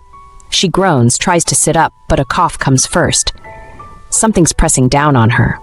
Morning light filters in. This isn't her house. Not judging, but seriously? The guy drives a car worth more than some houses, yet he lives here? Did he drop his entire budget on the ride and forget about the rest? She should go home, but who actually manages to leave at this hour? There's still a lot to ask. Her eyes land on a calendar. Weird that it's actually being used. Who even keeps physical calendars? Decoration or some kind of organized chaos? It's packed almost a year's worth of notes. Then something stands out. An accident. Arson. Her brows furrow. What's that? Rain pours down, streets slick and dark. Cha Gyeol moves forward, cop uniform clinging to him, eyes locked on the body sprawled on the ground. Namgyo. He jolts awake, heart still hammering. A faint hum fills the room. The washing machine. He reaches out, but the bed is empty. Panic kicks in. Just as he grabs his phone, he spots her through the balcony doors, comfortably curled up with a tub of ice cream, grumbling at her phone. Relieved, he strides over and swipes a spoonful without hesitation. She barely reacts, too focused on whatever has her so worked up. He raises a brow at her choice of breakfast, suggesting rice would have been the wiser option. She shrugs, saying it's delicious and was just sitting there in the fridge. Something about an ad caught her eye. Does he eat their ice cream too? Must be nice being the boss and still sneaking bites at home. She sighs, says she feels like exploding sometimes. He smirks. Only sometimes? That's good news, at least she's still here. She deadpans. It's times like now. Geo glances around, muttering that his place feels oddly familiar. Gyeol doesn't miss a beat. Maybe it reminds her of all the houses of the men she's dated. She scoffs, says he's the only man in her life, then suddenly remembers, right, she did date someone publicly. He leans back, amused. There's also the guy who followed her home. She rolls her eyes, insists that's not the kind of relationship they have, then turns the tables. How many has he dated? He shrugs, throwing it back at her. She talks first. Geo, intrigued, suggests a game. They say their numbers at the same time. They count down together, but when the moment comes, only she speaks. Gyeol stays silent. She glares, waiting. He leans in, grinning, and whispers that he's still counting. She tells him to keep it to himself, says she won't ask again.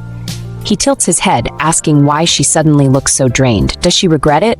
Rather than that, she says she can't even count them, but he has one, so he feels a little... He should have said 1.5, but what's the difference? He raises a brow. What is 0.5? Did she date half a person? Upper half or lower half? She sighs. It's him. She thought they were dating, but he said they weren't. He bursts out laughing.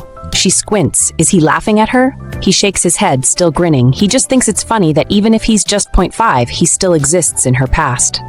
A knock sounds at the interviewer's door. Yeo Eunsu stands outside. Eunsu settles into the interview, clarifying she's retired from athletics without a clear reason. The interviewer raises an eyebrow, noting the unusual choice of meeting location. Eunsu smirks, hinting at the need for discretion, suggesting that even walls have ears. The interviewer requests to record their chat, and Eunsu agrees, seeming to relax a bit. The topic shifts to her relationship with Bae Chon-ho, her ex-boyfriend, and Eunsu reflects on their complicated past. She reveals he reached out after years of silence, and their conversation was awkward at first. In a flashback, Eunsu receives a call from Bae Chon-ho, exchanging witty banter. He teases her about being busy, saying she's still the same. Eunsu fires back, threatening to hang up if he doesn't get to the point. Bae Chon-ho mentions a surprising story about Geo's Olympic participation. Eunsu's expression turns serious as Bae Chon-ho hints at her alleged involvement in match fixing. He suggests she deliberately gave up, and her loyalty is questioned. Back in the present, Eunsu discusses the intense competition in sports. She acknowledges a mysterious player's exceptional talent, which sparked envy in her. The interviewer's curiosity is piqued, but Eunsu playfully withholds the player's name. She says it's irrelevant, but the interviewer presses on. Eunsu reveals that just before a crucial match, the player's condition unexpectedly deteriorated. She received an intriguing offer, ensuring the player wouldn't lose. The interviewer leans in, sensing a juicy secret, and asks what kind of offer it was. Eunsu discusses the world of competitive sports, where athletes are catapulted to fame after winning medals. She mentions the lucrative sponsorship deals that come with success. A flashback reveals a conversation where a man bluntly tells Eunsu she's not capable of winning, advising her to step aside. Eunsu returns to the present, revealing a shocking truth. She was asked to deliberately lose a match to a special player. The interviewer probes, asking if Eunsu accepted the offer. Eunsu hesitates, correcting herself and clarifying that she didn't accept it. A flashback shows the man ordering Eunsu to back down, but she's unable to explain why she complied. Eunsu explains that the special player despises unfair training methods, and she didn't want to be seen as a cheater. She confesses that she didn't want to make a fuss or get in the player's way. Eunsu wonders how Bae Chan discovered her secret, revealing that he's been using it to threaten her for years. A flashback shows Eunsu confronting Bae Chan, asking how he found out about the match fixing. Bae Chan smirks, saying he has his ways. Eunsu demands to know what he wants, but Bae Chan denies any ulterior motives. He makes a cryptic comment about relationships and the many girls like Eunsu. Eunsu explains that the interviewer asks her to explain Bae Chan's cryptic comment. The game is different anyway. Eunsu reveals that she knew the player was being manipulated, and a company fabricated a story to influence the game's outcome. Even without the order, the match's result would have been the same, as the player received a similar offer from a related organization. Eunsu recalls Bae-chan mentioning an interesting offer from someone, possibly hinting at a connection to the company. The interviewer presses for more information, asking what Bae-chan's offer was about. Eunsu bluntly says match fixing, but clarifies that Bae-chan didn't explicitly say it. She explains that they exploited her weaknesses, forcing her to pretend to accept the offer. Eunsu cleverly played along, pretending to care in order to gather evidence. That's why Bae-chan kept following her. She's a crucial part of his survival strategy. The interviewer asks if Eunsu knows the company's name. She confidently says yes, it's a distribution company that recently expanded. She reveals that the company distributes all the trendy electronics, leaving her puzzled about its connection to the sports industry. Gyeol walks in, cautioning Wujin about indigestion from overeating, wondering why Wujin suddenly invited him to dinner. Wujin attempts to hug Gyeol, who brushes him off, telling him to stop being silly and sit down. Wujin asks if he can't be friendlier, given their relationship. Gyeol says he can say what he wants. Wujin claims he called to greet Gyeol, thanking him for making the organization's creation easier. Gyeol's expression turns serious, hinting at a complex dynamic between them. Wujin's comment seems to carry more weight than a simple greeting. Gyeol's cautious demeanor suggests he's unsure of Wujin's true intentions. The tension between them is palpable. Gyeol scrolls through her phone, pondering a mysterious message that eerily resembles her dream. Initially, she thought it was a schedule memo, but now she's not so sure. She wonders if fate is nudging her towards a career in law enforcement. Gyeol starts researching how to become a police officer, but her search is flooded with advertisements. She's determined to find something meaningful. Amidst the noise, she stumbles upon a martial arts competition, which sparks a connection to her dream. Gyeol finds it unsettling how closely the details match. Another article catches her eye, making her wonder if she's destined to become an undercover police officer. But she's puzzled. Shouldn't undercover cops wear plain clothes, not uniforms? Gyeol questions whether a world champion like herself can join the police force. She reminds herself that dreams are just dreams, not precise predictions. Yet, she can't shake off the feeling that Cha Gyeol's notes and her dreams are connected. Gyeol's curiosity is piqued, and she's determined to uncover the truth. Her mind is racing with possibilities, and she's eager to explore this mysterious path. Gyeol wonders if she and Cha Gyeol are sharing the same dream, pondering if it's fate that's bringing them together. She quickly brushes off the thought, not wanting to seem foolish. Just then, she hears someone trying to open her door. She freezes, thinking it might be Cha Gyeol, but then she opens the door to find her mother standing there. This is definitely not part of the plan. Her mother asks if she's waiting for someone, noticing the changed password. Gyeol tries to play it cool, explaining that she hasn't contacted her mom in a while. Her mom responds that if she had, she would have told Gyeol not to come, adding that she didn't want Gyeol to be tired. Gyeol's mom suggests going inside to tidy up, but Gyeol thinks fast, mentioning that she has a date, hoping her mom will leave quickly. Instead, her mom insists on making coffee first, sending Gyeol into panic mode. She frantically calls Cha Gyeol, praying he doesn't show up. Gyeol's heart is racing as she tries to stall her mom, all while wondering what Cha Gyeol will do when he arrives. Cha Gyeol arrives. Confidently walking in and greeting Gyeol's mother with a polite bow, he hands over a business card, leaving her stunned. She's shocked that he has a business card, and even more surprised when he announces that he's dating her. Her mother, caught off guard, awkwardly excuses herself and leaves. As soon as she's gone, she demands an explanation, asking why he never showed her his business card before. He downplays the card's significance, saying it's not a big deal. She teases him, revealing that she thought the card was from a loan company, and he laughs, assuring her it's not. He explains that he's actually the vice president of a company, but doesn't elaborate, telling her to forget it. She jokes that she's just hearing about his promotion for the first time, and he smiles, saying it's nothing to brag about. He asks her for a hug, claiming he's trembling from the surprise, and she playfully obliges, asking if he's serious. His expression turns affectionate as she hugs him. Gyeol sits down, and two men approach her, one greeting her warmly and asking if she's there to see the manager. She offers them a snack, revealing she brought it with Uncle Woon Ho. The man is amused, thanking her for the treat. The other man jokingly asks if she wants to be his daughter-in-law, despite his son being only in primary school. His companion shoots him a confused look.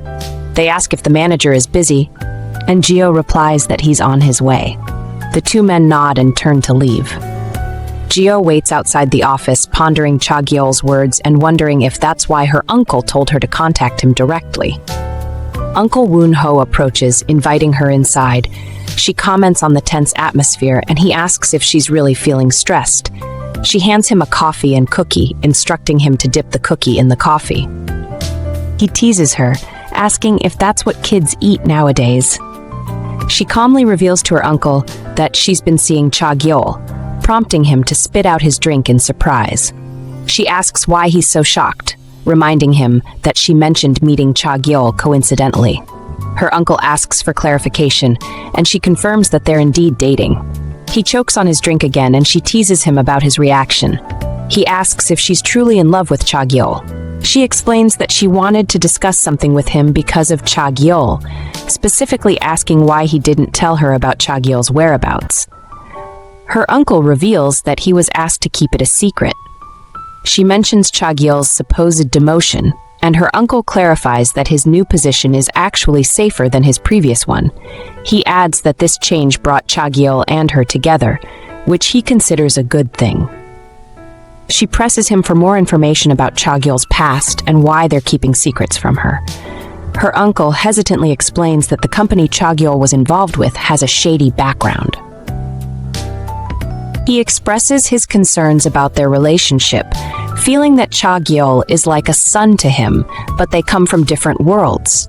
She confronts him about abandoning her without a word, asking if he's a criminal or if he deliberately hid Cha Gyeol's disappearance from her for 10 years. He clarifies that he didn't intentionally hide information from her, but had his own problems to deal with. She assures him she's not mad about the secrecy. He asks if her calm demeanor is due to the situation, and she hints that it might be. She wonders what his problem is, and if that's why he cut off contact, especially since he knew Cha Gyeol before her. Frustrated, she stands up, declaring that she'll find out the truth herself, and storms out. She reflects on how she never wanted to get entangled in this mess, remembering the day Cha Gyeol got kicked out of school. She feels angry, thinking that Cha Gyeol is the one being criticized.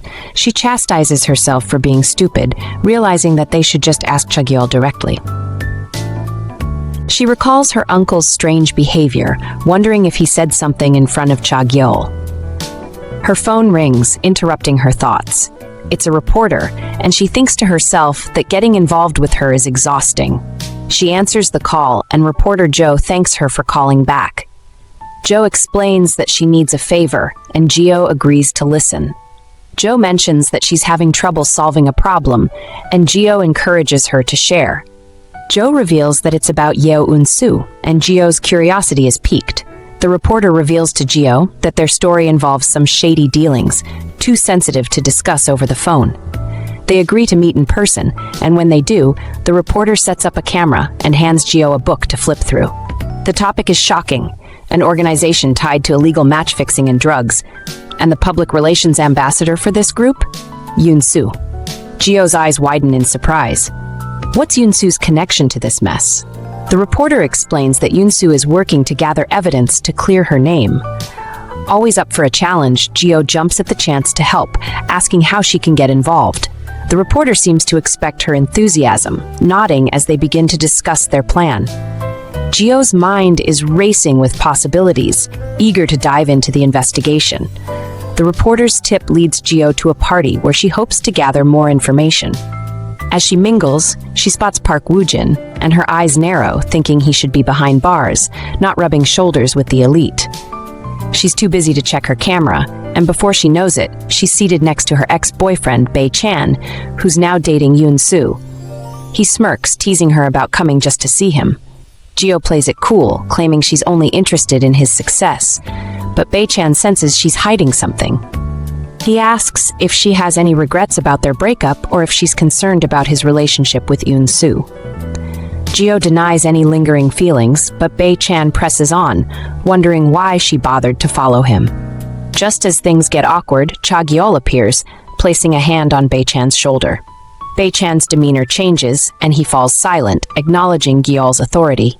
Gyeol exchanges a brief, tense moment with Bae-chan before turning to Geo, commenting on her unusual style, asking if someone helped her with it. Geo starts her day with a kick, literally, waking up Sung with a swift boot to the backside. As she gets ready, she receives a text from Namseo, teasing her about staying at Sung's place again, and bluntly asking if they're dating. Later, Geo encounters a stunningly handsome stranger who towers over her, a rare occurrence. She notices he smells incredibly good, like fresh soap, making her instantly suspicious. Their paths cross again at the Taekwondo club, sparking her curiosity. He looks like an athlete, making him even more intriguing. In a mortifying moment, Geo accidentally bursts into the athlete's bathroom, finding him shirtless. She attempts a hasty exit, but he catches her by the arm. With effortless coolness, he introduces himself as Cha Gyeol. Geo stares, realizing this isn't just any guy. Her eyes widen with interest, anticipating an interesting encounter. Wujin is on a call, asking the person on the other end to wait when he hears a noise. He pauses, asking who's there, assuming it's the director. He quickly wraps up the call and approaches the door, commenting that eavesdropping is impolite. He demands the person inside to reveal themselves. Gyeol's voice responds, telling Wujin to leave. Recognizing the voice, Wujin's surprise is evident. He suggests Gyeol leave and return later. Wujin brings up the call, assuming Gyeol overheard it, and proposes they discuss the situation. He finds it puzzling, wondering why Gyeol is being forced into this when everyone else is chasing their desires. Wujin's tone implies that taking the money and walking away would be the easier option. Gyeol's irritation grows as Wujin continues ranting, unaware of Geo's presence. Geo listens intently, piecing together the conversation. She wonders if Wujin was forced into something and if he's being paid. Gyeol finally calls out to Wujin, who storms off downstairs. Geo quietly informs Gyeol that Wujin is gone and asks to be released. Instead, Gyeol demands to know what she's doing. She refuses to answer, and when he notices her camera, he asks why she has it. She tries to brush it off, saying she's just curious. Gyeol isn't convinced. He throws the question back at her, asking why he's involved with Wujin and the director. Geo fires back, accusing him of avoiding the topic. Frustrated, Gyeol shoves her against the wall. She protests, telling him not to push her. He brushes her off, saying they should leave. Geo demands her camera back, but Gyeol dangles it in front of her, teasing her. He wants to check if there's any useful information on it. He flips the interrogation, asking who put her up to this and who's pulling the strings from the shadows. Geo freezes, his words hitting her like a knife. She's trapped, with no excuse or way out. Gyeol's eyes narrow, watching Geo closely. She realizes her determination has wavered, but before she can react, he surprises her with a kiss. Pulling away, he lets out a sigh. Geo stands frozen, her mind reeling. Is this really goodbye? She wills him to turn back, to say something, anything, but he walks away, leaving her stunned. Geo meets with the reporter, who immediately asks if she failed. Geo admits to losing her camera, and the reporter's eyebrow shoots up, sensing there's more to the story. Geo hesitates, unsure how to explain the complicated events that unfolded. The reporter's frown deepens at Geo's uncertain words. Since the incident, Geo hasn't contacted Cha Gyeol, and she's clueless about the camera's fate. Despite the uncertainty, she clings to a glimmer of hope that this won't blow up in her face. The reporter suggests exposing their operation to retrieve the camera, but Geo swiftly vetoes the idea, deeming it too risky. The reporter studies Geo's expression, asking if Cha Gyeol warned her against this. Geo nods, confirming his involvement. Geo reflects on her past with Gyeol, remembering how she always clung to him while he kept his distance, observing her like a fascinating spectacle. She sighs, acknowledging that she lost both the camera and her chance to uncover Gyeol's secrets. The reporter expresses her distrust of Gyeol, warning that he might not be on their side. She apologizes for the lost evidence, but Gyeol agrees that taking more risks feels perilous. Gyeol reminds herself to separate her emotions from the situation, frustrated that Gyeol once again slipped through her fingers, seemingly controlling her choices.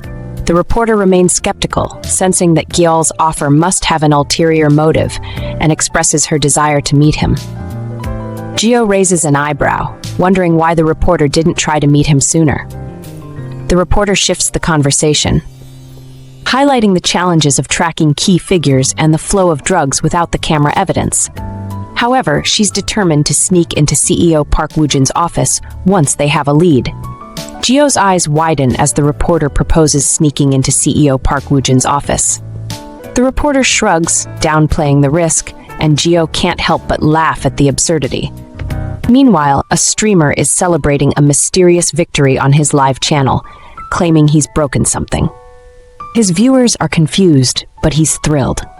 After wrapping up his broadcast, he's surprised by an early morning phone call from a frantic friend. The friend is distraught over Moon Gi-sung's loss in a top-tier match, ranting about ruined plans and demanding compensation. The streamer is unimpressed, rubbing his temples as he tries to reason with his friend. He eventually loses patience and hangs up, yawning at the early morning wake-up call. Elsewhere, Gyeol bursts into the office, his anger palpable. Wujin tenses up, sensing trouble, and Gyeol's fist connects with Wujin's face without warning. Wujin stumbles backward, stunned by Gyeol's sudden punch. Gyeol's glare is intense, his anger simmering just below the surface. Wujin rubs his jaw, wincing in pain, and tries to compose himself. He seems to piece together the reason for Gyeol's outburst, mentioning that some reporters are sniffing around. Gyeol seethes, his frustration boiling over, and Wujin's expression turns cautious. Gyeol demands that Wujin find the source of the leak, his tone dripping with menace. Wujin scoffs, unsure how to accomplish this task alone, but Gyeol's smirk suggests he's not interested in helping. The tension between them is palpable, with Gyeol's parting words leaving Wujin's fate hanging in the balance. Gyeol visits Yeo Eunsu, despite being told not to come, and Eunsu hesitantly lets her in, offering a cup of coffee. Gyeol takes a sip and immediately teases Eunsu about her coffee-making skills. She then gets straight to the point, questioning how Eunsu's informant's identity was exposed so easily. Eunsu tries to brush it off, but Gyeol presses on, sensing that Eunsu knew more than she's letting on. Gyeol pieces together the connection between the company behind Eunsu's match-fixing rumors and the case reporter Jo is investigating. Eunsu's silence speaks volumes, and Gyeol demands to know why she kept quiet. Eunsu seems genuinely confused, but Gyeol is convinced that her silence was intentional. Gyeol struggles with the realization that she might have contributed to the situation spiraling out of control. She feels guilty for criticizing Eunsu without knowing the full story. Eunsu downplays Gyeol's concerns, but Gyeol wonders if their friendship saved her from being taken down by Eunsu's mistakes. Gyeol sighs, reflecting on the situation, and Eunsu's expression softens, sensing Gyeol's emotional turmoil. Cha Gyeol meets his uncle in a secretive rendezvous, and his uncle's paranoia is on full display as he asks if Gyeol was followed. Gyeol reassures him that he took the necessary precautions to shake off any potential tales. The conversation shifts to Gyeol, with his uncle warning that she's been asking questions about him. Gyeol's annoyance is palpable, wondering why his uncle is keeping their meetings a secret. His uncle advises him to placate Gyeol if possible, but Gyeol seems resigned, muttering that it's almost over anyway. Meanwhile, Jo Seon is on the phone, chatting and laughing with someone about her new place, when suddenly a bike approaches and a rider swings a bat at her head. She crumples to the ground instantly. The person on the other end of the call remains oblivious, inquiring about the strange noise they just heard, unaware of the horror that just unfolded. Eunsu asks Gyeol to clarify what she meant by fine. Gyeol warns her that the situation will only get more perilous. Eunsu acknowledges the risk, but for her, it's about redemption, not guilt. She regrets that her reputation was tarnished without achieving justice. Gyeol interrupts, insisting that she'll take it from here. Eunsu is perplexed, but Gyeol explains that she's been entangled in this for years. She has a plan to contact Bae Chan-ho, the key to unraveling the mystery, without arousing suspicion. Eunsu is skeptical, but Gyeol is resolute, driven by a desire to prove herself worthy of Eunsu's trust. With a determined look, Gyeol thanks Eunsu for the tea, warns her to stay safe, and departs. Eunsu watches her leave, wondering why Gyeol seems driven by a quest for revenge. Gyeol ponders Eunsu's complex personality, recognizing that her sarcastic tone often leads to misunderstandings. Despite this, Eunsu consistently shoulders burdens alone, revealing a deeper strength. Gyeol recalls Eunsu's willingness to play the villain if necessary, and how her demeanor has shifted over time, from resignation to acceptance. Gyeol's reverie is interrupted as she tries to call reporter Joe, but a man answers instead. Confusion gives way to concern as Gyeol demands to know which hospital Joe is in. The man's hesitant response confirms Gyeol's worst fears. Joe is unconscious. Gyeol's determination hardens, and she vows to stop making excuses for her ignorance. Elsewhere, Wujin is on the phone discussing his new job and the challenges that come with it. He expresses frustration with Cha Gyeol, feeling that working with him is pointless. Wujin contemplates leaving the country but decides to endure the situation for now, curiosity getting the better of him. News of reporter Joe's situation spreads like wildfire, with Cha Gyeol emerging as the prime suspect. Gyeol visits his place, her nerves on edge, hoping he's not home. As she enters, she notices the dry sink, wondering if he's even been home recently. The empty house gives her a strong sense of déjà vu, reminiscent of when Nam-seo got hurt. Back then, she doubted Gyeol too, and his silence only fueled her confusion. She ponders whether clearing up the misunderstanding earlier would have changed everything. Gyeol wants to believe this is another false accusation, but she lacks proof.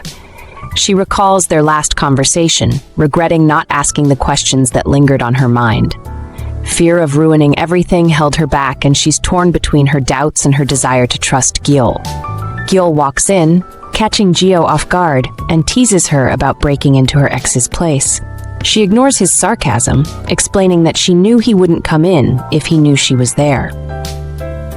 He notices her hidden shoes and commends her attention to detail. When he asks if she's looking for the camera, she says they need to talk, revealing that plans have changed. Gyeol scoffs, but his tone darkens as he warns her that whoever she's working with should back off. Gyeol informs him that the reporter was attacked, and Gyeol's response is unsettling. She's horrified, wondering if he was involved. He shrugs, telling her not to act surprised. Gyeol begs him to stop speaking in riddles, but he doesn't care, believing that these people brought it on themselves.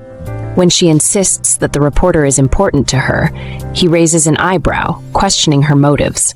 Gyeol warns Gyeol that if she continues acting recklessly, there's only so much he can do to help. Gyeol finally asks the question she's been dreading, and Gyeol smirks, saying threats only work on people with something to lose. For a moment, he seems intimidated, but his expression quickly returns to its usual calm.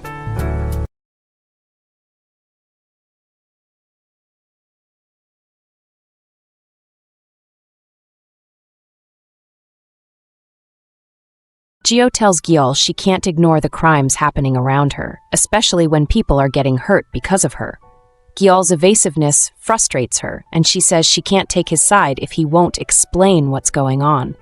He reassures her not to worry, but she's confused. He brushes it off, saying she's always on his side, just like he's on hers.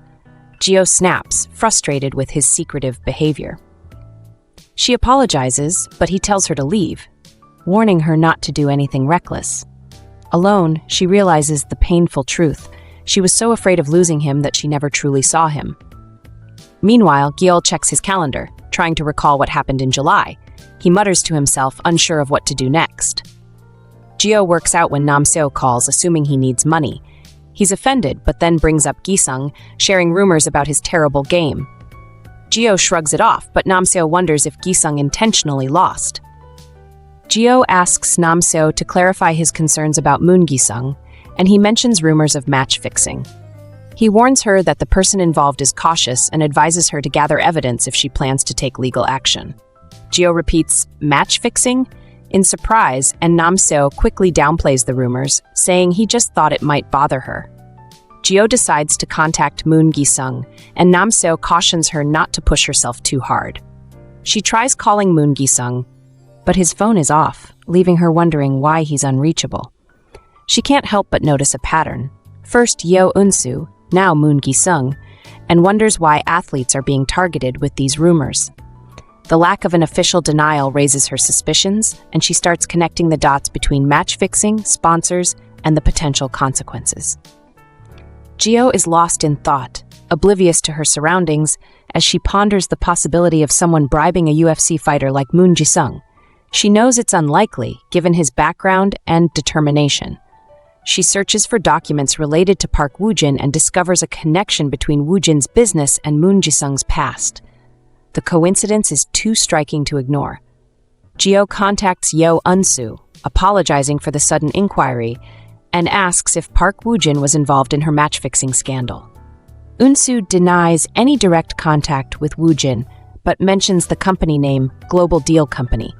Gyeol's eyes widen as she recalls the business card Cha Gyeol gave her, the same company. The pieces start falling into place, revealing a web of connections between Cha Gyeol, Park Wujin, and the match-fixing scandals. Reporter Jo apologizes for not being able to go further into the hospital, citing her introverted nature. Gyeol reassures her, sharing her own dislike of crowded spaces. Jo introduces her senior, reporter Woo Jung-min, who greets Gyeol warmly. Jung-min gets down to business, explaining their plan to infiltrate Park Wujin's office. He shares some materials, suggesting they review them while discussing the details. The office building's weak security and upcoming relocation create a narrow window of opportunity. Jung-min points out a vulnerable emergency staircase, which remains open until early evening. After that, the security team locks the door and stations guards at the main entrance. Fortunately, the CCTV on the stairway is broken, creating a potential blind spot. Jung-min offers to distract security, taking care of that part of the plan. Gyeol asks about the exit strategy and what she needs to retrieve from Park Wujin's office.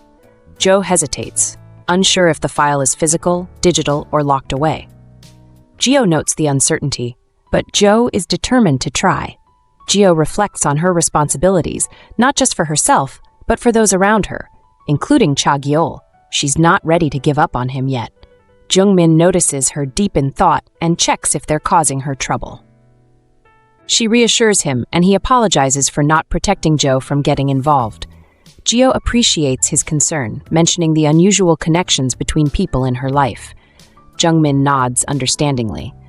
Gyeol adds that she has another investigation in mind, and Jung-min's expression turns curious.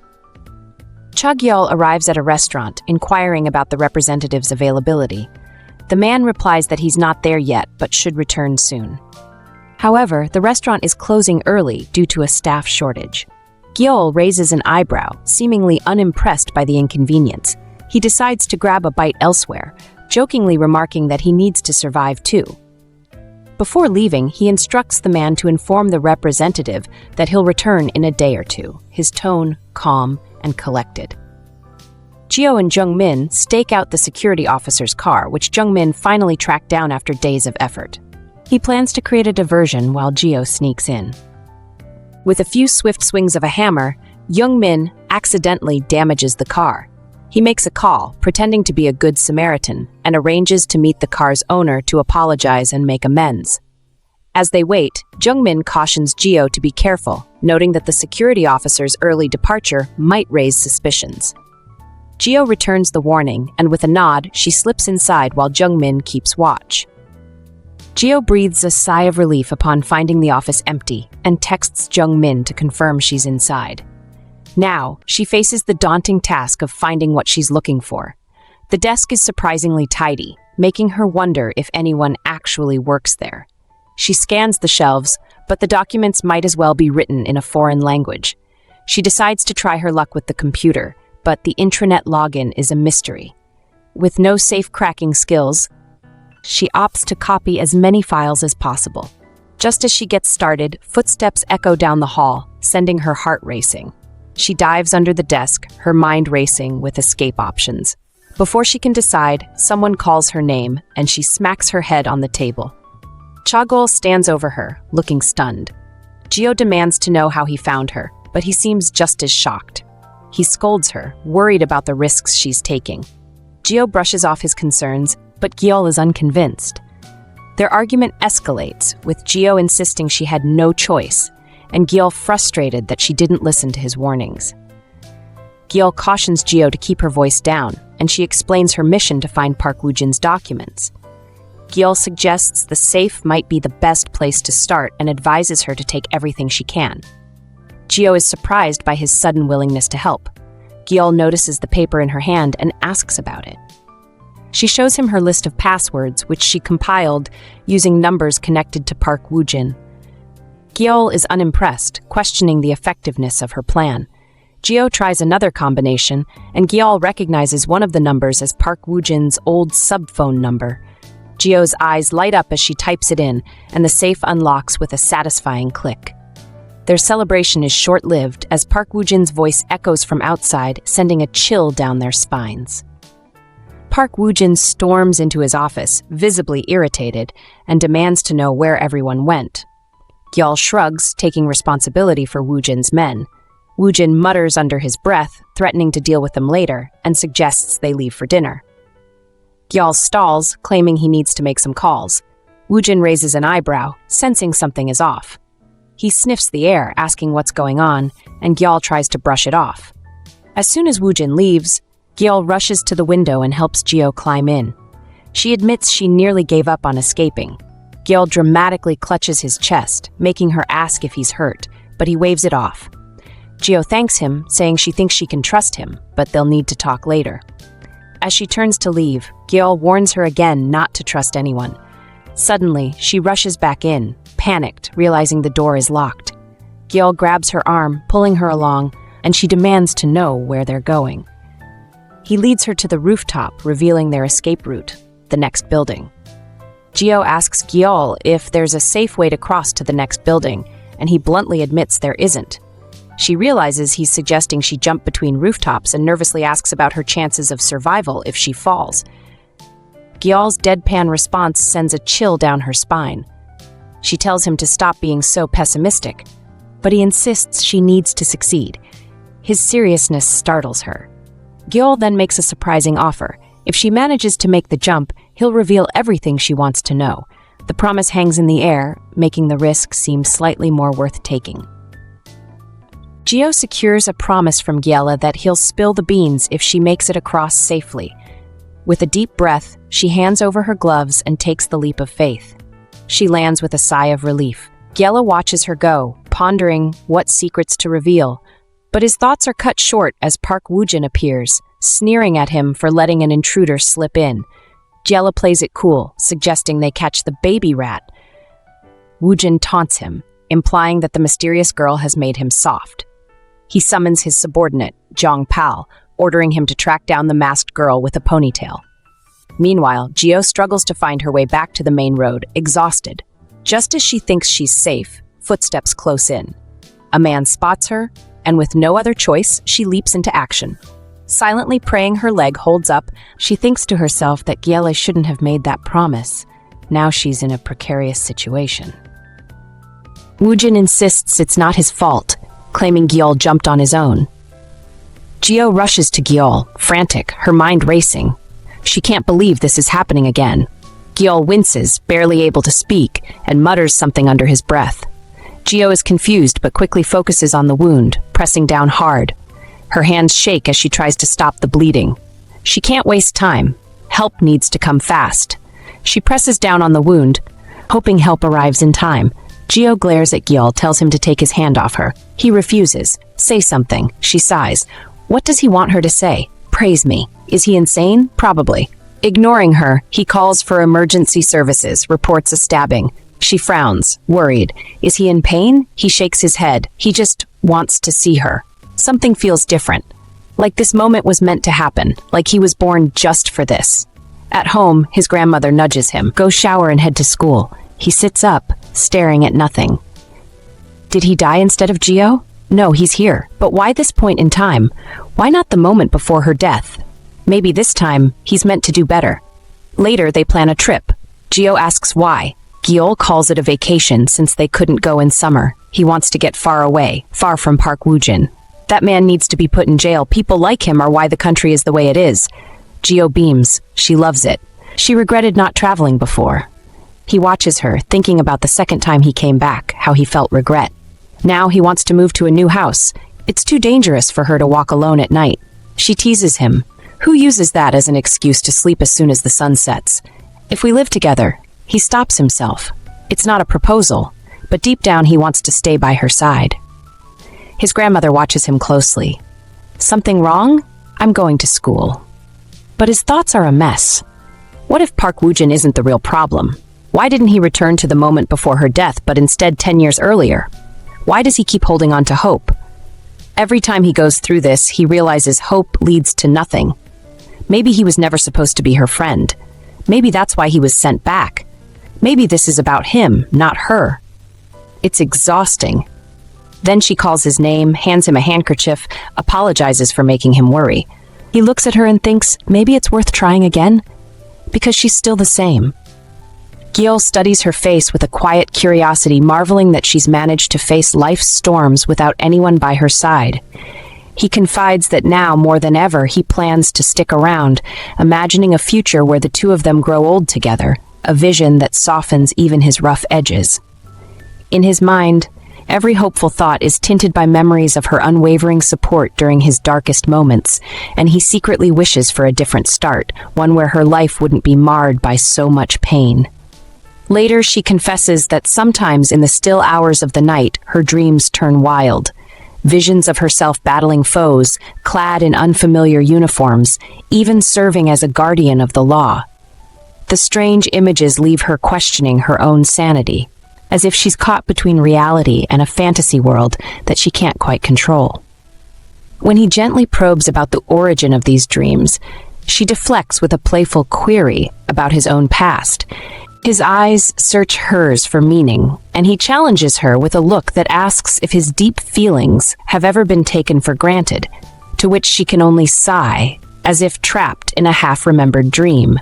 She reassures him that her mind is in order, even though a professional once told her the same, revealing that she's started to recall conversations and events that feel alien, leaving her unsure of what's truly hers. His voice drops to a low murmur as he reflects on the persistence of those memories, a bittersweet reminder of his own struggles, which once landed him in a hospital bed, making him wonder if he should have simply pretended to be like everyone else. Despite it all, he clings to the fragile hope that, together, they can find a way forward in this tangled mess of past and present. Gyeol stares at him, waiting for more, but he just shrugs and says nothing's going to change. He talks about the day he couldn't take it anymore, how that's when he decided to reset everything. He reassures her he's okay now, that he's happy, but it's clear something still haunts him. She whispers, asking him to save her. He looks at her like she's asking for the impossible. He shakes his head, telling her it's all because of her abilities. He says this moment is the best, even if starting over at 19 wasn't the way he would have wanted it. She doesn't get it and presses him on what he means. He sighs, trying to explain, but it's clear he's still carrying a lot from back then. Gyeol doesn't buy it, though, pointing out that he took her first kiss when she was 19. His face tightens with guilt. He apologizes, but she can't help but smirk. Thieves can be considerate, huh? Before he can answer, Gyeol suddenly screams and panic sweeps over him. He jumps up, asking if she's okay. She waves him off, telling him it's fine, but she needs to find reporter Joe and get those files back. Gyeol's confused, wondering how long she's been awake and if she even heard his story. Gyeol explains it's about Yeo Eunsu and Moon Gi-sung, and Gyeol's expression darkens, understanding the gravity of the situation. Gyeol prioritizes helping her friends and Moon Gi-sung, refusing to let greed ruin their lives. Gyeol sighs, jokingly asking if he can at least pretend it's none of his business. Gyeol enters the kitchen, only to realize she forgot to buy water. She settles for a can of water instead. Gyeol walks in, teasing her about sharing, and she ignores him. He jokingly asks for the water in her mouth, causing her to choke and spit it out. Gyeol laughs and heads off to shower, kissing her forehead and leaving her flustered. Since that day, he's become more affectionate. Gyeol's phone buzzes with a text from reporter Joe, confirming their 4 p.m. meeting. Gyeol replies that she's bringing someone along, feeling a sense of hope. Gyeol asks Gyeol if she thinks he'll give up on her now that she's regained her memories. Gyeol says it's not just about them. And even if she ignores everything and survives alone, she won't be happy. Gyeol lets out a shaky laugh, feeling good about her determination. He offers to help her, saying he has no choice, and tells her to just enjoy a happy life. Geo hesitates, worried about the consequences, but Gyeol shrugs it off, joking that maybe someone will visit him in jail. The conversation turns serious as Geo brings up Yeo Eunsu's story and Moon Gi-sung. Gyeol dodges questions about his company, but eventually opens up about using Eunsu to protect Geo from Moon Gi-sung. Geo's expression darkens, and Gyeol reassures her that he's satisfied with the result. She agrees to contact a reporter, and Gyeol promises to stop her if things get too dangerous. He meets her eyes, saying that when this is all over, they'll live together. Geo snaps back to reality, wondering if she's made a mistake by agreeing to let Gyeol move in. He notices her concern and asks what's on her mind. She teases him about being smooth, and he smirks, making a comment about her hair resembling his ex's. On their way, her mind races. She feels anxious, but Gyeol doesn't seem worried at all. He's calm, almost at peace. She can't say much because of that, but her mind is full of thoughts. She's helping journalist Joe, but if things take a turn for the worse, Gyeol is her #1 priority. She doesn't fully understand what's going on, but memories from their past life flood back. She can feel his desperate determination to protect her, and now it makes sense. She remembers how he used to be so controlling, always asking her to stop, his face full of worry. She never got it back then, but now it clicks. He was just trying to keep her safe, trying to get through the endless cycle of pain. She can't let him down this time, not again. Gyeol glances at her, noticing the quiet on her end. He chuckles softly, teasing her. She tries to smile, brushing off the weight on her shoulders. She laughs nervously, telling him she's just daydreaming while he drives. He gives her a reassuring look, telling her it's fine, as if he's used to it. She leans back in her seat, a little distracted, then turns to him, her curiosity getting the better of her. She asks him if he knows why he came back to the past. Gyeol shrugs, explaining that he thought he came back to die in her place, but now he's not so sure. If that had been the case, he wouldn't have returned the second time, right? That she thinks for a moment, but that doesn't quite answer her question. Frustration bubbles up, and she admits she doesn't understand why he has to keep dying. She wants to find a way to end it, to break the cycle. Gyeol remains silent for a while, his eyes fixed on the road, but then he glances at her. She meets his gaze, feeling the weight of the moment. She wonders if they've missed something. With a thoughtful look, he tells her that the answer has something to do with her.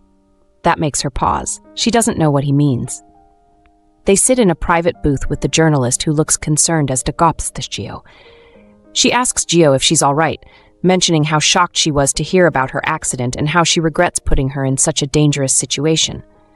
Gyeol, not one to sugarcoat things, comments that maybe they should just stop everything here. Gyeol frowns, clearly not pleased with his suggestion. She tries to calm him down, giving him a disapproving look. Gyeol meets her gaze, a bit confused, and asks if he said something wrong. Gyeol reassures the lady that the injury wasn't serious, but it was still risky. She adds that her ankle hurts and she wishes she could help more. The lady nods, saying she won't press any further on the topic and that she'll cover the hospital bills. Gyeol quickly insists that it's not necessary, emphasizing that she just wants her friends to be safe. The lady then shifts the topic, asking if Gyeol's friend has been harmed. Gyeol nods, confirming it. She then asks if the lady knows the game room where Park Wujin was last seen. The lady nods again, clearly familiar with the place. Gyeol explains that she hasn't been able to investigate much because all the data was gone. However, back then, it looked like her friend had gotten some sponsorship from the game room. The lady looks surprised, taken aback by the revelation. Gyeol continues, suggesting that she believes Park Wujin might have threatened her friend into accepting the sponsorship. Gyeol, who's been quietly observing, suddenly asks if the person involved was Song. Gyeol shakes her head, admitting she can't be sure because she hasn't been able to contact him. Still, she's convinced it's what happened. She pulls out a few documents and hands them over to the lady, telling her to take a look. The documents, she explains, were taken from Park Wujin's office. The lady flips through the papers, frowning. She comments that it's hard to make sense of it all. Everything's just too chaotic. Gyeol, seemingly unimpressed, grabs one of the documents from the lady's hand and starts scanning it. He mutters under his breath about how he kept telling them to organize this stuff. He drops the papers on the table and leans forward, pointing out a section that shows evidence of money laundering under the guise of sponsorship. He then highlights another part that links the documents to political funding, and finally, a section about illegal gambling site managers. Gyeol confidently says he'll take the files, convinced that there's something bigger going on here. The lady, still uncertain, asks if he plans to hide the criminals involved. Gyeol smirks, not fazed by her question. He asks if she seriously thinks he'll just hand over the documents if she puts it like that. He reminds her that there's an order to things and that she should consider who might regret it later. He offers her an ultimatum. Either she takes part of the documents or none at all. With a final comment, he assures her that the truth will eventually come to light, no matter what. The lady, visibly anxious, repeats that the truth will be revealed. Gyeol just smiles, nodding in agreement, and tells her to go ahead and do it. The lady points at a document and asks if Gyeol knows anything about the place mentioned. He picks it up, quickly scanning it, and mutters about the connection to drugs. The lady explains that they suspect Park Wujin is running an illegal drug factory and that there's a broker in the entertainment industry involved. She thinks it could be actor Do Kyung-shin. Gyeol seems taken aback by the name, raising an eyebrow. Geo reminds him of the party she attended the day she caught a cold and reveals that Do Kyung-shin was the one who organized it. Gyeol teases her about always picking dangerous places to go. Gyeol shifts his focus back to the lady and dismisses the connection to the drug factory, saying it's not their problem. He tells her she can investigate it on her own if she wants, and steers the conversation back to Moon No Song, the reason he's really there. Meanwhile, in an unfinished building, actor Do Kyung-shin meets with Park Wujin. Kyung-shin nervously asks for help, but Park Wujin warns him again about the dangers of getting involved with drugs, especially as a celebrity. He's curious about how Kyung-shin has been distributing drugs so boldly without any clear plan. Park Wujin tells him that once he's involved in something like this, he has to take responsibility for it. Back in the private booth, Gyeol asks the lady to tell him more about Moon Ki-sung, explaining that they are there because of him. The lady says she only knows what Geo told her. She explains that anti-fans believe Song was involved in match fixing, with the evidence supposedly coming from an illegal betting site. However, the case hasn't been officially investigated, and rumors tend to get exaggerated. The lady adds that if Song is innocent, there shouldn't be any problem. She also mentions that, as Geo pointed out, he is connected to Park Wujin. Gyeol thinks for a moment, noting that it would be good to confirm, but Song has been avoiding contact. He tells the lady that if Geo's suspicions are correct, even if they reach out to him, Song probably won't say anything. Gyeol is deep in thought, muttering that he's confused. He adds that if Park Wujin used to sponsor sports players, his motives are likely not simple, and it's reasonable to be suspicious. The lady pauses, thinking for a moment, before suddenly asking Gyeol a question. She mentions that she knows Gyeol's company has been sponsoring athletes for years, and asks if he sponsored a Taekwondo player a few years ago. Gyeol doesn't immediately answer, but responds that he's pretty sure that wasn't the question she really wanted to ask. The lady then goes straight to the point, asking if he had ever been involved in a Taekwondo match-fixing incident. Geo is taken aback by the question and looks anxiously at Gyeol. The lady explains that, based on her research, she believes Gyeol gained something from a Taekwondo match-fixing scandal a few years ago, which led him to increase his sponsorship of athletes. She adds that she suspects he partnered with Park Wujin to establish the foundation. Gyeol finally admits, without hesitation, that he did finance Park Wujin's business and helped him establish the foundation. However, he clarifies that this is the first time he's heard about Park Wujin personally sponsoring sports players. He then explains that if he were working with Park Wujin, he wouldn't have brought Geo there or shared any information with her. The lady apologizes for doubting him, but Gyeol suggests that her sources might be limited. He then asks if they should make a deal. The lady, confused, asks what he means. Gyeol tells her that they've already shared enough information with her, but she seems to want more. He makes a request. She should leave Moon Ki-sung out of the article this time. He explains that only Gyeol knows about the connection between Song and Park Wujin.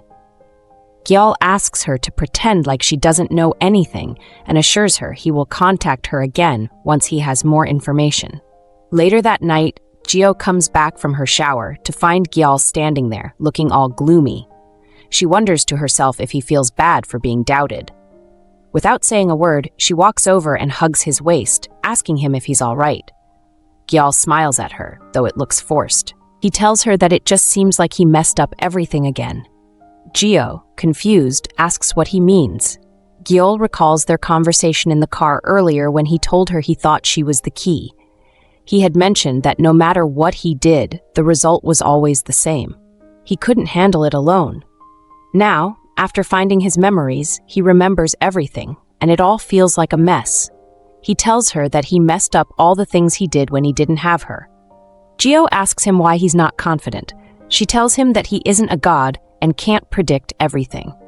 Gyeol explains that Park Wujin always targets her, and he thought if he gave him work to do, it would distract him. But Park Wujin turned out to be more persistent than he expected. He regrets it now, saying that he should have known Park Wujin would keep bothering him if he didn't give him something that would satisfy him. Gyeol rubs his face in frustration, regretting giving money to that jerk. He holds Gyeol's cheek gently, clearly upset. He tells her that he has no idea why she keeps getting involved in this, and he regrets setting traps around her. Kneeling in front of her, he says he's the real scumbag. Gyeol looks down at him, seeing the guilt in his eyes. "Sorry, Gyeol," he mutters, feeling like everything he did only made things worse. She anxiously asks him why he would say such a thing, and tells him to stand up. He slowly stands, and with a heavy sigh, admits that he assisted Park Wujin in creating the gambling website. He confesses that he was too arrogant, and if things had gone wrong because of his stupid stunts, all to clean up a few messes, she would have done just fine on her own. He wonders aloud if it was wrong to help Wujin bring her ex-boyfriend into the scheme. Gyeol tells her he's sorry and that he doesn't know if he regrets it. He adds that he really wanted to ruin the guy's life and that she should raise her standards. Gyeol, looking at him, quietly replies that she thought he was like her.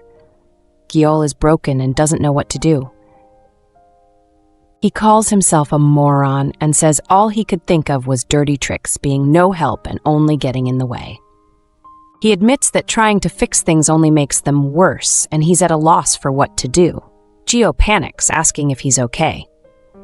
He tells her he's fine, but the worry is still there. She leans down and kisses him, pulling away and asking if he feels better. He hums in response.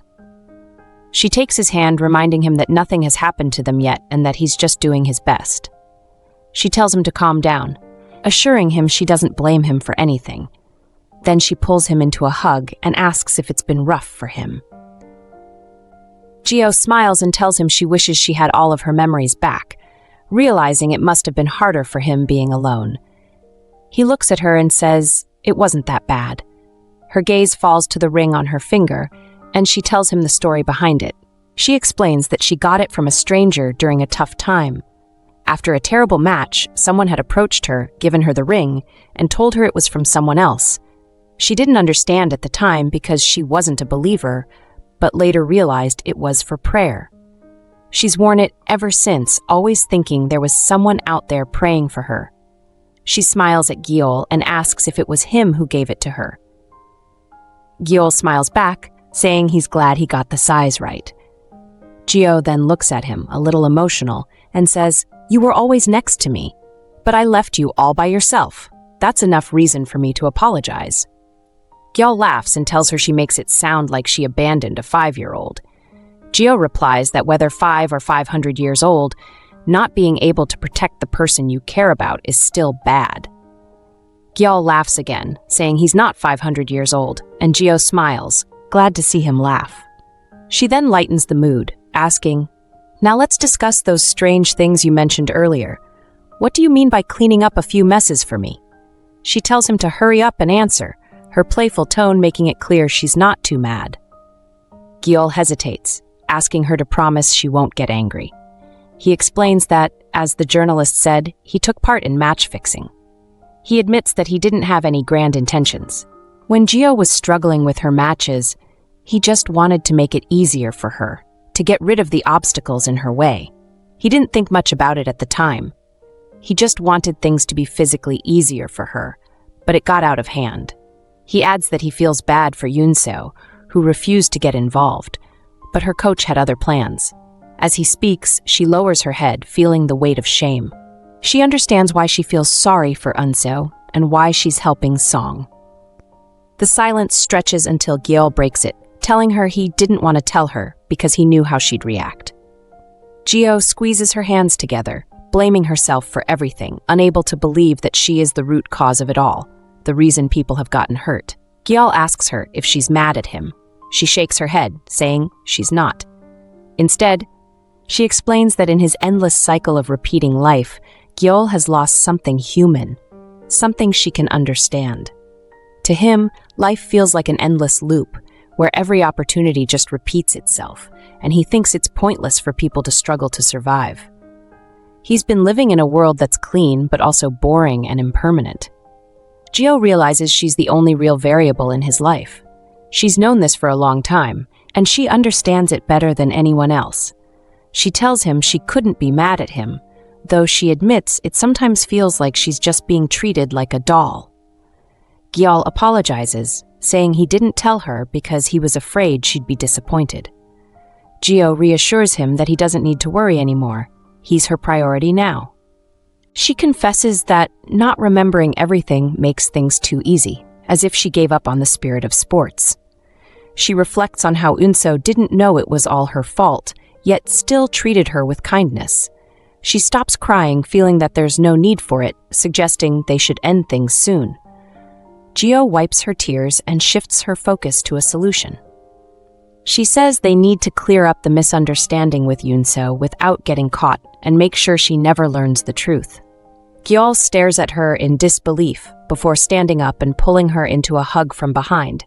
He whispers that he was wrong, expressing his regret for everything. In a store, the female lead is seen buying cans of water. After paying, she leaves, and as she gets closer to the exit, she spots the male lead making a call. He ends the call just as she reaches him. He asks if she's done and if the water is heavy. She replies that it's just 2 bottles and asks if he was talking to someone. He says it was about work. She asks if he's busy and if he postponed his schedule because of her. He replies no, saying he just had to report something. He then asks if she's been able to contact Song. She replies that the call is going through, but she thinks he's not answering on purpose. She even visited the sports center, but no one seems to know where he is or has contacted him. Gyeol casually says maybe Song ran away before being formally investigated. She tells him Song isn't that bad. He asks if she tends to think that everyone in the world is like her. As they talk, Song appears, walking up the stairs. She calls to him and walks over. She mentions she thought he wasn't home because he didn't respond when she knocked on the door. He invites her inside and tells her to sit on the mattress since the floor is dirty. Noticing the house is nearly empty, she asks if he's moving. He responds, something like that. He sits down and tells her to sit so they can talk. After sitting, she thinks about what to say first. She asks why he suddenly moved. He tells her it just happened, and because of it, he's been too busy to contact her and apologizes. She says that even people at the sports center can't reach him and asks what happened. She asks about the competition. He tells her there won't be any more competitions and that he doesn't think he can come back. She asks what he means and tells him not to scare her. He suddenly says that he likes her so much, and it seems like she already knows that. He adds that, as much as he likes her, it was hard for him to tell her his embarrassing story. He says it's weird because they used to talk about everything, but now things feel different. She replies that they can still talk like that, but he's unsure. He says he didn't want to say it because it would make him look narrow-minded. He continues, telling her that when she had someone more important than him, when she was busier and for many other reasons, he didn't want to say anything. He says that once again, she has another man by her side. Concerned, she asks if she makes him uncomfortable. She's about to say something when he raises his hand, stopping her. He tells her that it's his self-deprecation, that he's narrow-minded, and it's hard for him to pretend to be fine in front of her. He admits there are many embarrassing things he didn't want to reveal and apologizes, saying it may seem like he's blaming her. He adds that he's getting nervous because it's the last time, and this isn't what he meant to say. He puts his head in his hands. She tells him he can tell her anything. He asks if he can say something else, and she tells him to go ahead. He looks at her and steadies himself. He says that even though it was hard, he made it this far by pretending to be normal, or else he would have been done a long time ago. She asks what he means, but he asks her to hug him one last time. Her face turns pale. He quickly adds that he didn't mean anything by it, just that he wants a final hug. He reminds her that she would often hug him when he won a match, and he loved it so much that it made him want to keep winning. Even after stopping judo, he couldn't stop competing and wanted to win, even if it meant switching to another sport. But now, he sighs, his head down. After that, he mutters again, I can never do that. He hugs her, thanking her and telling her to live well. He says this is what he wanted to say. She feels his body awkwardly distant from hers, his neck stiff. His hands rest on her shoulders as if he doesn't know what to do with them. She thinks she knew everything about Song because of his reactions, but she never asked what he was thinking, and she wonders if that's why he's pushing her away. If someone asks, say that you don't know where I am. We didn't meet here, he tells her. She wonders if she's too late. He tells her he didn't want this to affect her. She suddenly asks if he's running away because of Wujin. Surprised, he asks how she knows him. She asks if Wujin forced him into match fixing and if that's why he's hiding. She presses him, asking what his relationship with Wujin is. The male lead stands outside, scrolling through his phone, when he sees trending news about actor Do Kyung-shin. He wonders if this person is connected to Wujin. Seeing the photo, he thinks to himself that Wujin might have acted too quickly. He has no idea what the next move will be. Just then, Song walks out of the apartment. The male lead wonders why Song is out alone. Song approaches him and asks if he's Gyeol. He mentions that they met before, back when they were both going to school. He recalls that Gyeol was known for being a troublemaker. Gyeol casually replies, feeling flattered that Song remembers him, and asks where Gyeol is. Song then asks if Gyeol knows that the money Gyeol gave to Park Wujin led to everything turning out the way it did. Gyeol responds, confirming that she knows, and asks if Song thinks he could be blackmailed with that. Song shrugs but doesn't say anything. Gyeol, sensing the tension, remarks that Song must be close to Wujin. He points out that Gyeol thought Song was threatened by Wujin, but with all the information Song seems to know, it looks like they're on the same side. Song smirks and suggests Gyeol go ask Gyeol himself. He adds that Gyeol should hurry because Gyeol will need comforting soon. He rushes into the house, calling for her. He suddenly sees her sitting with her head on her knees, crying. He walks over and asks what Ki-song said to her to make her cry. He also asks if Song had hit her. She shakes her head, trying to speak, but can only mumble through her sobs. She stammers and finally tells him that she really didn't know. She recalls her conversation with Song when she asked him about his relationship with Park Wujin. He had told her it was nothing, but then he revealed that not only had he been involved in match fixing, but he also ran away and went to Wujin to help. She had asked him why he helped Wujin, and he explained that Wujin was his only family. She was surprised by this revelation and thought she recognized something about Wujin's password. It seemed familiar, like a phone number she had seen before. It dawns on her. It was Moon Ki-song's birthday. Song had explained that he stayed home alone because his uncle was in prison, and while his house wasn't much better, it was where he found a sense of belonging. He told her he felt better after meeting Wujin. He then asked if she still thought he was threatening him. Back in the present, she sobs, saying she had no idea. Everyone told me he had a rough life, she says, as he tries to calm her down. Even then and now, all I could see was you, she cries. He gently tells her it's not good for her to keep crying like that and suggests they talk outside. Just as they're about to leave, some cops approach them and ask if they had come out of that house. Gyeol calls his uncle for help at the police station. They were brought in for questioning due to the investigation concerning Ki-song. Meanwhile, Gyeol waits alone in an empty room at the precinct. An officer walks in, introducing himself as Detective Kim Min-soo. He thanks her for agreeing to join the investigation and assures her there's no need to worry, as she's only a witness. He starts asking her a series of questions about Song's whereabouts. He asks if it's true that she saw no one at the house and that it was empty. Gyeol confirms, explaining that Ki-song is her friend, and when she couldn't reach him by phone, she decided to go to his house to check on him. She mentions that the people at the sports center can verify this. As she sits there, she remembers Song had told her to say she didn't know where he was and hadn't seen him if anyone asked. The officer presses further, asking if she's sure she doesn't know anything about Song's whereabouts. Gyeol responds affirmatively. Just as she answers, the door suddenly opens and someone walks in. The officer mutters upon seeing him. Gyeol, surprised, recognizes him as Gyeol's uncle. The man asks the officer if he's conducting the investigation. The officer confirms and explains that he invited Gyeol here because she was at the scene. The man tells the officer to let her go.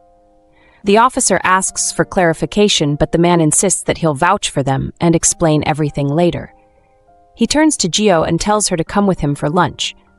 As they leave, Gyeol thanks the officer and follows Gyeol's uncle out. In the restaurant, Gyeol tells Gyeol's uncle she didn't expect him to come here. She asks if Gyeol had contacted him. He confirms, then asks her why she got involved in this mess with the police investigation. She explains that all she did was go check on her friend. He tells her she should be careful about who she associates with. Gyeol, sitting beside him, shrugs and says he could put it that way, but he's had more experience than both of them. Sensing the tension, Gyeol tries to change the subject and brings up how both of them met because of Gyeol's grandmother, who had given the uncle free meals when he was in high school.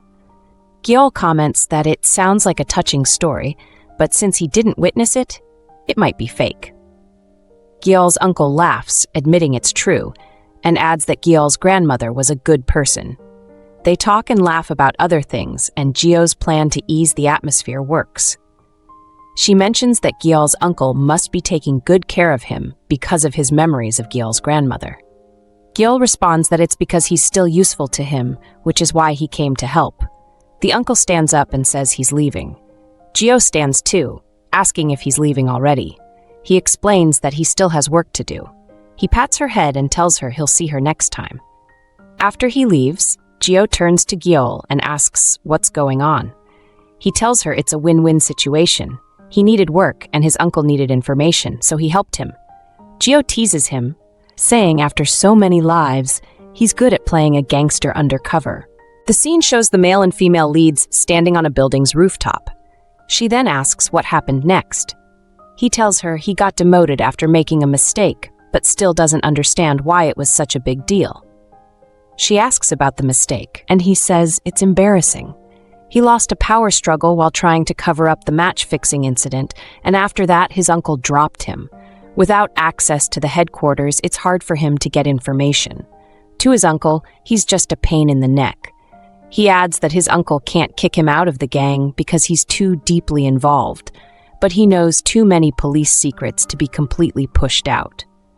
He apologizes, saying he's sorry for disappointing her again. She reassures him that she would never be disappointed in him. Instead, she hates his uncle for putting him through so much.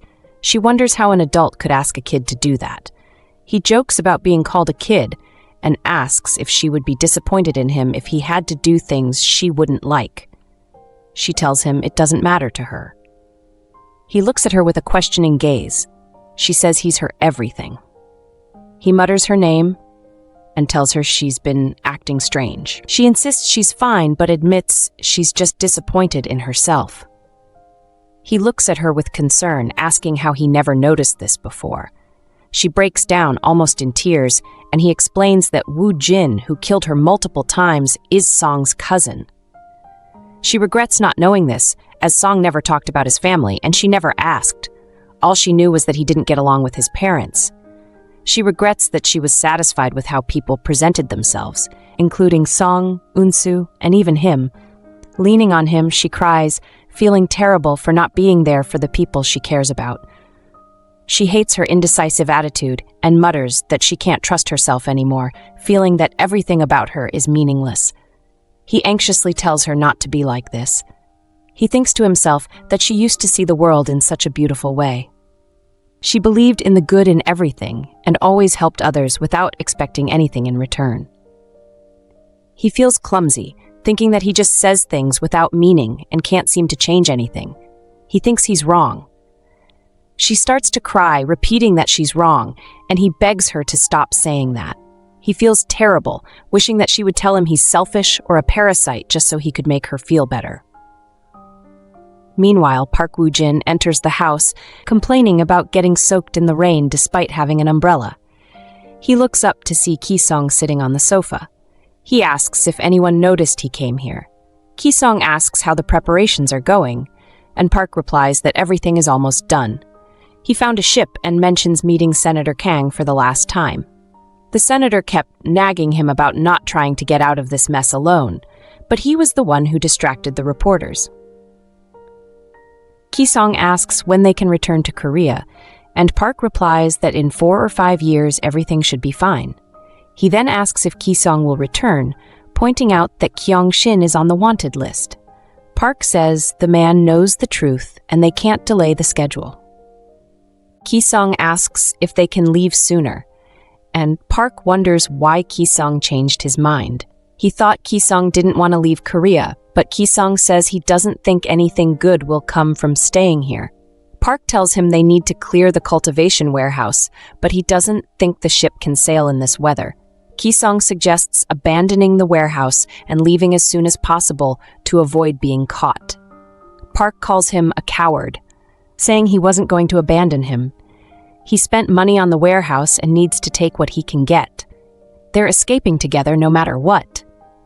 He also mentions dealing with some stolen documents, explaining that it's about old fogies' money laundering and different ledgers, and they wanted them back before leaving the country.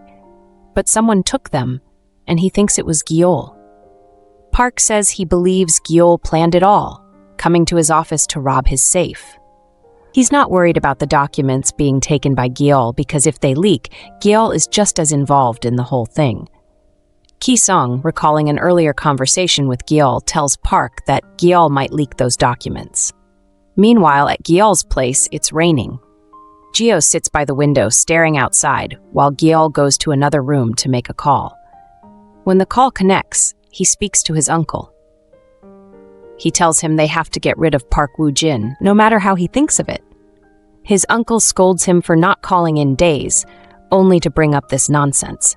He warns Gyeol that if he goes after Park Wujin, it will cause trouble, not just for him, but for his company's employees and assembly members. After explaining all the disadvantages, Gyeol says he doesn't care. He just needs his uncle to give him Park Wujin's location. If his uncle isn't going to help him, Gyeol will have to do it on his own. He says it's their last chance, and if Park Wujin escapes, everything they've done will be for nothing. Gyeol insists that he'll do whatever his uncle wants next time, but this time he needs his help.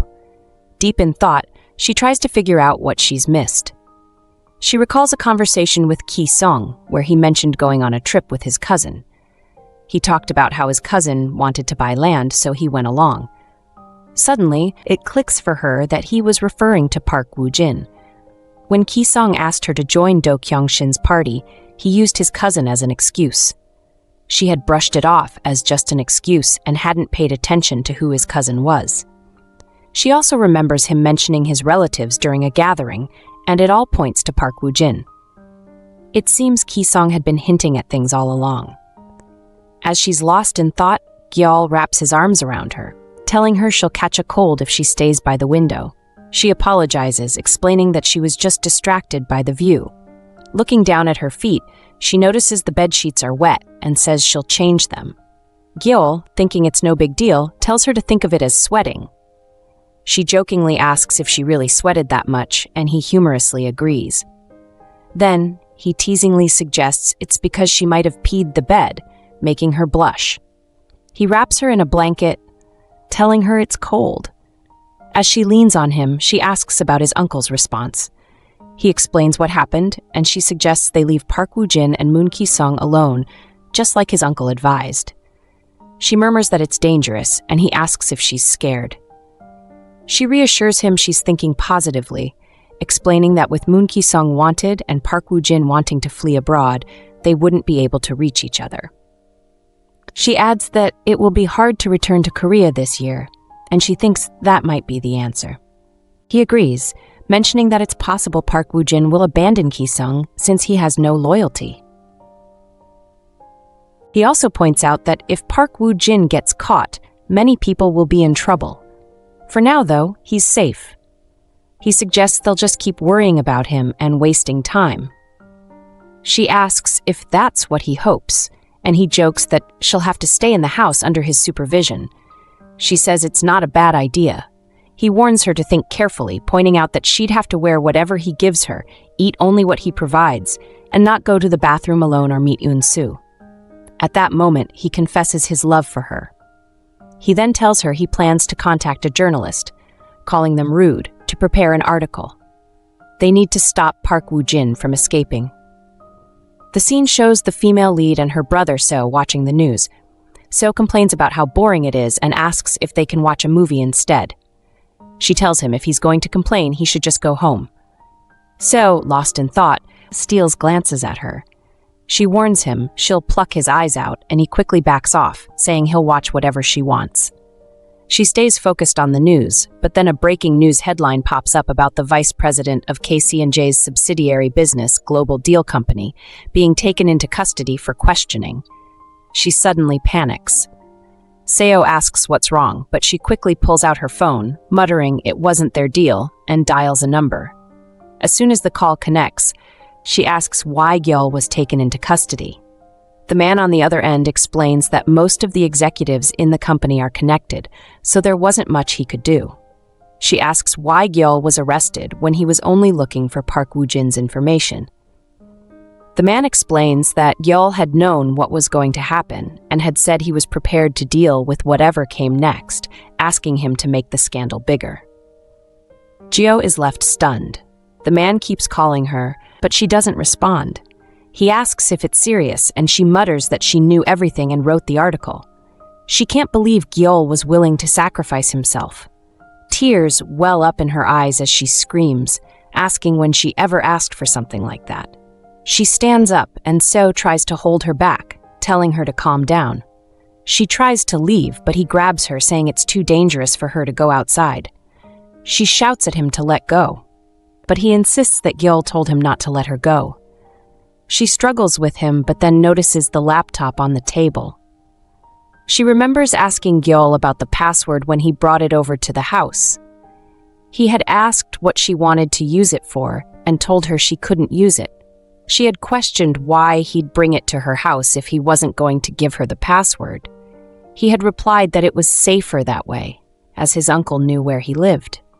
She tries the password, thinking that if it's something Gyeol couldn't let his uncle get his hands on, then it must be important right now. She types in a few guesses, but all of them are wrong. Her brother suggests that he should try, claiming he could figure out another way. He tries the password and then tells her it seems like there's an auto-delete function. She remembers Gyeol warning her not to try unlocking it without the password, that it would reset automatically if she did. Panic sets in as she tells her brother to stop. He assures her it's not completely over yet, but if they want to save the data, they need to enter the correct password in just one try, or it will be deleted. Meanwhile, Gyeol, locked up in a cell, can't help but question if he's doing the right thing.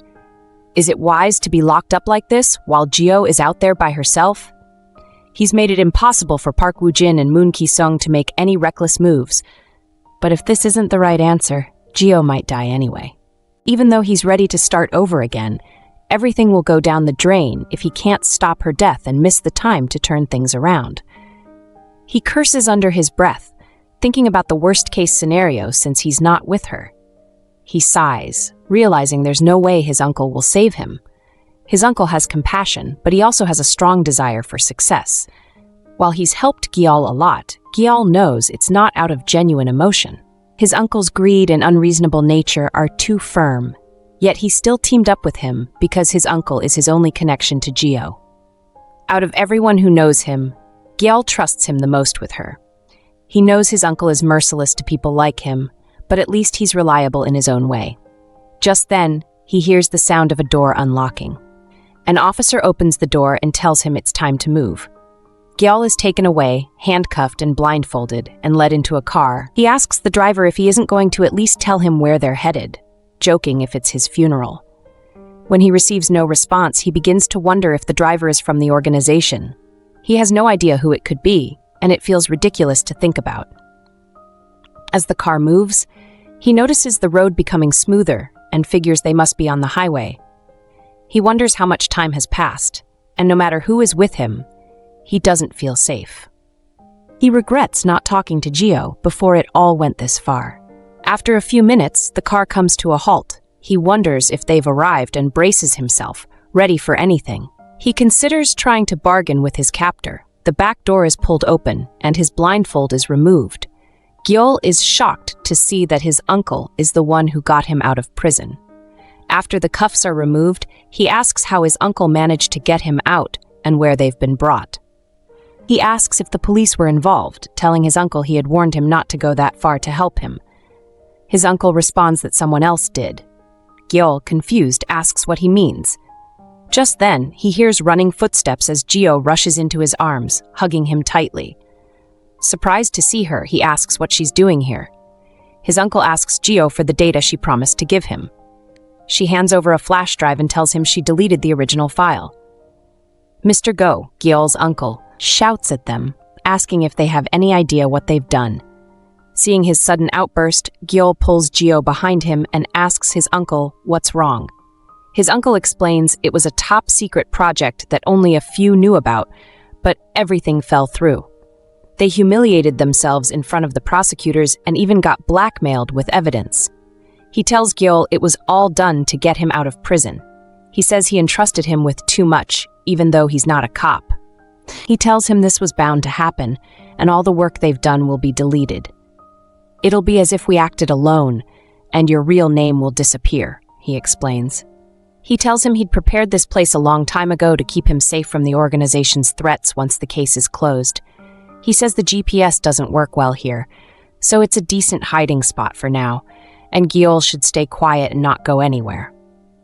Gyeol smiles and asks if his uncle is looking after him. They talk for a while, then part ways. Just as his uncle is about to leave, Gyeol calls him back. He opens his wallet, takes out an SD card, and explains that he got his hands on it before the reporter could. As he hands it over, he jokes that no one else would get him something like this. His uncle says he doesn't know about that, but is sure Gyeol did his best. He thanks him before leaving. After his uncle is gone, Geo tells Gyeol she's sorry she looked through his laptop and saw the recordings and instructions from his uncle. Gyeol asks how she could have used that to blackmail him, explaining he didn't keep it for that reason. He asks her how she managed to get the password. She explains the encounter at her house with Ki-sung, and then realizes she had known the password all along. She already knows his phone number, the one he wouldn't let her save, and if she hadn't remembered it, he'd be in prison by now. He mutters to himself that he should have just let things be. She knows what he's worried about. He's probably thinking he doesn't want to drag her into this, or it's better for him to take the responsibility alone. She never asked for any of that. She knows it sounds harsh, especially with everything he's done for her, but she wants him to think about her too. She hits him, crying, and asks what will happen to her if he disappears like that. She calls him foolish, asking if he thinks she'd be okay handling everything alone and letting him take all the blame. She asks if he thinks she could live peacefully without him. He hugs her and apologizes, admitting he didn't think it through. He's really sorry, and she warns him never to do it again, or it will be the end of their relationship. She tells him she will never forget if he tries to sacrifice himself for her again, no matter what happens. He agrees and promises never to do it again. She then asks if he purposely wanted her to memorize his number from the beginning. He admits his life has been complicated and he didn't want her to find out. He was unsure if she would stay by his side if she knew everything. He hugs her, saying he was just foolish and didn't know how to act. She asks if he was testing her, seeing how much she could take before running away. She tells him that no matter what he does, she's not going anywhere. As it starts to get dark, they sit outside in front of the house. She tells him it feels strange, like they're in some kind of military training. He reminds her they're outside, but there's a roof and a door. She jokes about breaking the door with her bare hands. He sighs and says it's strange. The door is thin, there's no fence, no lights, and no furniture, but somehow he feels safe. He says it feels like everyone else has disappeared, and it's just the two of them alone. He wakes up to find the space beside him empty. He wonders where she might have gone this morning. Stepping out, he finds her by the tap. He asks if she went jogging and says she should have woken him so they could go together. She tells him he seemed tired, so she let him sleep in. She adds that she was worried there'd be no electricity, but at least there's running water. He complains about how his uncle managed to find such a crappy place.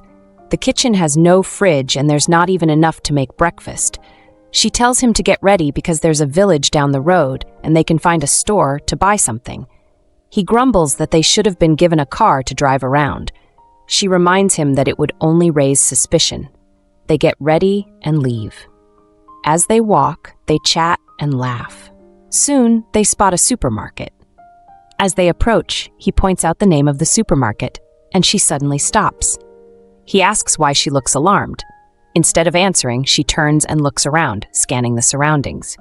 He asks if she knows this place, but she stays silent. After calling her name several times with no response, he snaps his fingers in front of her face, jolting her back to reality. He asks her why she looks so pale. She tells him she just remembered something and asks if there are other stores like this one with the same name. He tells her there might be, but it's rare to find one with the exact same building. Hearing this, she smiles and says she knows where Park Wujin and Moon Ki-sung are hiding. They head to the police station, where she asks about an abandoned factory. The cop tells her he's not sure, as he only recently moved to the area. She asks if he can help check it out. Just then, another cop walks in and asks why she's looking for an abandoned factory, wondering if she's trying to visit haunted places. She tells him she's just trying to confirm her memory. She explains that, as far as she remembers, there's an abandoned factory in the mountains. The first cop tells her there's nothing like that around, but the second cop chimes in, saying there is one, though it doesn't appear on the map. He asks if this is her hometown, mentioning that only people who grew up there would know about it. He warns her that wild boars roam the area, making it dangerous, but she insists it doesn't matter and asks for the location. Outside, the cop asks how she knew Park Woo-jin and Moon Ki-sung would be hiding in that abandoned factory. She tells him she wasn't sure if Wujin owns the place, but if she's right, it's where illegal drugs are produced, so it should be connected to him. He asks her how she knows this. She tells him she saw it on the news in one of her previous lives. She explains that this village briefly appeared on the screen, and she clearly remembers seeing the store in the scenery. She says she had called Yeo Eunsu after seeing the news. She adds that she wouldn't have remembered it if the store had a different name.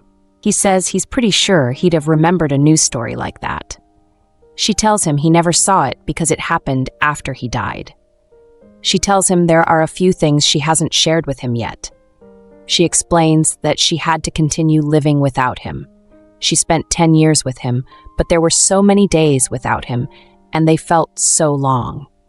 There were times when she couldn't bring herself to wake up, and when she opened her eyes, time had passed without him. She recalls every moment and admits that she was very lonely. But, despite it all, happy things kept happening in her life, whether she wanted them to or not. That's why she survived. She thinks about how there were many moments that would have been better if she had experienced them with him, but also some moments she's glad he didn't have to see. Every step was painful, but she didn't stop because of all the sacrifices he made for her. He saved her so many times, but she shamefully couldn't remember. She wonders what he thought of her, especially when it seemed like she was seeing him for the first time over and over. She admits there's one more thing she feels terrible about. She wanted to forget everything because she felt guilty. She hated herself for being okay without him. She knows those thoughts would be poisonous now, and she wasted the time he sacrificed for her because she only valued her own feelings. She apologizes over and over, repeatedly saying she's sorry. He sighs, reflecting on what she said earlier. He realizes that her words make sense now. He tells her that he never thought about it that way. He asks if that's why she said what she did earlier. She smiles, remembering when she told him she couldn't live without him. He squats down looking serious and admits that he thought if he died, everything would return to how it was before. She replies, suggesting that if he had lived a normal life and just gone with the flow, things might have been different. They might have even swapped places. He disagrees, saying he could never gamble with her life. He tells her that if he ever gets the chance to save her, he would do it without hesitation. He then asks if she really felt so miserable that she wanted to forget everything. She looks at him, telling him he didn't really hear her. She tells him that despite everything, she was happy, she had fun, and life was pretty good, but that made her feel guilty. She reassures him that she didn't just cry. He asks if she was alone through it all.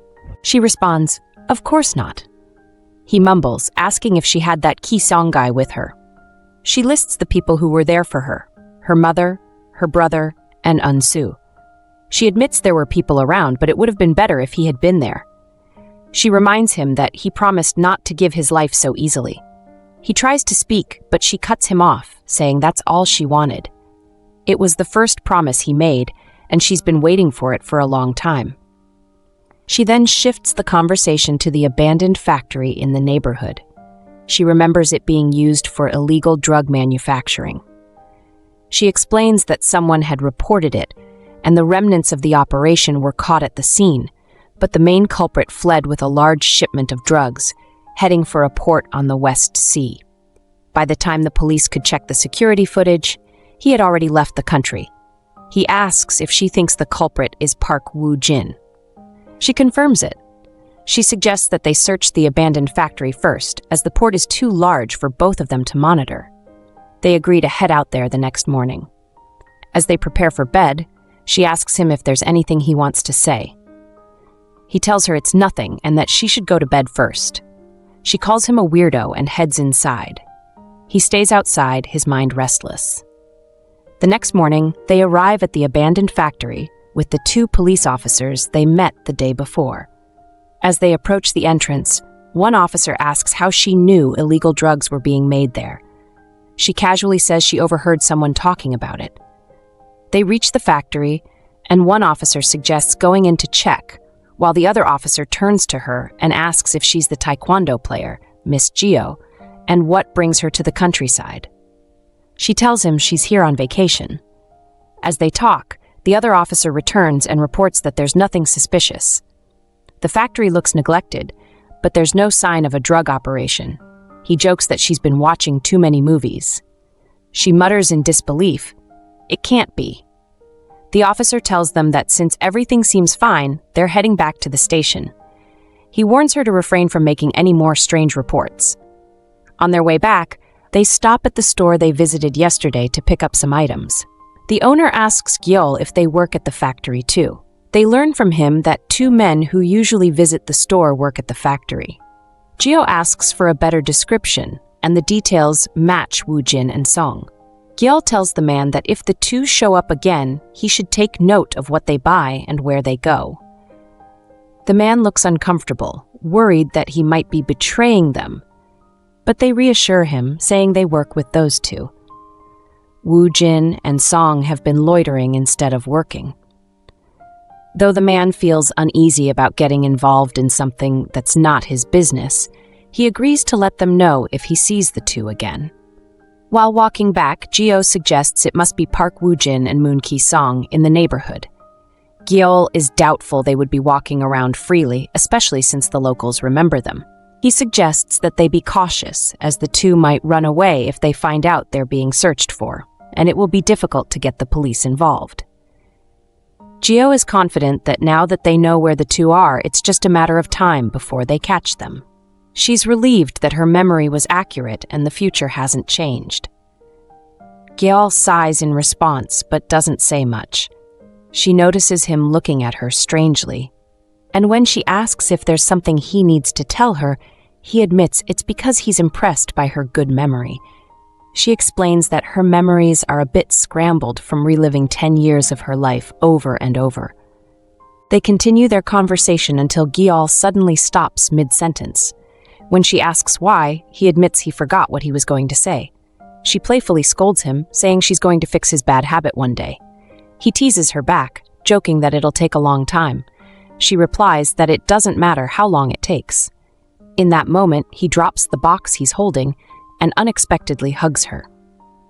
Ki-song is walking by when he spots two police officers. Quickly, he hides behind a tree to avoid being seen. As they pass, he overhears them talking about someone reporting shady activities in the neighborhood. He thinks to himself that if someone has reported them, it's bad news. He runs off towards the factory, hoping Park Wujin doesn't show up. Once he arrives, he spots someone and hides behind a pile of cement bags. He hears a voice and realizes it's Gyeol. He wonders what she's doing here. Gyeol, who is with her, tells her that besides the tire marks, there's nothing else. Ki-song listens as they talk about how they can't see anything in the dark factory and plan to come back with flashlights. Once they leave, he rushes into the factory. He finds a pile of boxes and an underground bunker entrance next to them. He drags the boxes over the entrance to hide it. He thinks the bunker can't be hidden from the inside, so Gyeol might return and find the entrance. After making sure it's well hidden, he heads outside and hides behind some bushes, waiting. He thinks that if they get in his way, he'll have to deal with them. Back at their small residence, Gyeol asks if their vacation is over as he starts to take off his shirt. He comments that the shabby honeymoon home his uncle arranged wasn't meant to be somewhere they'd leave so soon. She replies that she knows, and that his uncle might get mad since he had set the condition that she keep him here and stay out of trouble. Gyeol turns to her and asks her to hold his hand. She takes his hand, concerned, asking what's on his mind. He shakes his head, saying it's nothing, just some thoughts. She then talks about a movie set to release next year. She tells him she watched it after it came out and enjoyed it. She also mentions that the movie was considered a masterpiece. She says he'll see it, and adds that a few years later, the desert she liked will become popular. She shares that Eunsu usually takes her to all the famous places, but now it's his turn. She tells him about several things she experienced in her past life. Soon, they head to the abandoned factory, bringing a flashlight and a hammer. Upon reaching the factory, she tells him if they find a hidden spot, they'll check the entrance and leave quickly. He nods, agreeing. As they move forward, she suddenly feels chills and looks at a bush on the other side. Ki-song, hiding behind the bush, wonders if she saw him but dismisses the thought, assuming there's no way she could have seen him from that distance. Gyeol asks if she saw something, but she says no, explaining that she's just being paranoid. She wonders why she feels something is there and asks if they should go back. However, she decides to stay and go inside alone, despite his suggestion to go in instead. She insists that she can handle it, as it'd be harder for her if someone comes from outside. He tells her to be careful and watches as she walks into the factory. He briefly regrets not giving her the hammer, then hears the sound of a car approaching. It stops, and a group of guys steps out. Seeing him standing there, they question who he is and what he's doing on private property. He explains he didn't realize it was private and was about to leave. Suddenly, one of the men shouts that someone went inside the factory. At that moment, Song emerges from his hiding spot. One of the men tells two others to go inside the factory.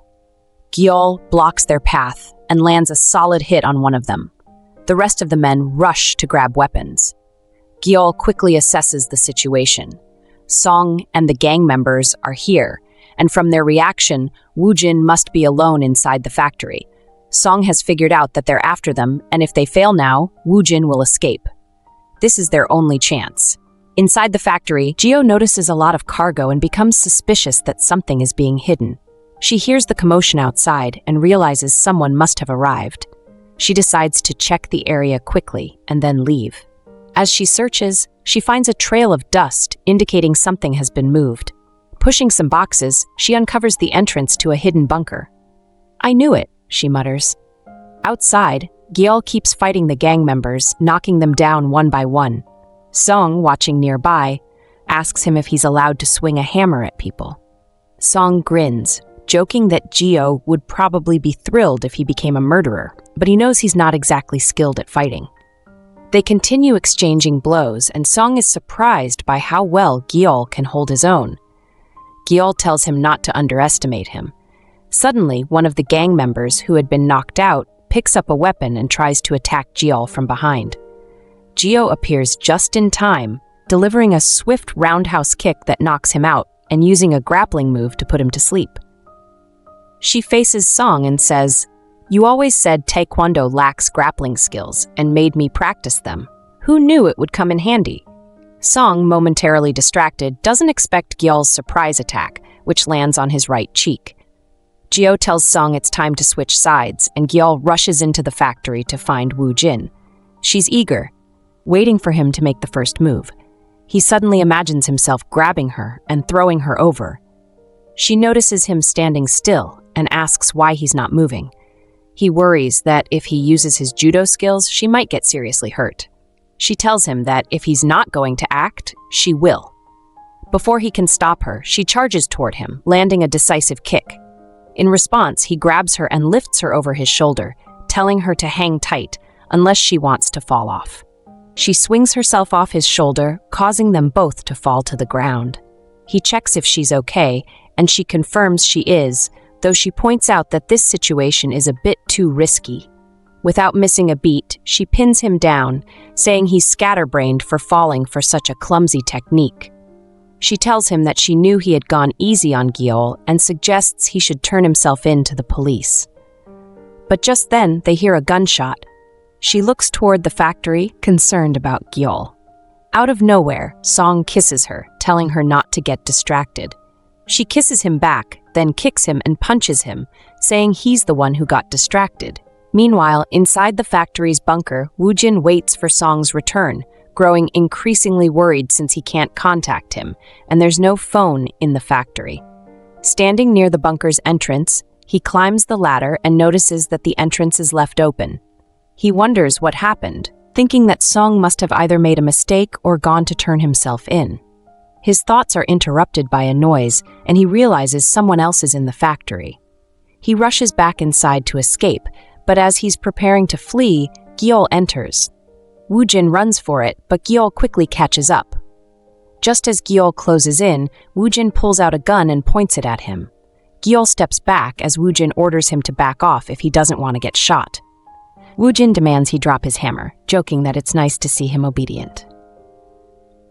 Suddenly, Gyeol throws the hammer, hitting Wujin and causing him to fall while trying to dodge it. On the ground, Wujin grabs his gun and points it at Gyeol. He asks if Gyeol thinks the gun is fake and shoots, grazing Gyeol's arm. Wujin expects Gyeol to back down after that, but Gyeol grabs the gun and throws it away. Gyeol tells him he's as foolish as ever and kicks him to the ground. He then punches him, expressing his frustration for letting Wujin live for so long. Wujin grabs a broken piece of glass and strikes Gyeol on the leg. He laughs, saying he had planned to kill Gyeol after escaping to Korea, but now seems like a good time. Gyeol grabs Wujin tightly and asks who he's planning to kill. Geo appears, hugging Gyeol from behind, urging him to stop and let the police handle it. She asks if he's hurt as she hears the gunshot. Gyeol shows her his arm. Wujin stands up, now holding a knife, and warns them not to move or he'll hurt both of them. Gyeol whispers to Geo that they should back off and lock the entrance, as it's too dangerous to fight him while he has a knife. Just then, Song appears at the entrance, picking up the gun that had been thrown earlier. Wujin tells Song to shoot, but Song hesitates. Seeing his hesitation, Wujin shouts at him to shoot. Wujin charges at Gyeol, throwing the knife, but Gyeol tries to defend himself, only to be kicked in the leg where he's injured. Song, holding the gun, hesitates again, reflecting on the past when he and Wujin had each other's backs. He suddenly fires, and Gyeol is hit. Gyeol rushes to her, catching her before she falls. He pleads, "You can't die, please," clearly devastated by what happened. Song is visibly downcast and shocked after realizing what happened to Gyeol. Gyeol reaches for the gun, struggling with his emotions, but Gyeol weakly stops him. She tells him that giving in to despair is not the answer. He asks if she remembers everything, and though he's relieved she got her memories back, if he could erase one thing, it would be the final moments of his previous life. He remembers a tense car chase after Wujin, where the road was slippery. Wujin loses control of his car and stops suddenly, forcing Gyeol to pull over quickly. Gyeol is the first to get out of the car, and she sees Wujin approaching. In that moment, he shoots at her, but Gyeol remembers how it ended last time. He chose to save her, even if it meant sacrificing himself in front of her. Now he regrets how it all happened. He wonders if she had planned all of this ever since she regained her memories. Gyeol reassures him that she didn't. He asks if she made him hopeful for their future, only to lead him to this point, and if she was trying to tell him what to do. Wujin, still struggling with his own issues, flees the scene, while Song stays behind, visibly torn. As Gyeol takes her last breath, she whispers to Gyeol that next time she'll greet him with a smile, something she regrets not doing sooner. She feels bad for not remembering him sooner, but she's happy to have shared these moments. Gyeol hugs her, promising that when they meet again, he'll play hard to get. He calls her name a few times, but there's no response. He breaks down, crying in pain. Song sits in a corner, deep in thought. Meanwhile, Wujin, still conflicted, returns and sits at the entrance of the bunker. Gyeol sits in the cinema, behind a girl. She turns to him and complains about him kicking her seat. He apologizes, saying he'll be careful.